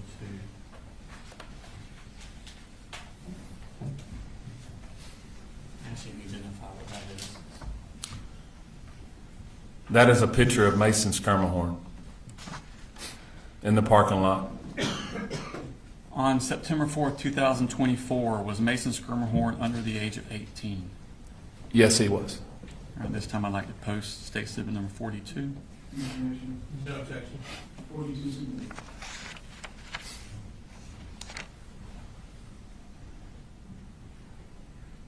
So, the medics tell you that Mason has passed away at that That's point? correct. Okay, That's correct. What do you do at this point?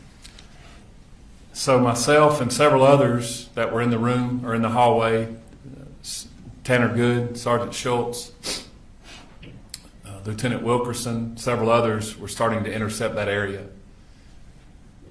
I heard someone say, Deputy King and Sergeant Boyd had already taken Colt into custody. I heard someone say there may be a secondary shooter. We weren't sure at the time. So we began clearing that particular area of J Hall, K Hall, I Hall, and those that intercepted that hallway. We have a map here, so you can show on that. Probably easier. It's kind of zoomed in. It's a portion of the map you were looking at already. And when you say clearing, what's your objective? Our objective is to stop the killing and render aid, Okay. whatever that may be. Our job is to go in and intercept whoever's doing the damage and whoever's doing the killing at this point. That's our job at that point. So myself and several others were clearing the bathrooms to try to find out if other people were in the building. All right. Show us about where you're talking about. J Hall here. The bathroom is where we first started. Workroom and bathroom area right here. This is J. Yeah. Right here. This is where we went and started clearing, and we started clearing each hallway as best we could. Then we started fanning out, and what we use is what's called a bubble technique, Okay. where the bubble expands like a balloon. Okay. So instead of everybody just running down one hall, you're all kind of. We're fanning out, yes. Okay. Do you have any difficulties getting into the rooms? Yes. Our teachers and our students and staff are trained that all the doors should be locked or closed and no access to those rooms. Okay. So it's very difficult. And at that time, during the chaos of what's going on, the teachers are trained, do not let us get in the room, even though they're asked to. What did y'all do to overcome that? We have keys that are able to let us in the doors after we are able to clear the building later on. So in essence, the teachers and the kids are left to their own defense till we can go to the next room and clear it and make sure that room is safe. That's the difficult part. Once you've cleared for safety purposes, what's your next objective?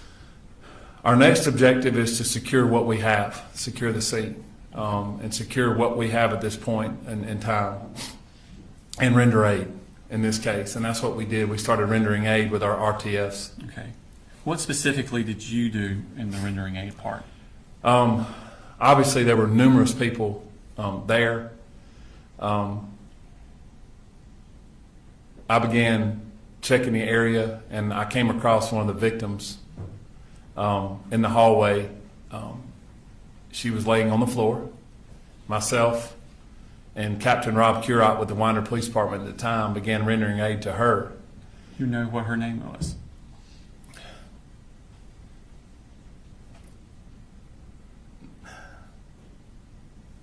I'm drawing a blank.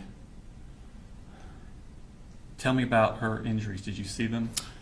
Yes, and I'll think of it in a minute. I'm so sorry. She had extensive injuries to her. She was bleeding in a lot of different locations that I could see.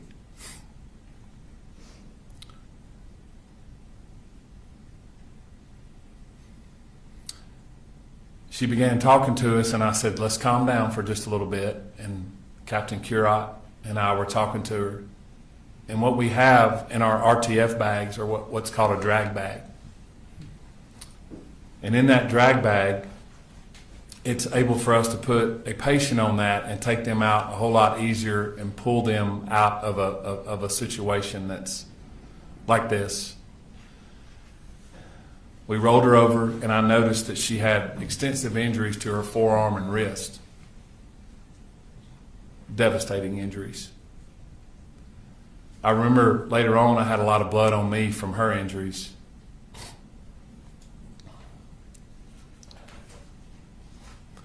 I was trying to calm her down, and we got her on the bag, and we started taking her out of the school, out of J Hall where we entered, myself, Captain Curat. Before you took her out and you're putting her on that drag bag, did she make any statements to you?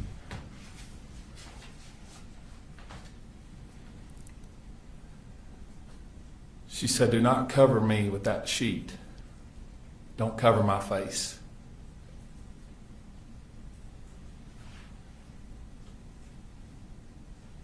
Please don't let me die.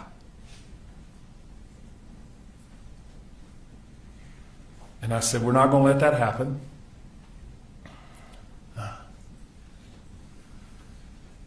And I remember asking her name, and she said, "Natalie." It's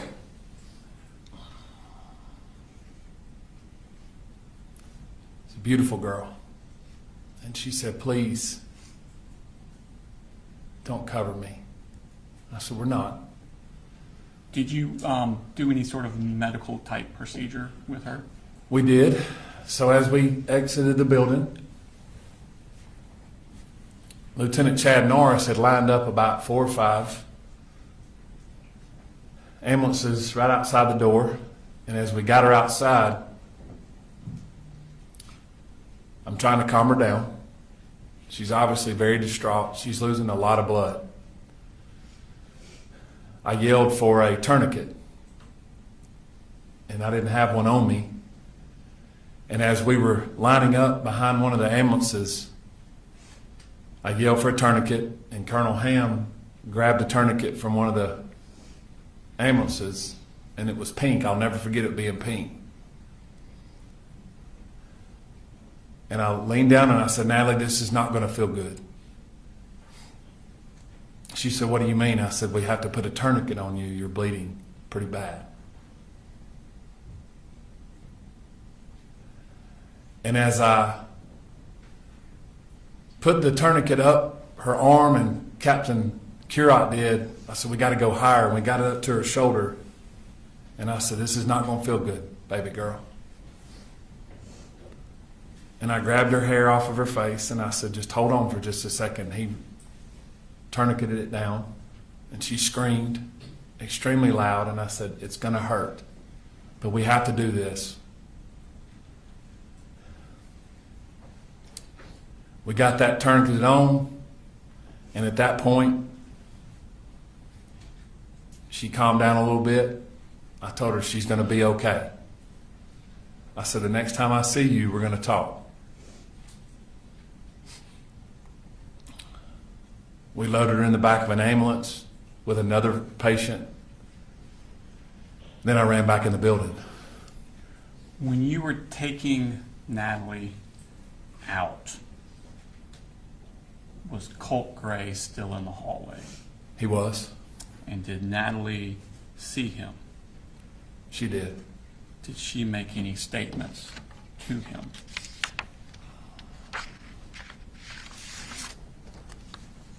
She cursed him and called him some curse words pretty loudly. So Natalie is left in the ambulance. You go back inside. What do you see then? I began assessing the situation as best I could to try to locate. We had many RTF teams in there at that point, rendering aid to people. I walked just beyond the bathroom, and there was a copy room, if you will, and there was a victim that ended up being Miss Irmy in that room that was deceased. I walked down to the left, down, I believe it was K Hall or I Hall. Don't recall which hall it was, but I walked down and I located Coach A. By Coach A, who do you mean? Coach Aspinwall, I'm sorry. That's fine. Coach Aspinwall, we called him Coach A. Leaned down to try to find a pulse because I didn't know if RTF had found him, and he did not have a pulse. I then walked back down the hall. They were rendering aid to Coach Phoenix in an ambulance at that point. They had gotten him out. He was at the classroom beside where Coach Aspinwall was at. I went back down the hall and located the room where Colt had initially shot Natalie and the rest of the victims, and where Christian was laying. And Christian was deceased as well. Was Christian also on September 4th, 2024 under the age of 18? Yes, he was. Okay. What did y'all do at that point? We made the decision to try to evacuate the building as best as possible to get the remaining students and the teachers out of the classrooms as best we could. It was a very difficult decision. Probably one of the decisions that I regret is walking the kids and the students and the staff through that hallway. But I wanted to get them out of the building as quickly as I could and not have them in those classrooms where we had them locked in until we could get it cleared. What was your regret about it? We had to walk the kids to the crime scene. A lot of kids had to see things that I don't think children of that age should see. Teachers did not need to see that. But we had to get them out. I wanted to get them out of that building as quickly as possible. And where did y'all take them? We escorted them out of the building to the football field, where we did the unification with the parents and the staff as best we could. When did parents start arriving? Almost immediately. Were there parents there when you arrived? There might have been one or two there that had gotten there because the phones start going off pretty quickly. Parents start getting notifications that the school's locked down. When I exited J Hall after all that was done, I walked back out to the area where we had the EOC, which was where I parked at the flagpole. At the time, Chief Schumann was the fire chief. I saw him walking towards me, and I just stopped. I was overwhelmed at what I saw, at the people and the parents and the cars and the emergency response. Just completely overwhelming. He said, "Stop! Don't walk anymore. Let me walk to you." And he hugged me and said, "Are you okay?" And he noticed I had a lot of blood on me, and I said, "I'm fine." But we talked, and that's when I noticed that thousands of parents and people were showing up at one time, and we were trying to decide how we were going to manage through the school system getting parents and kids and loved ones together. Okay. Tell me about the law enforcement response. It was quite overwhelming. There was over 140, 150 law enforcement officers that responded, agencies from all across North Georgia, federal agencies that showed up, state agencies that showed up. And that's just well over 150 just in the first hour. Did you request assistance from the Georgia Bureau of Investigation on this case? I did. I felt that I could get, they could assist us in what we were going to deal with as far as the size of the crime scene and the timing. And so I called Director Hosey, the director of the GBI, and I asked him to show up. And he said, "I'll be there within the hour." And he provided unlimited resources. Okay. Was at some point after you finished doing what you're doing, did you retreat to, I guess it was best called a command center? Where was that located at? We decided to put the command center in the library, in the center of the school. We had a lot of Wi-Fi there, and we could separate everyone out with patrol or law enforcement, EMS, fire, and we could have GMA, EMA directors and folks like that. So we made that decision to have it inside the school instead of outside the school. Okay. While you were in this command center, did you start getting tips or calls about possible other shooters? We did. My phone was obviously going berserk. We began getting calls that there were other shooters at other schools. As we said, we thought there was a secondary shooter in the school. I happened to pick up my phone, and it was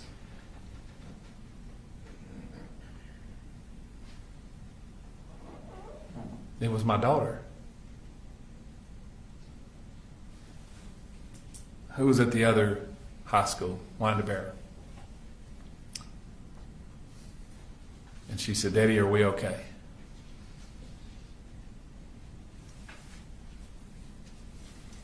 I said, "Your SROs are there with you, and you're okay." And she said, "Daddy, we're locked down, and they're telling us there's another shooter here."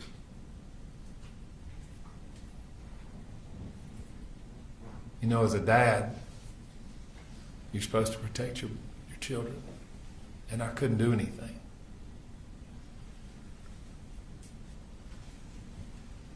But I told her that the deputies were there.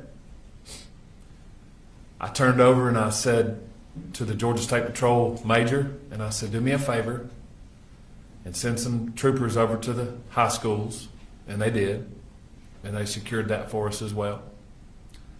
And I had multiple agencies coming up, and I said, let's dispatch to other schools because we're getting these other calls. So by the grace of God, those 150 law enforcement officers were able to be dispatched to other schools and ensure safety for those kids and those staff members and those parents when they got their kids. And were some of those officers dispatched also Bexar County Sheriff's Office employees? They were. Okay. And then Brandon Bazinet and I'm drawing a blank on his first name, Deputy Townsend, did they work for you at the time? They did. Okay. At some point, did y'all become aware of a home address for Colt Gray? We did. After doing some research, we did. And did you send deputies to secure that location? As immediately as we could, yes. Okay. At some point, when you're unifying with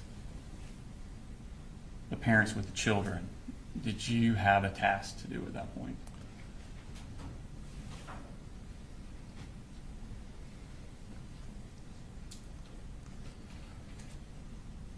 So we knew that we had 4 people brutally murdered.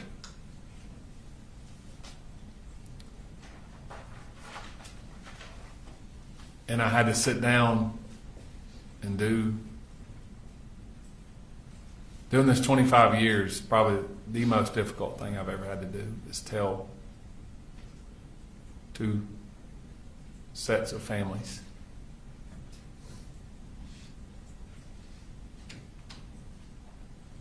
that their babies were murdered. Did you do that personally? I did. We set up an area with their families, and I met with Christian's family first. I recruited a couple of school personnel because there was a language barrier between myself and Christian's family, and I had to tell them that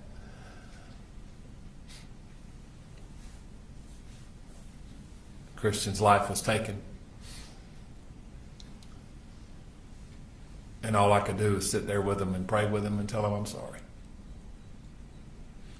And then I had to meet with Mason's family and tell them the same thing. And then I had to meet with Miss Ermey's husband and tell him that his wife was murdered. I wasn't able to meet with Coach Aspinwall's wife. She was not on site. But that was done off site. I later talked to her and talked to some family members. The residence that you sent those deputies to secure, was that in Bexar County? It was, yes. Just a second, please. No further questions, thank you. Any cross? No cross, Judge. Thank you. All right. Thank you, sir.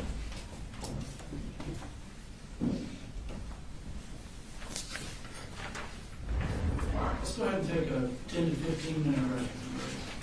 I'll discuss the case. Being recessed.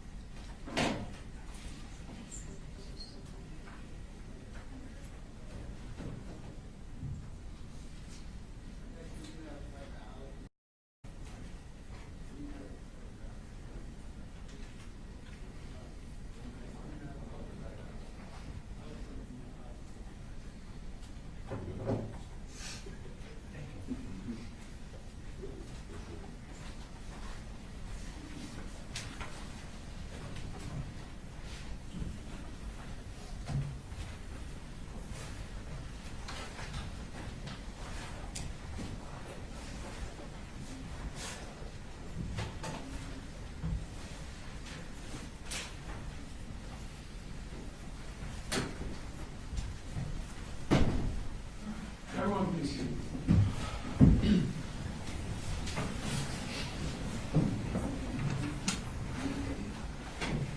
State your last name, please. State calls Daniel Catapano.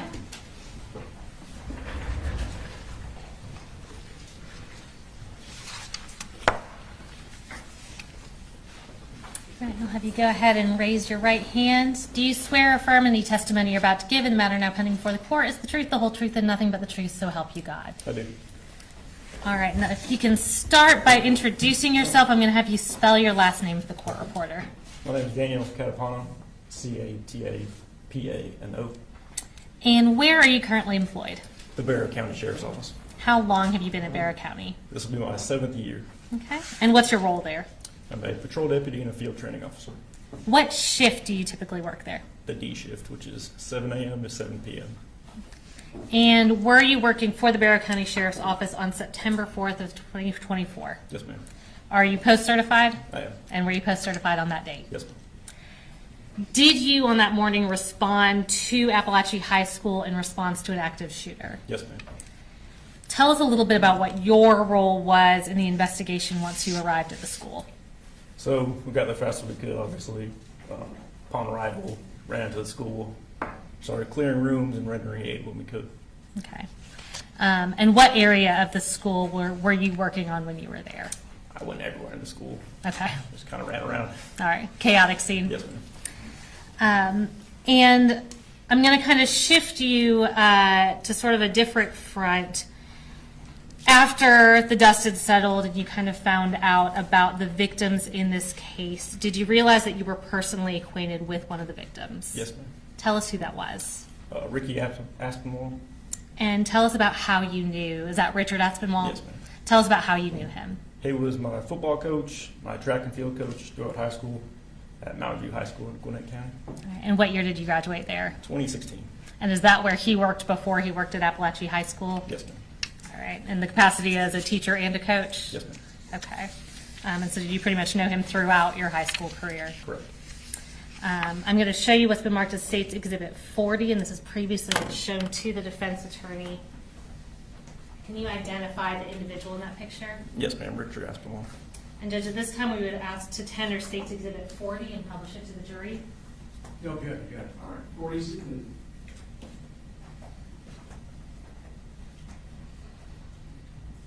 And is the individual in that picture Richard Aspinwall, who you knew as Ricky Aspinwall? Yes, ma'am. No further questions. The defense may have some questions for you. Ross. Good afternoon. Sir. Just got a couple of questions for you. I understand you are in charge of keeping the logbook. Crime scene log. I'm sorry? The crime scene log. Crime scene Yes, log.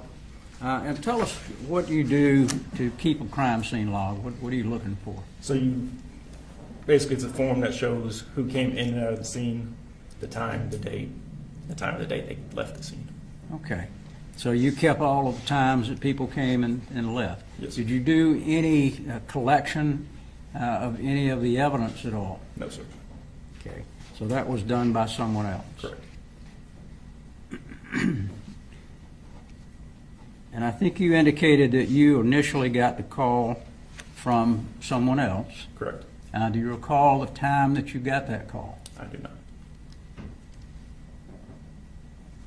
When you arrived, I think in the report you indicated you may have been the third or fourth car there. Yes, sir. So when you entered into the school, did you see Mr. Gray at all? No, sir. Okay. Nothing further. Thank you very much. Can you redirect me some cross? No, sir. All right. Thank you, sir. Thank you, sir. State calls Cassandra Ryan.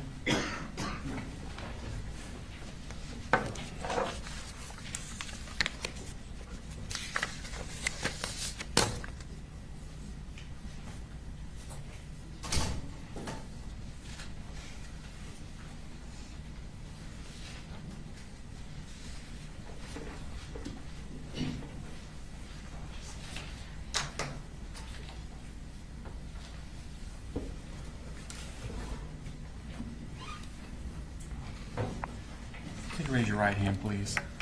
Swear the testimony given in the matter now pending before this court be the truth, the whole truth, and nothing but the truth, so help you God. I do. Okay. If you could introduce yourself to the jury, please. My name's Cassandra Ryan, but I go by Cassie. Okay. And Ms. Ryan, what do you do? I'm a teacher at Apalachee High School. Okay. And how long have you been a teacher at Apalachee High School? This is my 4th year there. Okay. Were you a teacher there in September of 2024? Yes. Okay. Now I want to take your attention specifically to that year. What did you have like a specific assignment of what you're supposed to do before school starts? Yes, I had, we call it front loop duty, but basically we're just waving the students in the morning during their drop off. Okay. And is that the bus entrance or the car rider entrance? Car rider. Okay. And then at first period, what do? Do you have a job then? That was my first period planning, and I had a teacher that pushed into my classroom, so I just planned while he taught his class. Okay. There's a map next to you. It's a kind of a partial map. Could you show the jury where, there should be like a little pointer.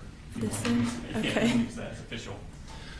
If you could show them what classroom you were in for first period. Okay. Is that the classroom you stayed in throughout the day? Yes. Okay. Mm-hmm. But you're not teaching this first period class? I'm not. Who is teaching that class? Mr. I can't remember. That's his okay. name. That's okay. So first period, you're not teaching? No. Okay. What about second period? Yes. Okay. What course are you teaching? Algebra 1. Okay. And is it in that same classroom? Yes. Okay. Is there another teacher in the room with you for second period? Yes, Coach Edwards. Okay. And why is Coach Edwards also in the class with you for that class? It's a co-taught classroom, so there's one teacher in there that is the math certified teacher, that would be me, and then there is a special education certified teacher in the classroom because the roster has a significant amount of students that have specific learning disabilities that can range. Okay. So Mr. Edwards would help those students out while you're teaching the entire class? Yeah, he's in there to support them through the learning, mainly during like independent work. Okay, thank you. So you showed the class that you have. Who's in the class next to you? To the left or right? As you're facing out of your door to your left? Miss Greer. Okay. And do you know Miss Greer? I do. Okay, how do you know her? We started teaching together and we became friends as well. Okay. Now, I want to take your attention to September 4th of that day. What were you doing when students came into your classroom? I was standing at the front of the door because we had a new seating arrangement. We do that when we change units, and so we were going into Unit 2, so we change up the seating arrangements for the students. So the kids have assigned seating? They do. Okay. And on that particular morning, you had changed the assigned seating? Correct. Okay. And how do you record this? I made like a chart in Canva of the layout of my classroom, and all of my desks were numbered. And then I use the roster of my students and I list the seat number on that roster of each student. Okay. I'm going to show you a Smart State Exhibit number 67. Ask you to recognize what this is. That's the roster that I used for various things, but there was the seating numbers on this as well. Okay. So are you using that to check when they come in and also telling them where to sit? Yes. Okay. I'm going to show you. Does that accurately reflect the seating chart you had that day? Yes. Your Honor, this time I intend to state exhibit number 67 in evidence. No objection. 67 is admitted. Okay. I'm going to show you Smart State Exhibit number 37. Publish 67. So the numbers on the left are the seating numbers, or the ones on the right? The numbers on the right. Okay. That would correspond to a seat in your. Yes. Okay. Show you Smart State Exhibit number 37. ask you to recognize what that is. This is a roster of my classroom. Okay. And were those the kids that were present in your classroom that day? September 4th, 2024. Yes. Okay. And were all of those students on that day under the age of 18? Yes. Was Stephen Edwards also in your room on September 4th, 2024? Yes. Okay. Your Honor, tender State Exhibit number 37 into evidence this time. No objection. 37 to move. Okay. Now I'm going to show you what's marked as State Exhibit number 38. Ask you to identify what that is. This is the seating chart layout that I created of my classroom. Okay. Has names been added to the numbers? Correct. Yes. And are those names added to the numbers accurate as to where the children were assigned to be seated that day?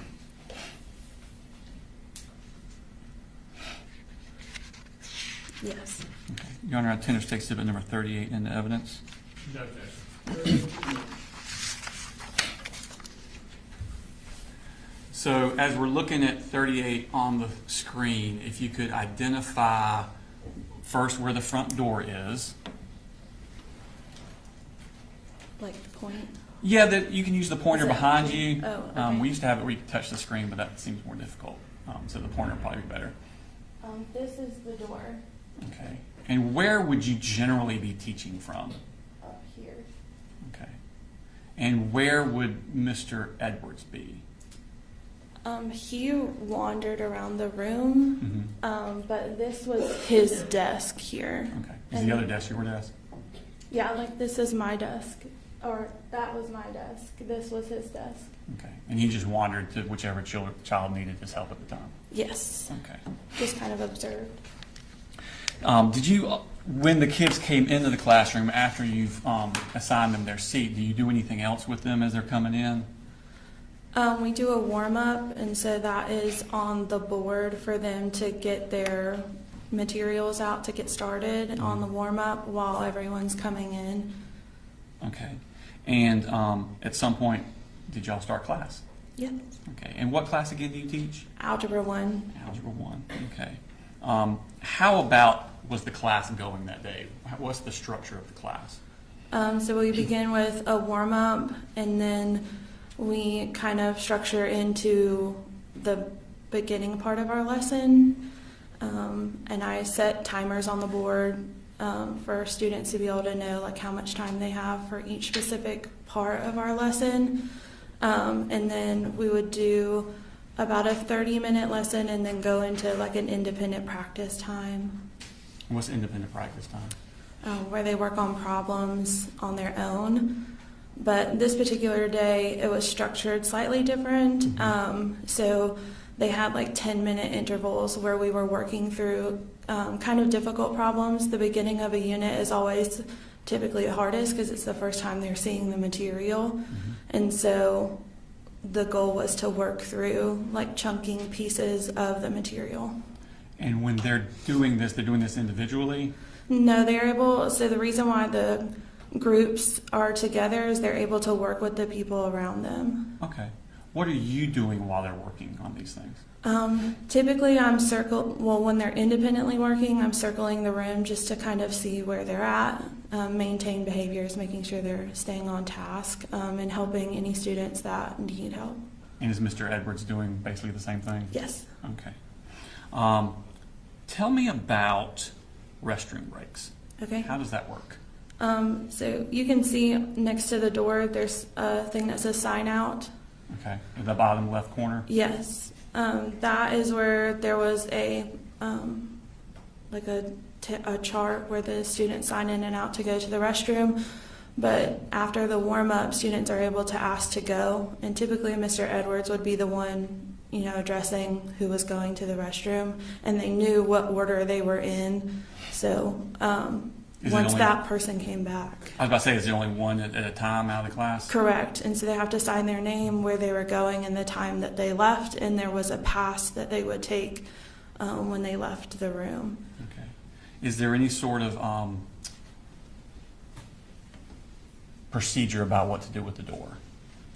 When they left the room, typically the goal is to have them shut the door. So at Apalachee, we have a shut door policy, and a lock door. So when we open our doors in the morning, we're careful not to twist it to where it's able to be like opened from the outside. Okay. So when they came back, how would they get back in? Someone would have to let them back into the room. Okay. Now, at some point during that morning class at September 4th, did something happen that was out of the ordinary? Yes. Tell me what you first noticed. At 10:30ish. Sure. Okay. So I had just started, one of the timers had gone off. I don't quite remember where we were in the lesson. But I remember like hearing a loud like hit or something, and looking over. And Looking over where? Toward the door. Is that where the sound came from? Yes. Okay. What did you see? I don't recall exactly what I saw, but I knew that I saw something that made me jump to the floor. So it was something disturbing. What? Was it something disturbing that you saw? Yes. Was it a person that you saw? Yes. Okay. What about this person was disturbing to you? He was holding a weapon. Okay. Do you remember what this person looked like? I don't. I'm sure you're not a gun aficionado. Maybe you are, but can you describe the weapon you're referring to? It just was a long gun. The only thing I remember about the person is that he had like unnatural bleached hair. Okay. But that's all I could see. Had you ever seen this person before? No. Okay. When you hit the floor, first off, on the thing about where were you on that chart? I was at the board in between this first L. So kind of in the middle of that L? I was speaking to Tyler at seat 21. Okay. And did you dive somewhere, or did you just drop to the floor where you were? I dropped to the floor where I was, and I remember being faced towards the door and coming up in front of a bunch of book bags. Okay. And what happened at that point? So at that point, there was gunfire that started happening, and I could feel like debris and bullets going over my head. What was happening inside the room? Inside the room? What were the other students doing? The students began to duck down. A lot of desks were moving around. And it was hard to hear because once the gunshots started happening, it kind of messed my hearing to where it just, all you heard was like ringing for a little bit. How many gunshots do you think you heard? A lot. Okay. And was it like a few and then a break and then a few and then a break, or was it? No, it was like a rapid, the whole thing. Were you able to see anything in reference to the shooter during this time? No. Okay. How long did the shooting last? Seconds. It didn't feel like seconds, but it was seconds. Okay. When you look up, was the shooter still in the room? No. Do you know how far he came into the room? I think he just stepped 1 foot in. Okay. Once he left, was the door open or shut?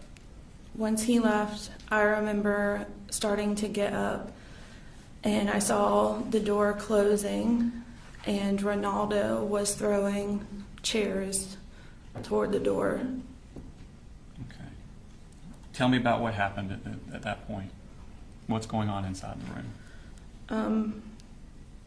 So I remember seeing Ronaldo throw the chairs and then dart to the corner of the room. When I stood up, I was starting to walk toward the door, and then I heard Natalie say, Mr. Hine had been shot. And when I looked at her and I looked down, I could see the pool of blood, and I could see her wound. Was that Natalie Griffith? Yes. Okay. What wound did you see? Where was it? It was on her wrist, up right above her wrist. I could see the bone exposed. How was she? Was she conscious? She was, yeah. Okay. And was she saying anything or doing anything? She just kept repeating that she had been shot, and so I grabbed her and laid her on the ground, and then I grabbed a nearby hoodie and wrapped it around her wrist to try to help the bleeding. And then I heard Melanie say that she had also been shot. Is that Melanie Delira Castaneda? Correct. Okay. Am I pronouncing that name right? Is it Delira? I think it's Castaneda. Okay. And did you see her wounds? I could see that she had been shot through the shoulder, and I saw the blood there, but I couldn't see the actual flesh of the wound. Okay. And how was she? She was very quiet. I think she was scared, but I've known Melanie for a little while before, and so she does have a very calm demeanor, and so she was very calm and quiet, and just grasping her shoulder. Did she appear to be in pain? Yeah. Okay. Did you notice any wounds to Nautica Walton? I did. So once I had laid Natalie down and I put Melanie next to Natalie, there was a group of girls that were already in the corner, and one of them, Hayden, had asked if we should move the smartboard in front of the door, and at that point I was trying to assess what was happening, and so I then saw Nautica on the ground, and she was quite frantic and grasping at the back of her leg. I couldn't see her wound or any blood, but she was in severe pain. Okay. And did you see Taylor Jones? I did not see Taylor Jones. Okay. Were you aware of any injuries to Jackson Beaver or Ronaldo Vega? I was aware that Ronaldo, after the police had come in, he had said something that he was also injured. And then when we had gotten out of the room and up to the top of the hill, Jackson had said that he asked me to look at the back of his leg, and he did have something lodged into the back of his leg. Okay. Did you see Christian Angulo in the room? Mm-hmm. Where was he located at?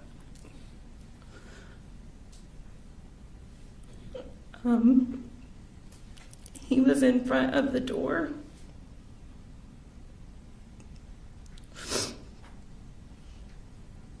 And he was on the ground. What, could you tell if he was alive or not? He was alive. And Coach Edwards said that we needed to make a barricade around him after all the shots had fired. And so they stacked desk around because he didn't want to move him. And while I was helping Natalie and Melanie and Nautica in the corner, there was a moment where me and Coach Edwards had looked at each other and said that they needed to come because it wasn't good. And when they came finally, they had pronounced him dead while we were here.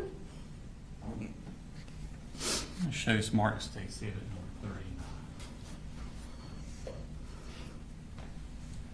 39. Recognize that. Yes, that's Christian. Is that an accurate representation of Christian Angulo? You are on State Exhibit number 39 in the evidence. Yeah, objection. 39. Could you tell where he had been injured at? I didn't get close enough to him to see where he had been shot. How long did y'all stay in that room before the police came? It was quite a bit of time. I would say probably 20 minutes. Okay. How did they get in the room, the police? They had a key. Then they had to push through all of the stuff that they had piled in front of the door. Y'all had barricaded stuff in front of the door? Okay. Ronaldo did. What did they do when they came in first? They had their weapons drawn and were telling everyone to put their hands up, but I had stood up out of the corner and walked in front of the middle of the room and said, "No, we need help." Okay. And did medical personnel start coming into the room? They did not. So I had started to tell them where everyone that I knew was hurt. And they had, at the beginning, asked me to help carry Natalie because there was only a few of them. And then more ended up coming into the room. Okay, so they took Natalie out? I didn't see them take Natalie out. So when they came in the room, they flipped the lights on. And that's when the students had noticed Christian on the floor. And they knew he wasn't with us anymore. And so the students began to get really upset. And they had pronounced him dead, but we had to walk by him out the door. Because he was right in front of the door? Yeah, and Martin started holding Brittany's face and telling her she could do it. And I had to grab Hayden and tell her that it was going to be okay, just to get them out the door. Where were they going? They were exiting us up towards the right, up the top of the hill after you leave J Hall. Okay. Did you stay at the top of the hill very long? No, or I don't know. We were the first ones up on the top of the hill. So y'all were like the first students evacuated? Mm-hmm. Okay. Did other students start coming out from other classrooms? They did. Okay. Did y'all stay on the hill or did they move you somewhere else? They started ushering us towards the football field. Okay. And what happened when you got to the football field? I started ushering students to the football field and waving my hands. And I came across two students that I had taught before. And they came up and hugged me. And they said, "Miss Ryan, why do you have blood on your hands?" And that's when I noticed that I had blood on my hands. And so, I just hid my hands because I didn't know where to go wash them yet. And we got up to the top of the hill. And I can't really remember what they were wanting us to do, but we just got all the students to the middle of the football field. At some point, did you realize that one of your students was missing? Yes, a student approached me and asked me where Mason was. That they had looked online and saw that he was in my classroom. And so I began helping them look for him. And at one point I came across Miss Schumerhorn. Mason's mother? Yes. Okay. And we began looking for Mason, and Miss Lee, which was his advisor, came and helped start looking for him. And we were thinking that maybe he heard what happened and had ran. Why did you think that? Because he had done that before. Not in high school, but in his earlier education. Does he have a learning disability? He does. Okay. How long did y'all look for Mason? Hours. It shows Mark Stay 68.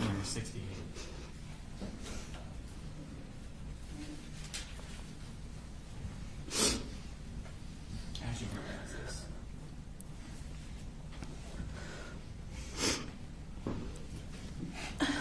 That's my sign in and out sheet. Is that the piece of paper you said was on the board where kids would sign out to the bathroom? Mm-hmm. Who was the last? Does it accurately reflect the sign-out sheets you had in your room that day? It does.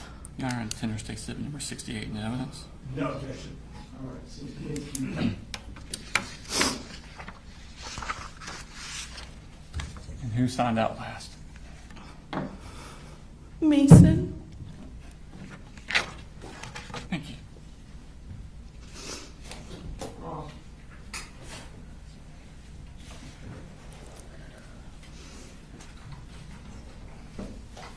No questions, John. Thank you, ma'am. Your time's up. Thank you.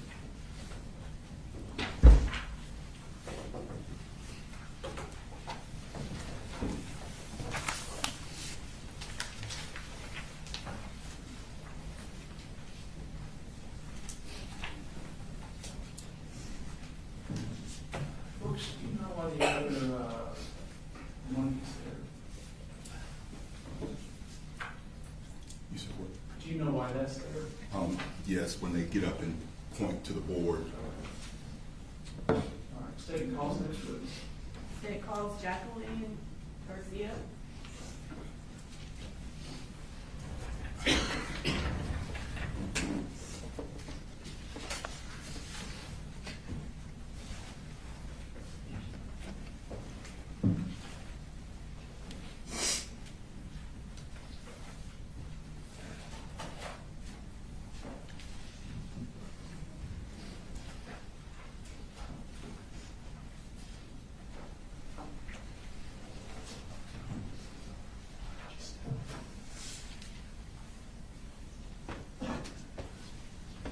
Please raise your right hand. Do you swear to tell the truth, the whole truth, and nothing but the truth to help you God? I do. Can you, if you'll speak into the microphone and introduce yourself to the jury? I'm Jacqueline Garcia. And what do you do? I am a police officer for Auburn Police Department. How many children do you have? I have 4. And can you tell us their names and ages? Madeline, she's 18. Melanie, she's 16. Jaylene is 15, and Anthony is 8. And for the 2024 school year, where were they all in school? Madeline, Melanie, and Jaylene were at Apalachee High School, and Anthony was at Yargo Elementary. Okay. And as far as your 3 that were at Apalachee High School, what grades were they in? Maddie was in 12th grade, and Melanie and Jaylene were in 9th grade. And is Fort Yargo Elementary also close to Apalachee? Yargo Elementary is right next door. Back in September of 2024, were you in law enforcement then? I was just starting. Okay. Prior to going into law enforcement, what were you doing? I was a teacher at Cadence Academy across the street from Apalachee High School. Okay. And I'm going to pull up State's Exhibit 3.2, which is an overview of the school. Okay. I'm sorry, 3.3.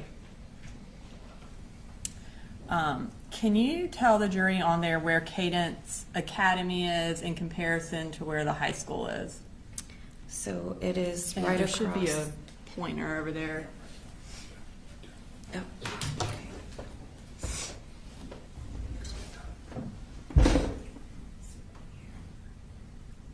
And so that was Cadence? That's Cadence Academy. All right, and is, if you will then, that circle, is that where the entrance to Apalachee is? This is the entrance, and this is the side entrance to the parking lot. Okay, thank you. So on September 4th of 2024, were you working at Cadence Academy? I was. Okay.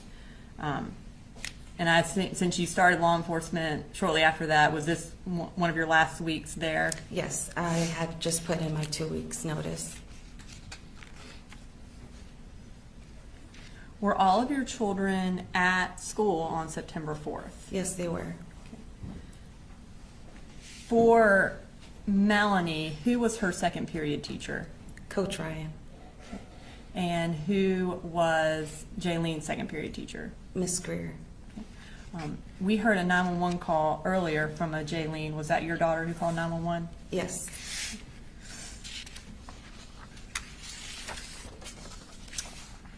While you were working that day, did you become aware that something was happening at Apalachee? Yes, I was. How did you become aware of that? My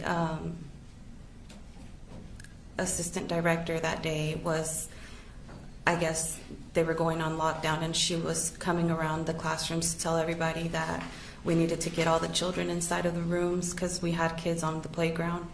And then she told me that something seemed to be happening at Apalachee High School about somebody possibly bringing a gun. When she told you that, what did you do? I was about to go on lunch, and so I knew that there were previous fights at the school. So I assumed that maybe just there was a fight and somebody brought a gun. So I was about to go on lunch, excuse me. So I was gonna check once I left. And what did you do after that?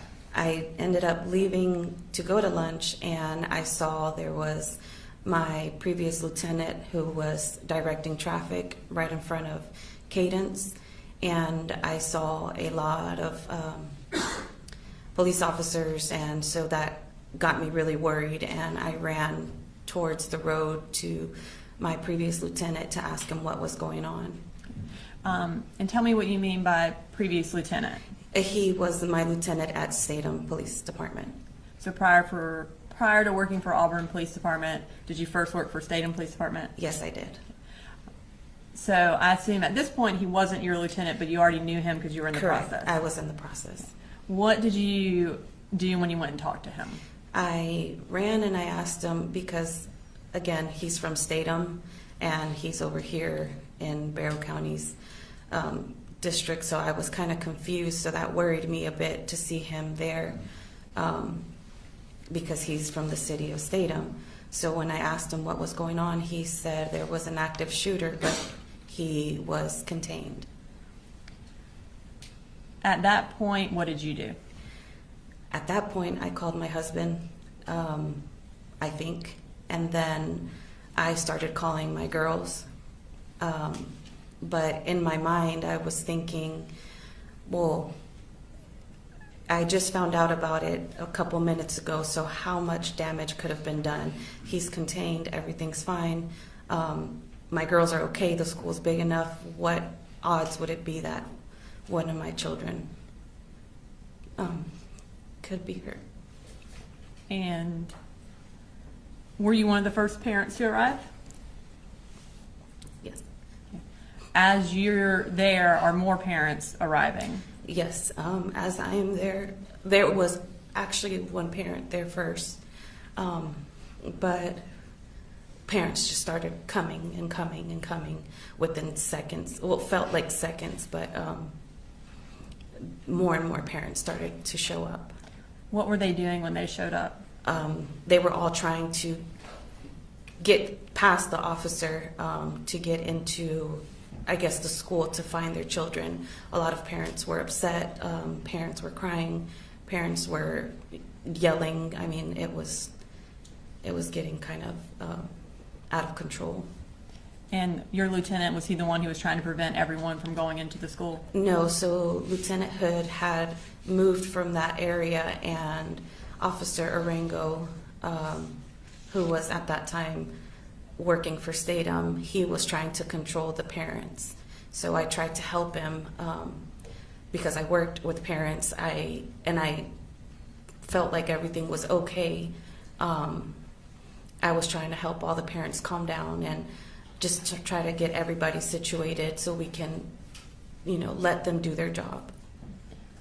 While you were there and trying to help kind of calm everyone down, were you able to speak with any of your children?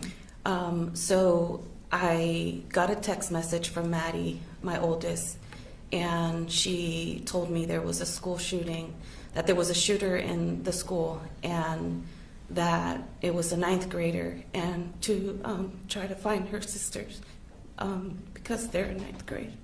So I couldn't get in contact with Jacqueline or Melanie, so I called their dad, and I asked, I was telling him to call the girls. Excuse me. I was telling him to call the girls because I couldn't get in contact. So he finally told me Jaylene answered the phone. So I accounted for Maddie. He accounted for Jaylene. He said she was on the phone with 911. That's why she couldn't answer. But I couldn't get in contact. I couldn't get in contact with Melanie.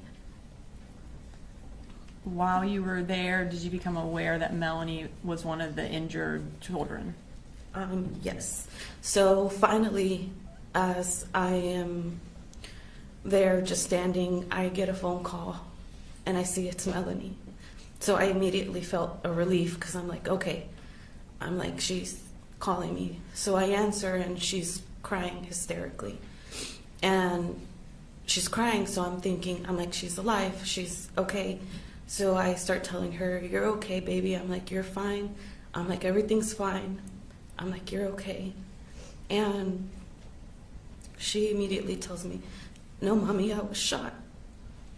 She said, I'm shot. And it kind of just blurred a bit after that. Were you able to, once you found that out, were you able to go try to find her? I tried to get through Officer Arango, but he wasn't allowing me. I just kind of remember a little bit trying to go past him, but he wasn't allowing me. I think he was apologizing, but I just was kind of yelling and trying to push him out of the way to try to go and find her. And I saw my Lieutenant Hood, and I remember just yelling. I just remember I was yelling Lieutenant Hood's name, and I don't recall what I said, but I know he ran towards me and grabbed me by the hand and started running. And I think I yelled him that my daughter was shot. And he grabbed me by the hand, and then we ran towards where all the ambulances were to see if I could find her. At that time, were you able to find her in one of the ambulances? No, I wasn't able to. A lot of law enforcement were, just telling me to just hold on. They were going to find her. I think somebody from the Board of Education, I don't remember, they were taking her name, and they said they were going to go out and look for her, like they were going to try to find her. So I just stood there waiting until she called me. When she called you, was she able to tell you where she was headed? Yes, so she called me and she told me she was already in the ambulance and that they were going to go to Northside Gwinnett. After that, did you go and locate your other children?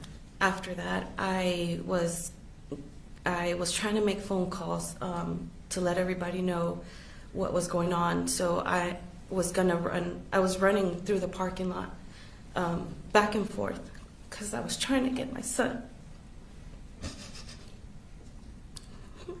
I was trying to get to my son and make sure he was okay. So I was running in the parking lot, just back and forth. I didn't know where to go, so I called his school and they said they would keep him. So then my brother was gonna go get my girls, but I remembered that he wasn't gonna be able to get them. So from the front of the school, I ran all the way to the back to the field to go look for Maddie and Jaylene. And by field, you mean the football field? The football fields. Tell me what it was like on the football field, who all was there, and what was happening. So when I got to the entrance, I feel like I was just telling everybody that I needed to find my girls, a lot of the officers, and I needed to find my girls, and they were just directing me to the field. And finally, when I got to the front, I had to explain that my other daughter was shot and I needed to get my girls because they were not letting students leave at that time. So finally, an officer let me go in, and I ran, and I've been so involved with my girls' school that I knew a lot of the students. And I saw a lot of the students that I knew, and they were crying, and they were trying to hug me, and they were, super scared, and I kept trying to tell them that it was okay, that they were safe, and it was just full of students. I mean, everywhere I looked, there were students just super upset, super scared, and I had to just keep going to see if I could find my girls. Had other parents been let on the football field yet? I don't recall. And were you able to find your children? Yes, so I was able to find my brother, who was already with my girls.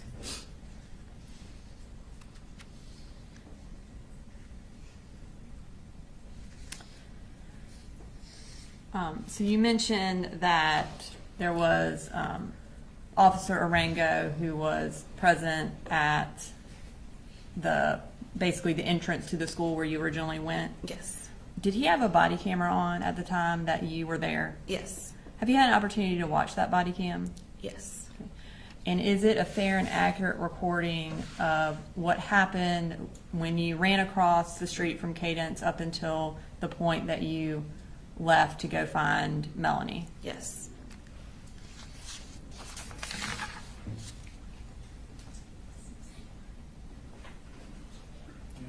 And Your Honor,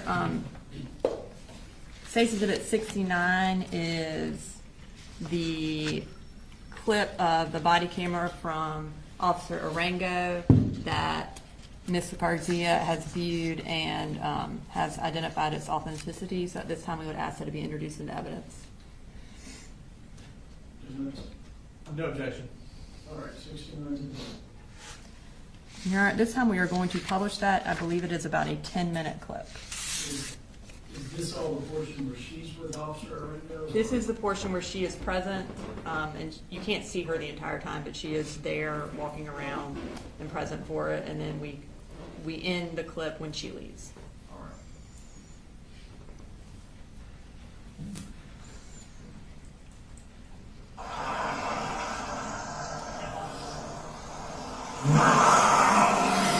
And is that you there? Yes.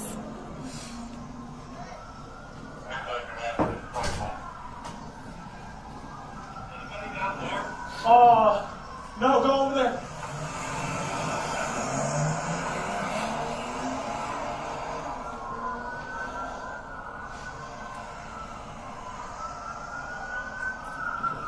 Sorry, sir, the school's on lockdown. What's going on at school, man? Second shooter, just stay over there. What? Yes, you're here. A shooting? Yeah, just stay over there, sir. Oh, man, I need to see if my kids all right. We're going. Sir, please, make sure.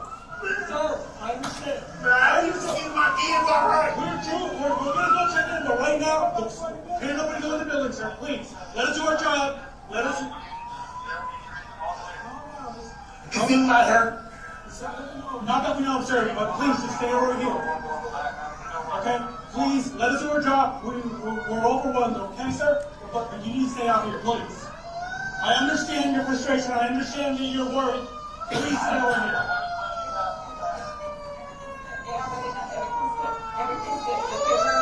Just go out of the way, please.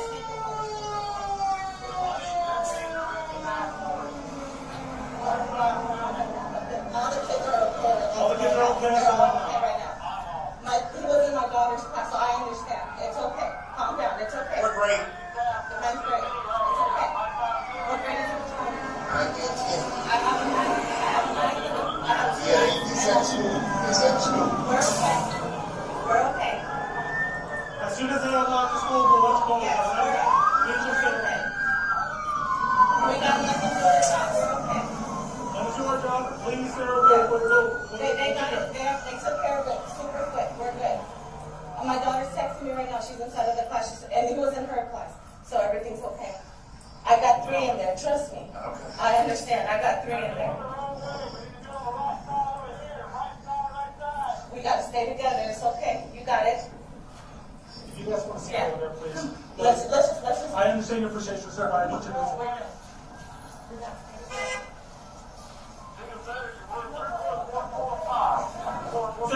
Señora, quédese ahí un momentito, deja que hagamos nuestro trabajo y ya se entiende muy bien que su hijo sabe pero necesito que ustedes tenemos más de 100 oficiales allá. Déjanos hacer nuestro trabajo. Por favor. I understand. Just stay right here. Stay out of here, please. Just stay right there.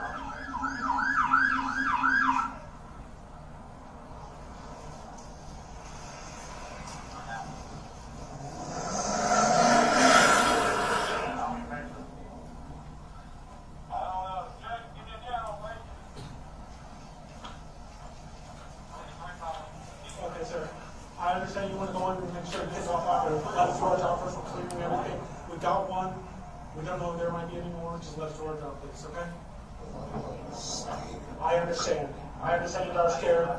There's kids in there, I understand.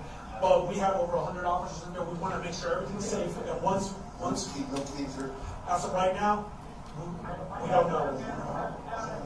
Ma'am, I understand you're. Okay, I understand you guys are scared and everything. We have over 100 officers in there. We all responded very fast. But please stay over here for right now.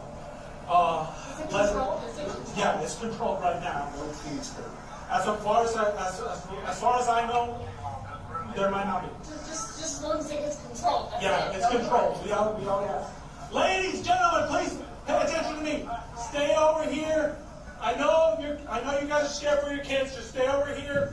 We have over 100 officers in there. We're sweeping the halls. Let's just do our job, okay? As of right now, I don't know if anybody's hurt or not. But once we figure it out, we'll let you guys know. But please let us do our jobs. We can't have parents just rushing to school because we have over 100 officers in there and we don't want anybody to get hurt, okay? Just stay over here. Señor, quédese aquí un momento. Si hablan español, escúchenme. Entiendo. Tenemos más de 100 oficiales allá adentro, lo que necesitamos. I understand. Ma'am, just stay over here. If you're off duty, just stay over here, please. But right now, we have over 100 officers in there. I need you to stay here, okay? Let us do our job. Let us clear it out. And once we have something, I'll let you know. Just please, let us do our job, okay?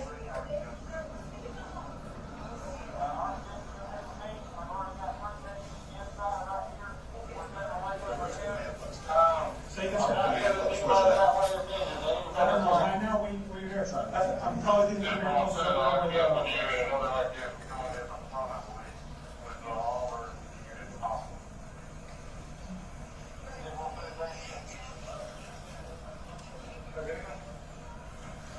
And are those all the parents that are showing up and people just kind of parking wherever they can? Yes.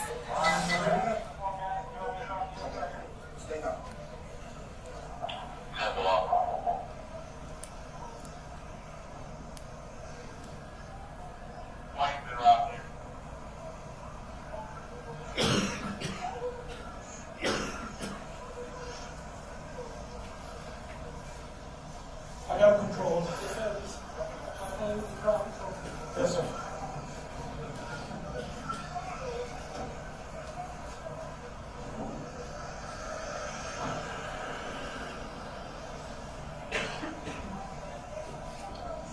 Yes, sir.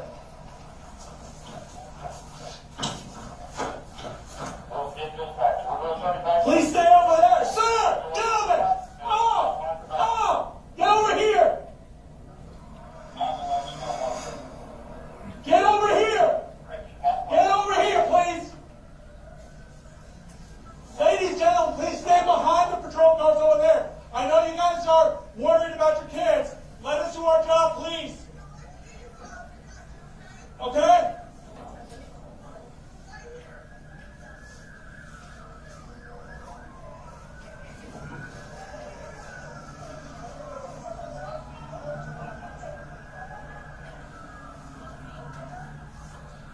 Gentlemen, please, let us do our job. Stay over here. Once we have the building cleared and everything and they open up the school, then you can go and see your kids. But for right now, please, just let us do our job.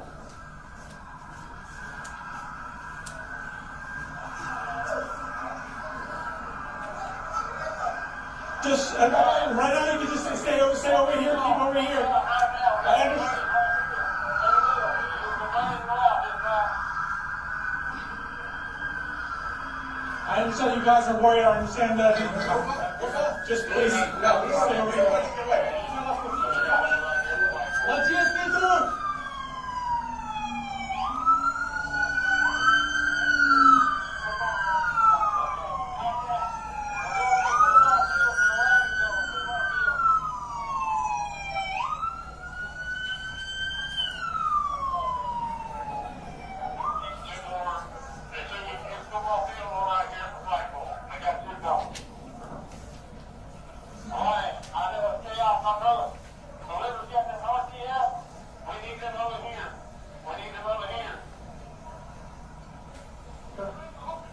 Yes, sir. Ladies and gentlemen, you're just getting here. Please stay right here. Do not go through. Let us do our job. I know you guys are worried about your kids. I understand. We have over 100 officers in there. Let us do our job. Once we clear everything, once we get everything locked down, then we will be able to let you in and see your kids. But please do us a favor. Stay right here. We don't want anybody else getting hurt.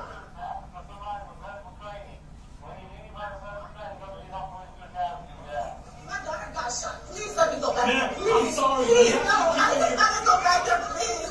No, please let me go back there. Please let me go back there. I understand. I can't let you get to it. I'm sorry. Please, I gotta go. Gentlemen, ladies.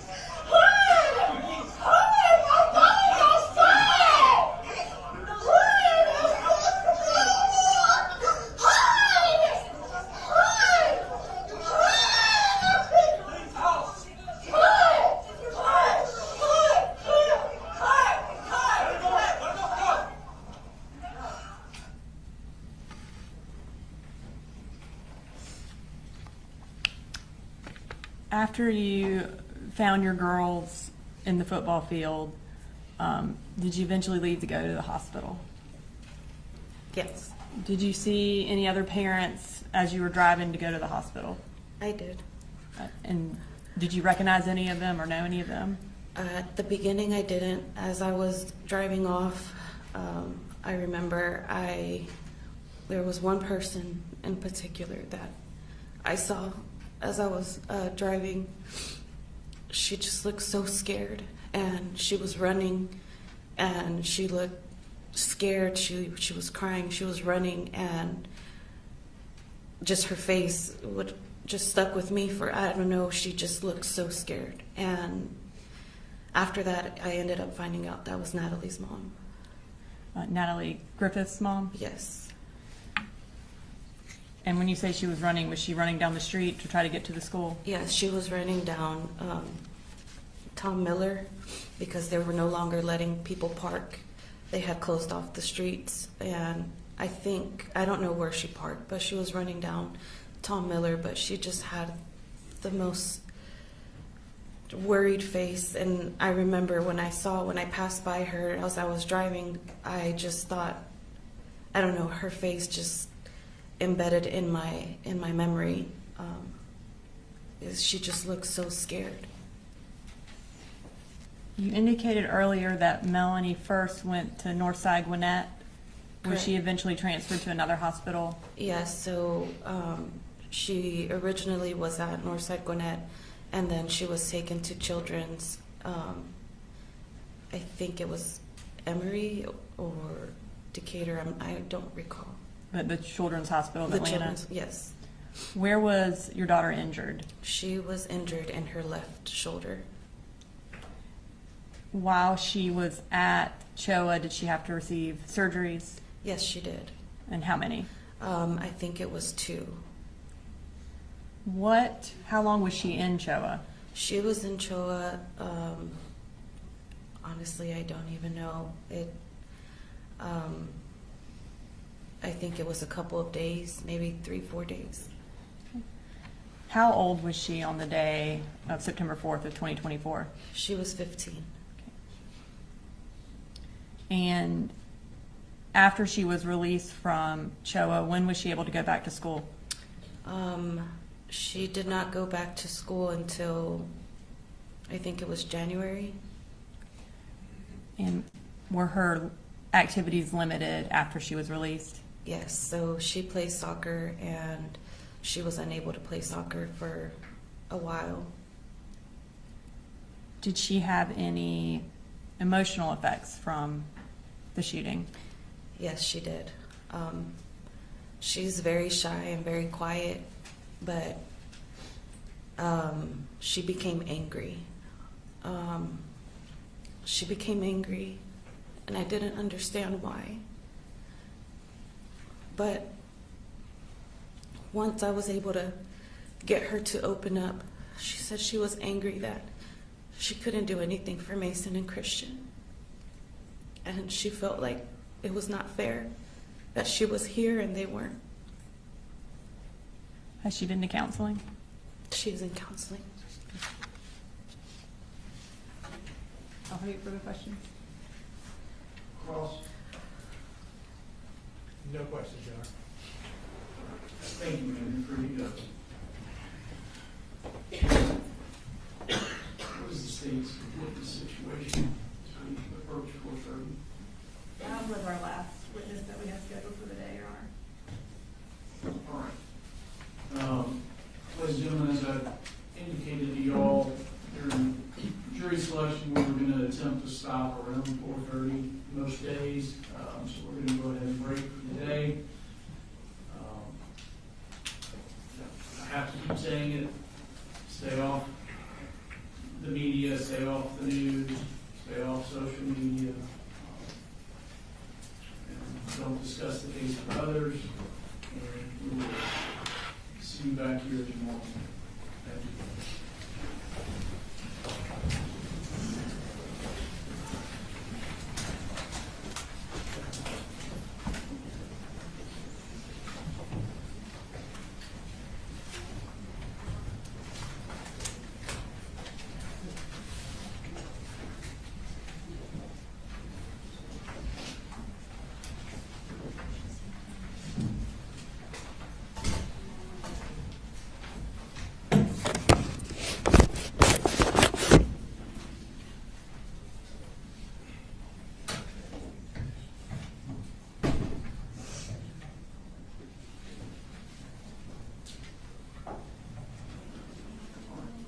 Anything we need to address?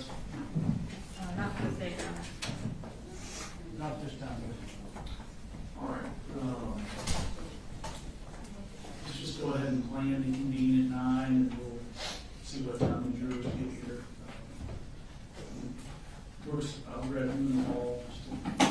Judge, there is one thing.